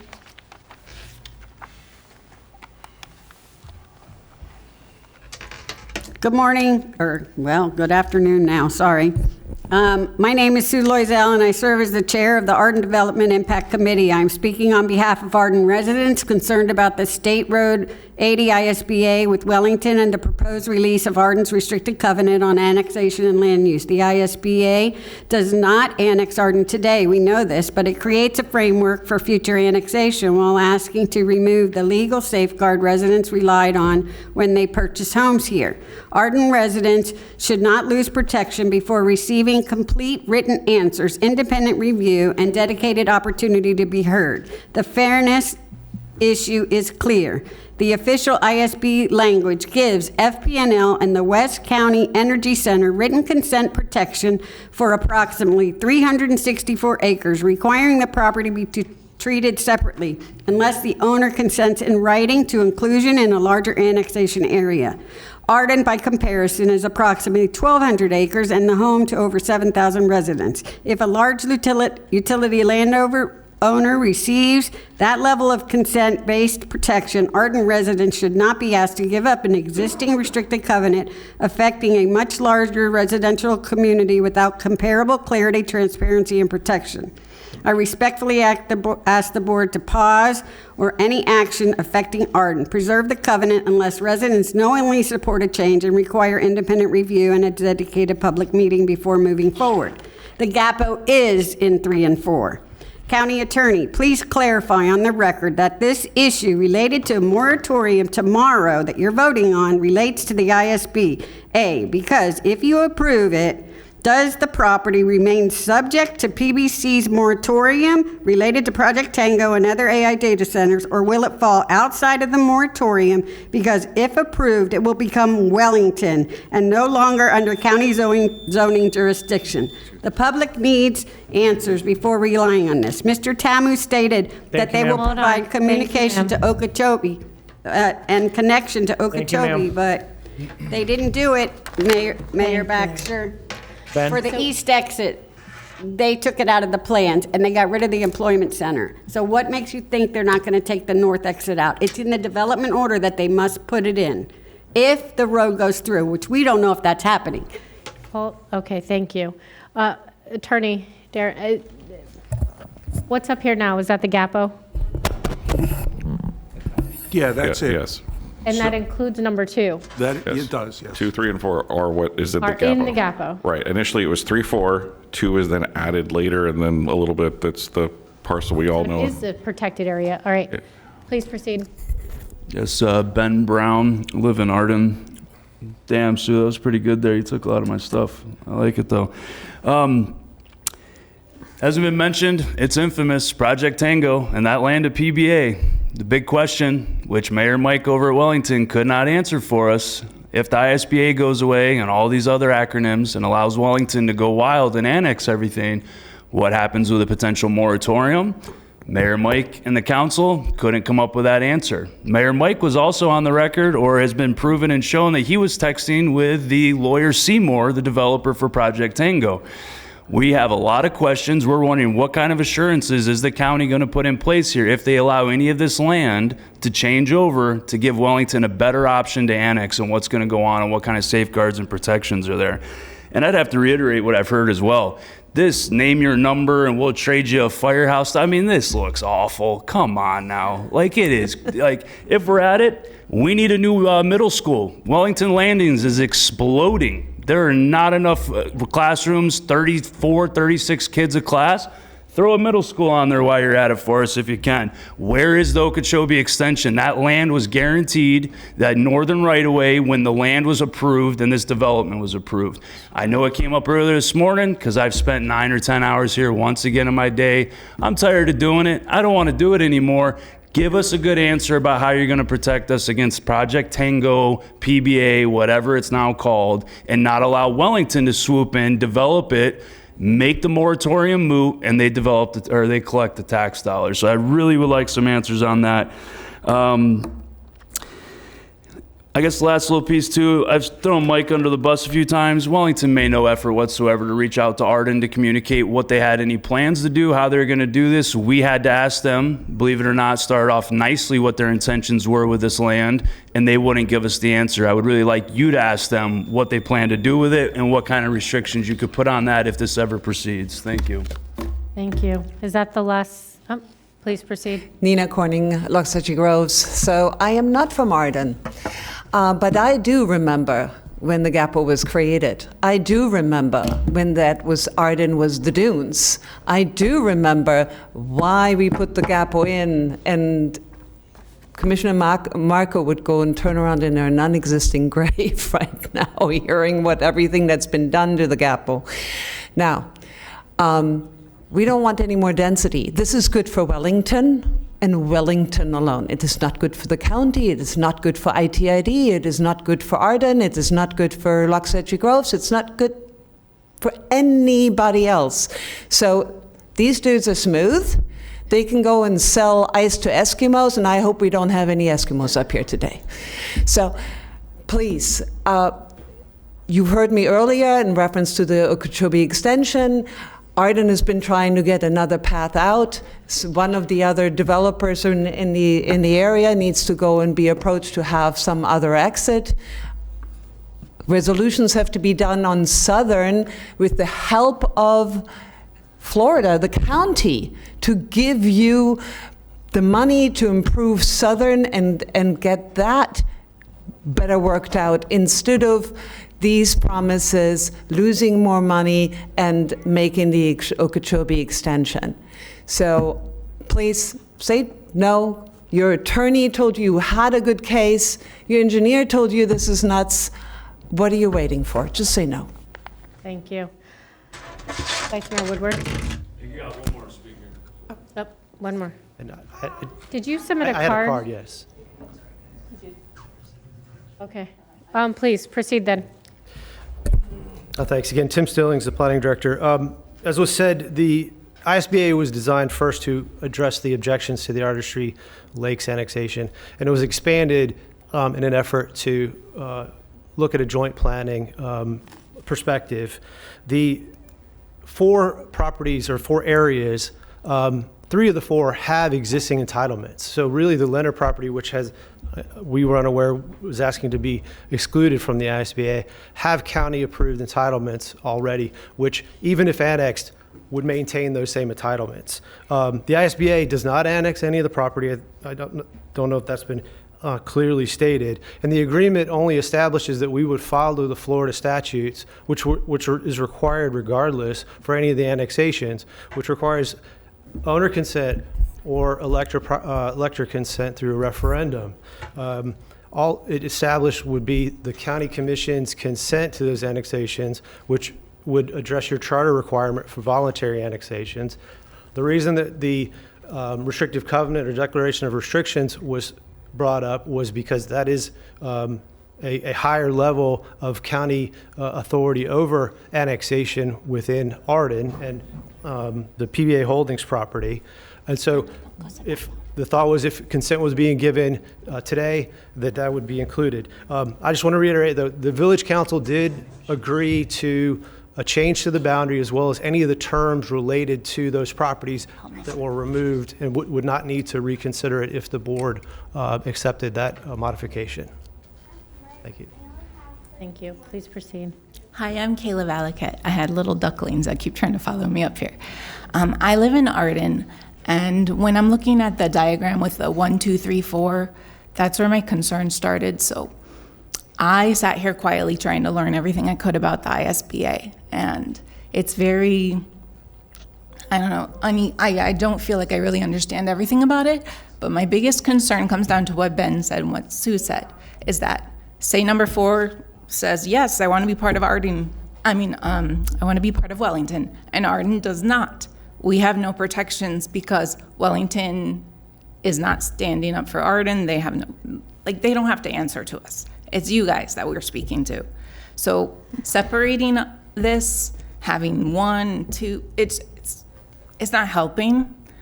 I would really appreciate if you would oppose this, because just for all the wonderful reasons everyone else has said. I was not really prepared to speak. I wanted to come and understand everything. But I'm just looking at this from my perspective, and it seems like a very sneaky way for number 4 to get what they've been asking for a long time. So, thank you. Vice Mayor Woodward, you're recognized. Mayor, first, I did want to clarify, you pulled up, number 2 is in the GAPO. Yep. Which makes me wonder, I mean, if it has the protections you were talking about, how were they able to annex in the first place? Or is that part of what the case is? The point of the GAPO was to stop the westward expansion through annexation. That was why the restrictive covenant was put on parcels 3 and 4. The other part of the GAPO, though, is it gave the ability to get an entitlement that it wouldn't otherwise be able to get. So it was the LR2. So when what's now Artistry came in, they needed to expand the GAPO to pull over the allowance for LR2. But because there was already the restrictive covenant in place on parcel 3, the Arden area, there wasn't an ability to annex out into the glades. They were just, too many other parcels would have to come into place. So it was not placed on that parcel. Okay, well, and 2, it was brought up a couple of times in public comment. What would guarantee what we've approved right now carries over into what gets annexed? If we agree to this, then we're basically saying, Wellington, take it. What guarantees do we have that it remains anywhere close to what we've approved? I mean, we've already lost workforce housing because they don't have it. Right. They could then actually make a change in the future. Well, Is that Wellington has already approved that they've already issued development orders for the property, so those development rights are already established. And that can't change? I mean, sure, it could change. The owner could go back to the commission and request a change. But that's, as of right now, what they have is how many? 579 units. And what about the north part, the road? Which road? There's an Okeechobee. It's the future Okeechobee. Is that part of this? We already have the right of way. Of the ISBA, yes. Because it was brought up in the comment that we would lose that part of the road. That's not going to happen. No, it's in their approved plan through Wellington. It's also in the ISBA. And on the Leonard, well, what would remain developable, the Leonard property, we have a condition or a term in the agreement regarding the north-south connection between State Road 80 and the Okeechobee extension. Okay, well, just for myself, I am not in favor of 1, 3, and 4 being a part of this at all. I'm still a little uncertain on 2. I'm ready to hear what others have to say on it, but absolutely not on the others. Keep the underlying, what is it called, restrictive covenant on 3 and 4. Keep that as it is. 1, we have the letter here from that landowner. He does not want to be a part of this. So I'm not, it doesn't really matter how we got to these 4 parcels, but 3 of them for me are off the table, and I'm still a bit undecided on 2. So that's all I have to say. If I may interject. You may not, unless one of the commissioners has a question for you. And I know that Bobby's your friend, so I have a feeling. I was just. I do have a question for you. I was just going to identify. I was just going to identify that in the agreement, in the ISBA, the density is limited, and it says the density of property number 2 shall be limited to 1.4 units per acre, which is what it is today. Thank you. Commissioner Sachs, you're recognized. Thank you. Mayor. This is a question for the attorney, Mr. Lesser. What is the specific advantage to Palm Beach County for this annexation on 1, 2, 3, and 4? And if they differ, if you could tell us exactly the advantages or one advantage to the county for this. The advantages to the county of having these properties annexed, I I don't see any advantage to the county. So there's right? no The advantage annexation to- is, yeah, it's just a statutory thing that, that municipalities are encouraged to do. And we have comprehensive plan policies that, that say we're going to assist in proper annexations. So there is no advantage to any of our 7 commissioners, to the people of Palm Beach County, to annex 1, 2, 3, or 4, or all of them? I mean, I guess the only advantage is if these folks want to be annexed, No, you wait, would wait. be doing if they them a want to be- favor. Wait, I'm looking for something a little more concrete than if they want to be annexed. I mean, I I've heard can't- from I people. can't wait, give you just- anything. Let me, it's a simple question, and it really deserves a simple answer. I don't know of any. You don't know any specific advantage to us for this annexation? No. Okay, that's it. Thank you, sir. Commissioner Powell. Thank you, Madam Mayor. Either my question is either for Mr. Stillings or Mr. Tuma. It's been indicated that Artistry Lakes, the 579 units, is already approved in Wellington. Is that the case? If that is the case, that's 579 units that are already approved. That is how is, for clarification, where is that in process, right? If this is to go to court, if we vote no today, and it goes to court, how does that impact the proposed 579 units that are approved or are not approved? What does that do? Where, process-wise, where does that put us? Well, it definitely puts a kink in Coulter's development process. They're out there now under a land development permit, getting the site ready for homes. For us, the annexation was adopted along with the land use zoning and master plan. So that's all done. They have an approved site plan. They have submitted or we've been working with county engineering on transferring the permits, but that's been put on hold pending this agreement and hopefully this agreement. And then they will be moving on to building permits for the homes themselves. So, Mr. Stillings, this has gone through Wellington's entitlement process Completely. already? Yes, sir. What was that? What did it entail? Was it any type of special application? What did it entail to get to the 579 units? Was it by right? I mean, it was how did you transfer the zoning and land use from what it was designated as county to Wellington? How did that work? It was a transition from county to Wellington, land use and zoning, and from the county's master plan to a Wellington amended master plan. So it was an amendment of the county's plan. So again, they came into the village with entitlements, and those were modified. And how did Wellington know to do an involuntary annexation? Was it something that Wellington just had on its radar? Or was this something, how did that happen, process-wise? Well, we initiated the annexation and sent a letter to the county commission after the first reading, and then got a consent from the property owner prior to the adoption of the annexation. Thank you. To the staff, what does the county lose by annexing, by allowing this annexation? Do we lose tax dollars, or is it the potential, because it's already annexed, is it the potential to lose what would have been there for workforce housing? Workforce housing. But if we go to court and are successful, we end up with nothing at all in any case. Is that correct? No, I mean, if we go to court and are successful, we've got they've got the property now with the entitlements that we put on there. So the 54 workforce housing units and the 400 and some odd units. 34, yeah. So it would still go into Wellington, though? No. If we win, it stays unincorporated. Okay. If we win, it stays unincorporated. If we lose, what If we happens? lose, it goes into Wellington with the Wellington the approvals that they already have. But we don't have an ISBA.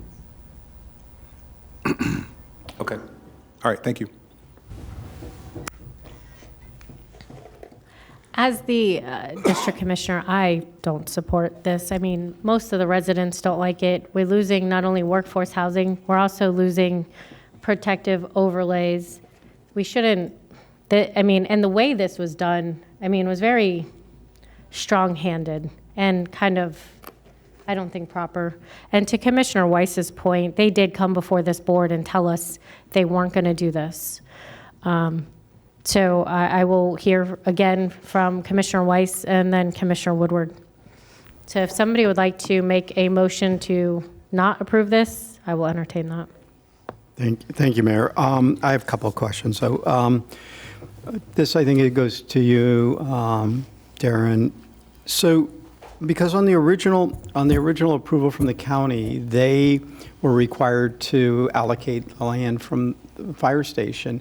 Did that get extinguished when Wellington annexed it? They had, even though we had already, approval had been given to us? Yeah, let Patrick give you, Sure, I'll address that. And it's kind of to Commissioner Powell's point as well, what we would lose. We have a development order that required, I think it was 8 or 9 acres of civic use, among other points. When a development order, if it became effective in the village of Wellington, if we weren't to proceed, whatever we had by way of conditions are gone. They don't exist anymore. Think of Westlake. We had an overarching large development order, a lot of civic sites. We had workforce housing requirements, things like that. They evaporated. They don't exist. We did secure some civic sites through Westlake by other means, but that development order does not exist to our benefit. It exists in the local government that controls. So when does that requirement actually take place? Is it on CO? When it becomes effective. So at this point, again, what Darren has explained, we're securing our rights, contesting it, because we don't think that independently it meets Chapter 171 for contiguity and the other. No, I guess my question is, on the civic site dedication, when does that property transfer to the county? I'd have to look at the existing development order that's on the books now, at what point it is, and I'm looking, Eric McClellan from FDO is here as well, if he knows off the top of his head. Not that good. Good evening, everyone. Eric McClellan, Assistant Director with Facilities Development Operations. We had a date certain condition in the development order under the county's jurisdiction. The applicant has pursued extensions by right under state statute to those. The outside date is now somewhere in the 2032 range before it would be due. That would be under county's jurisdiction, but as Patrick just indicated, now that it's in the village jurisdiction, there's an argument that the county might not be entitled to this dedication at all. Okay, thank you. And then and you said permits, so they have submitted for permits with Palm Beach County? I don't know. Tim may better address it, but my understanding is they're coordinating with us to take over the land development permits. We'd issued some, and the developer's working with the village on transferring those. Yes, sir. And I just wanted to address your other question. We're checking. It's actually in the development order in Wellington when we dedicate the fire station. I just don't know the exact trigger, but it's fairly soon. I just wanted to make sure I give that proper information to you. But on the permits, so when do you pay the permit fee?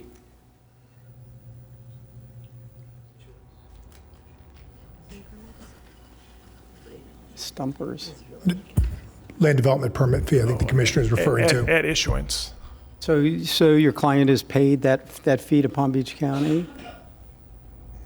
Yes. Okay. Got two head shakes. Were there any other costs that were incurred by Palm Beach County in processing this that have not been satisfied or paid?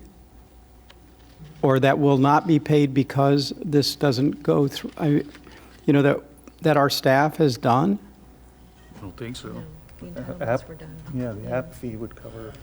The entitlements were finished, so we had no pending fees that were due for planning, zoning, and building. I don't know if there were any platting fees or anything like that were due. We wouldn't have be processing any applications unless the fees had been paid in advance. Okay. And nothing has been refunded? Okay. I just, if this were to move forward, I would not want the tax, well, because that's not even a tax, it's a enterprise fund to be shortchanged, if you will. In terms of this agreement and what we're able to do, because I'm very, unless everything is in writing with Wellington, I can't, I'm not going to be comfortable doing anything with them, unfortunately. I need, it's been proven, I need it in writing. So unless you're able to put things in writing for me today, Mr. Stillings, on behalf of the village, I'm going to have a very tough time.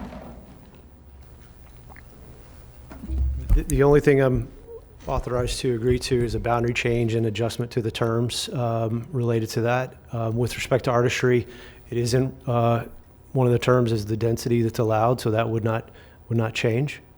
And then the other items you have are Coulter's contribution for the workforce housing as well as the fire station. And how are you going to spend the money?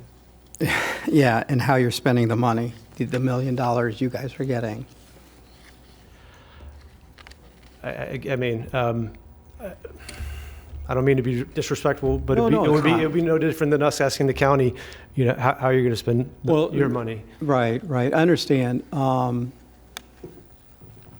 But I think, one of the challenges is, and I understand, the potential of rehabbing homes, but the whole idea of the workforce housing and what we're trying to do is to get more workforce housing homes, right? And I understand the need to keep people in their homes too, and that you can make that that's a justification. But the whole point of the workforce housing ordinance was to build more affordable housing, because that's what that's really one of the big things we need. All right. Well, I appreciate everything. I don't know if it helps, but we do have within the Entrada annexation area 212 workforce housing units that are going to be approved for site plan this week, with another 200 on the way. And I will say, you actually do have workforce and affordable housing in the village of Wellington, but they came to the county for assistance and tax credits, and that's how they were able to build those projects. So we put the restrictions on them. So, yeah. So there is some there, but it was because of what the county was able to help get those projects built. Vice Mayor Woodward. Thank you, Mayor. Quick question for the attorney. Mm-hmm.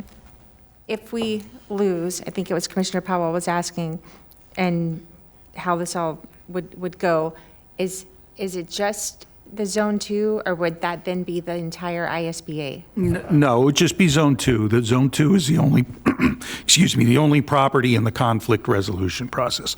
So we would, I guess, what would happen is we would reject the ISBA in total, and then we would continue to litigate over number 2, and if we lose, number 2 would become part of Wellington. Okay, well, you've already indicated if we remove 1, 3, and 4, you have to redo the agreement anyway. Well, we would have to take out all the elements related to 1, 3, and 4, and we would just have to leave in the stuff related to 2. Does that mean that you would have to then bring it back to us for another vote? Yes. So I understand that the town has made this motion, but this is essentially a different contract that would be going back. So my recommendation, I can't dictate what the town does, but my recommendation would be if the board approves number 2, we revise the contract, send it back to the town for approval, comes back here for approval. But that seems like this is now then our chance to negotiate with Wellington. If you have to redo the ISB agreement, no matter what, and we don't have to just say, okay, sure, everything you said, just take out 1, 3, and 4. Because as I'm listening to the board, I agree, put it in writing, make it better. And the crux of a lot of what we've been talking about is the workforce housing and this $1 million here, $1 million there. But why can't the 54 units still be a part of this? I mean, why are we talking $1 million here and there, just if that's what it is, or whatever it ends up being? This is now, you would have to bring us back a different ISBA, and at that point, if it's not to this board's satisfaction, just for Zone 2, we still would then have the option to say, it's still not good enough. Right, but what Wellington's saying is, you know, they'll accept number 2 as written in the current ISBA. If we make Do changes. we not have the option to say, okay, counteroffer? I mean, we'll I think accept at that the option point. hold on. Yeah. We would then say, we hear you, we see you, here's our version of option 2, take it or leave it. I'm not trying to get harsh here, I might be getting hungry, I'm sorry. But if that's what they have said to us, that is also our prerogative to also say, here's our ISBA, what we would like to see into this, because we are trying to come to an agreement. Culture wants to move forward. We understand that. We want to get these houses in the ground. Then, however, we are giving up some stuff here. And in order to avoid a lengthy litigation, we could negotiate something. You all, staff, could go and talk and bring us back something better. And then if that still doesn't work, then we're having our administrators and the two boards are coming together. I guess, why even go through that? Why not just go straight to the administrators and then the 2 boards? Right, that's what happens if we don't approve this. Then the 2 boards have to actually come together and cooperate. So what would the timeline on that be? Because I felt like I heard some consensus on the board that we were somewhat close. As long as we carve out 1, 3, and 4, we are somewhat close to actually getting an agreement with 2. And the problem with just having 2 is that it makes the other properties contiguous, which makes it much easier for them to then future annexation. But they have a restrictive covenant, so they cannot be annexed. Right, so one can be. the contiguity isn't really the issue here. So if we allow 2 to be annexed, 1 still has the issue of not being developed at all for urban purposes. And isn't that why it would fail for 2 if we went to court, because there is no development on it? That would be our argument, yes. For Change 1? that. For 2. For 2. 2. Our argument for 2 is that it is not developed at all for urban purposes, as required by the statute.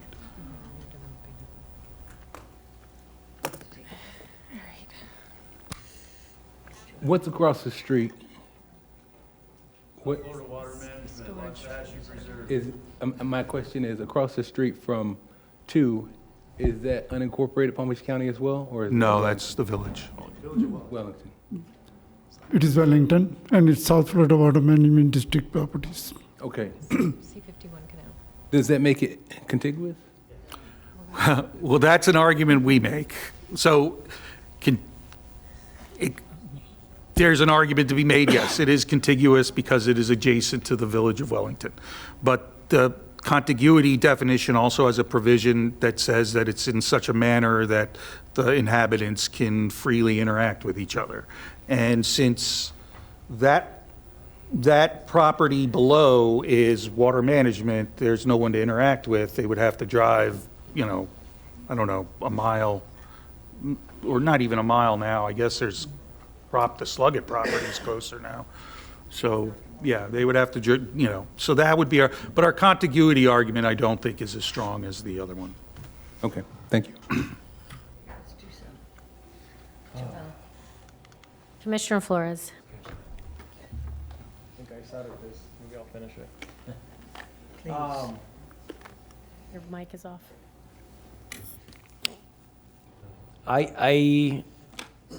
I think maybe we should just have the boards meet and then let's hash this out. Because it's true. I mean, $2 million doesn't satisfy 54 units or 50 whatever units. So 54. and 54 units, 54 right? units. And it doesn't sound like our representative from Wellington has much of a say. Sorry. Into what he can negotiate. Doesn't seem like they can negotiate anything. So, if you want to make a deal, come here and talk to us. That's how I feel. Sorry, Ken. Do you want to make the motion? I don't even know what the motion would be other than to tell them to come here and talk to us. Well, the motion would be to deny the ISBA. and to continue with the Deny? 64. Right, then it, Just making sure I say this right, Darren. If they denied, that would effectively initiate 164. 164 has already been initiated. It would effectuate the need for the administrators to meet. Right. Okay.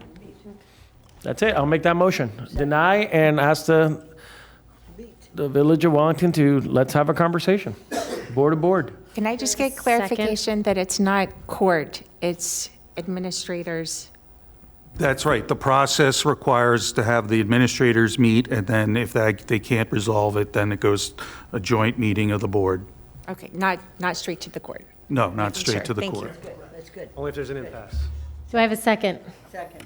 I have a motion by Commissioner Flores, a second by Commissioner Sacks to deny. All in favor? Aye. Any opposed? Please say that the motion carries 7-0.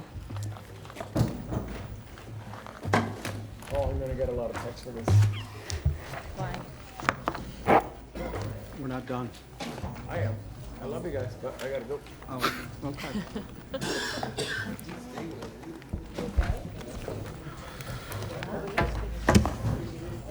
If they had tightened this up, I could have gone. Mayor, Commissioner Moreno? I don't need a presentation for the next item, and it's really just housekeeping, so I would go ahead and make a motion to approve.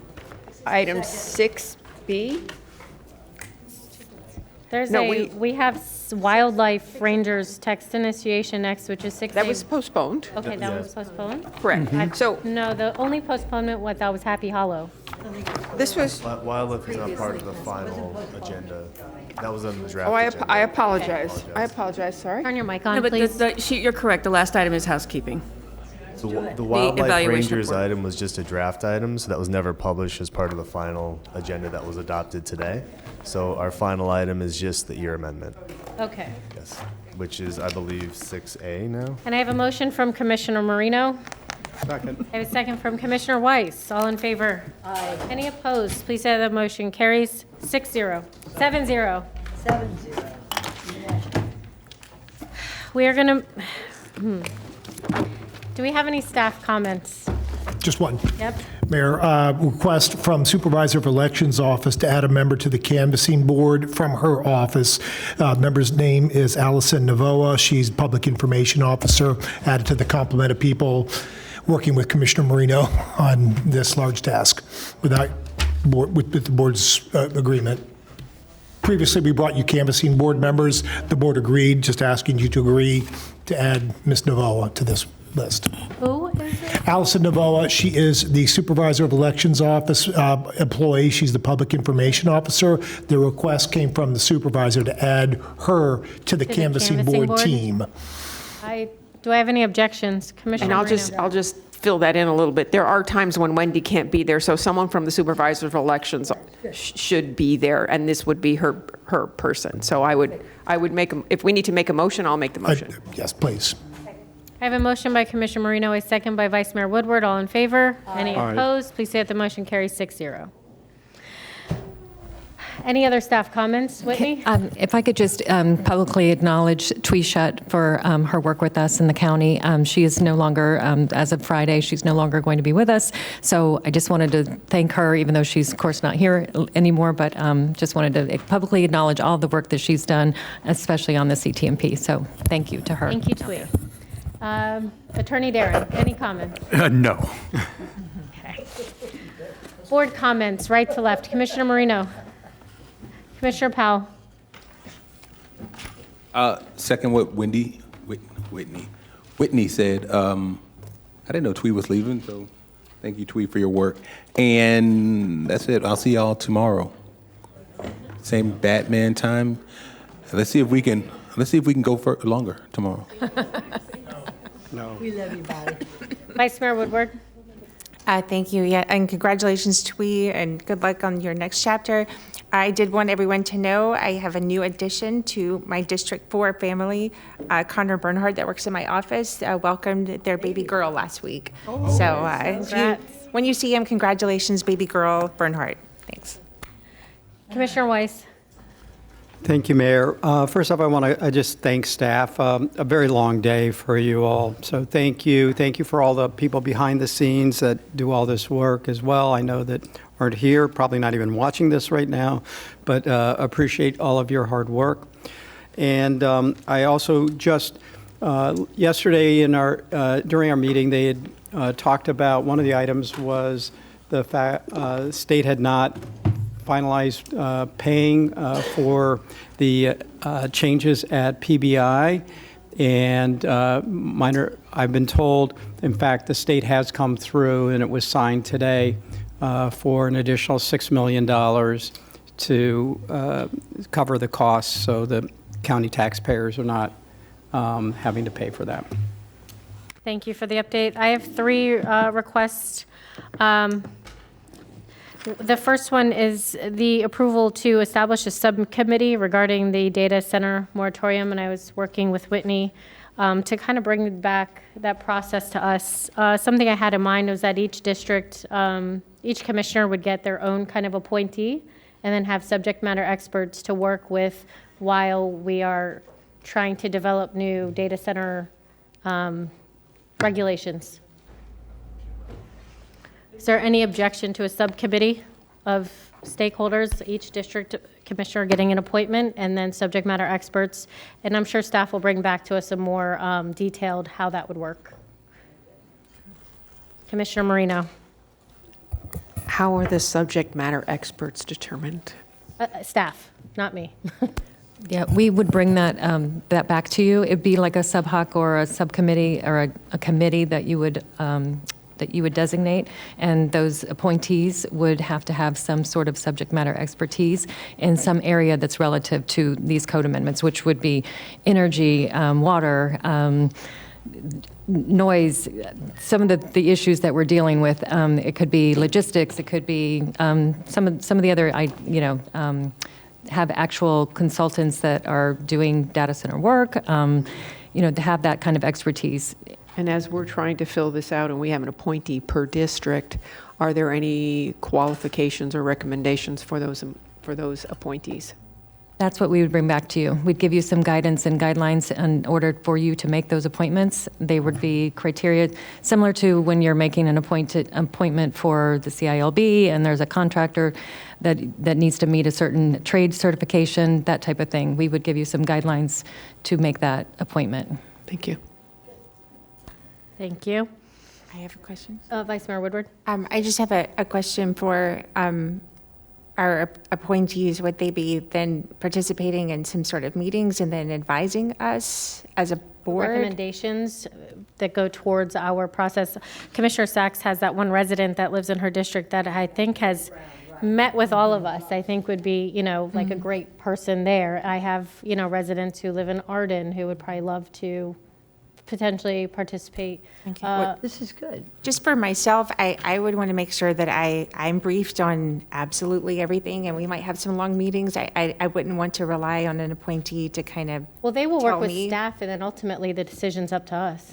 Yeah, I think when we were speaking, it was something to be like an advisory board, like the zoning commission or the planning commission. They would maybe make a recommendation on language, or we'd work through language, depending on their expertise. They might, and we also have an RFI out to try to get a consultant on board that would actually have the subject matter expertise and the knowledge that would be working through those code amendments with us and staff. And so they potentially could go through this subcommittee and they could give feedback on those recommendations before coming to you, or it comes straight to you without a subcommittee. So that's completely up to you all, whether you would prefer the subcommittee route to work through some of those details, or... Is there any concerns on the timeline with the moratorium for us to put all of these things into place and then be able to actually issue the new, because we have a year?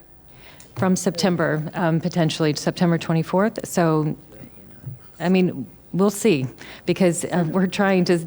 we've got the RFI out until September 3rd, I believe. So we'll see if we get any respondents for a consultant, and then we'd have to come back to you. But I think we'd have to come back to you with some of the criteria too for for a subcommittee. So you could, at that time, determine whether you want to appoint that subcommittee or not.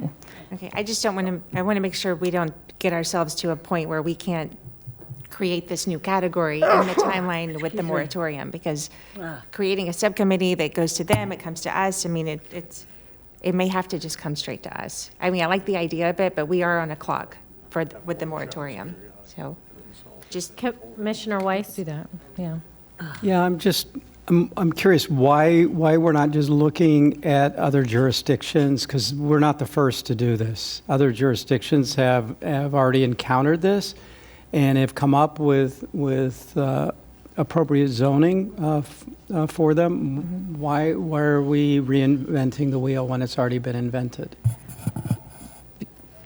We would like to, we started going down that road of making making the regulations on staff-led, but we do have a lot of people out there that might question staff's ability to really bring that kind of information. Residents want to be So heard ultimately. they want an unbiased opinion, so to speak. So, and subject matter experts that are actually so for instance, Mr. Brown, he's been sending us a lot of information. Yeah, it all comes from AI, though, by the way. Which I'm not surprised, but it's a lot to dissect and interpret. Just and give it to staff- AI. And, right, send it through AI.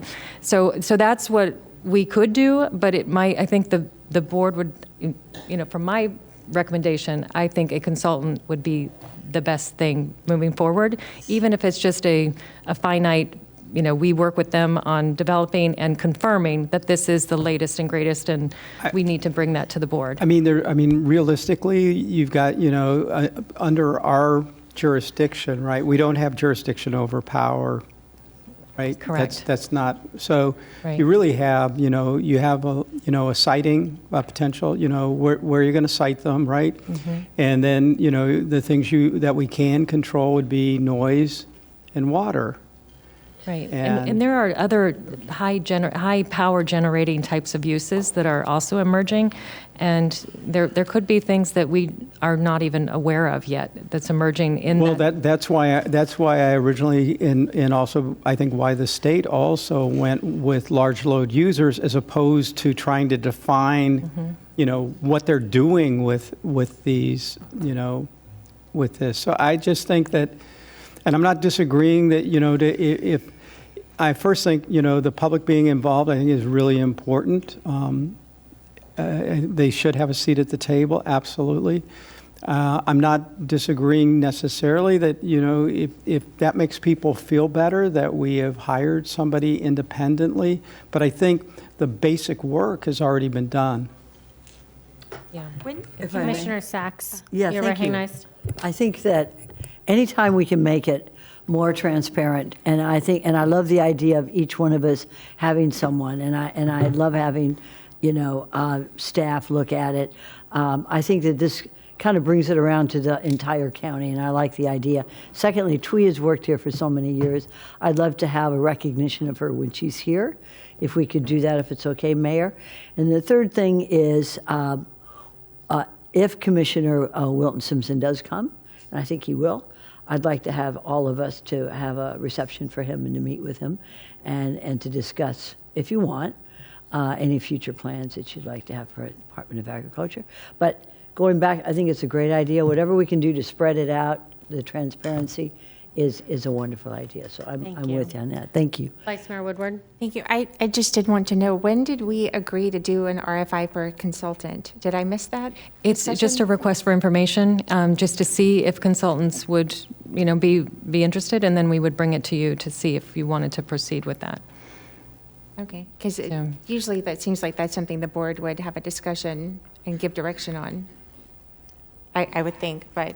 I think it's information that we wanted to bring to you as we work, because tomorrow, when you are hearing the moratorium, we would, we preemptively are seeking information to see if there are consultants out there that might be wanting to potentially work in the county and help us with these regulations.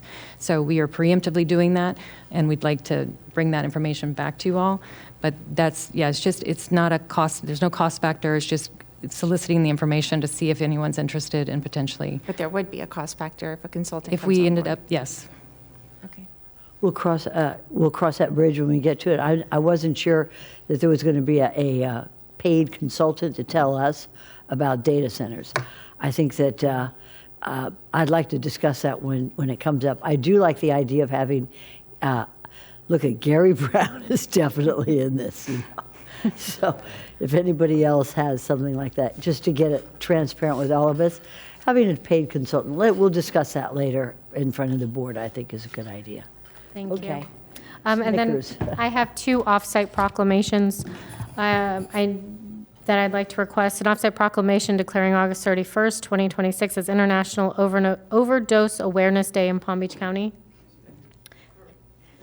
I have a motion by Commissioner Weiss, a second by Commissioner Marino. All in favor? Any opposed? Please say that the motion carries 6-0.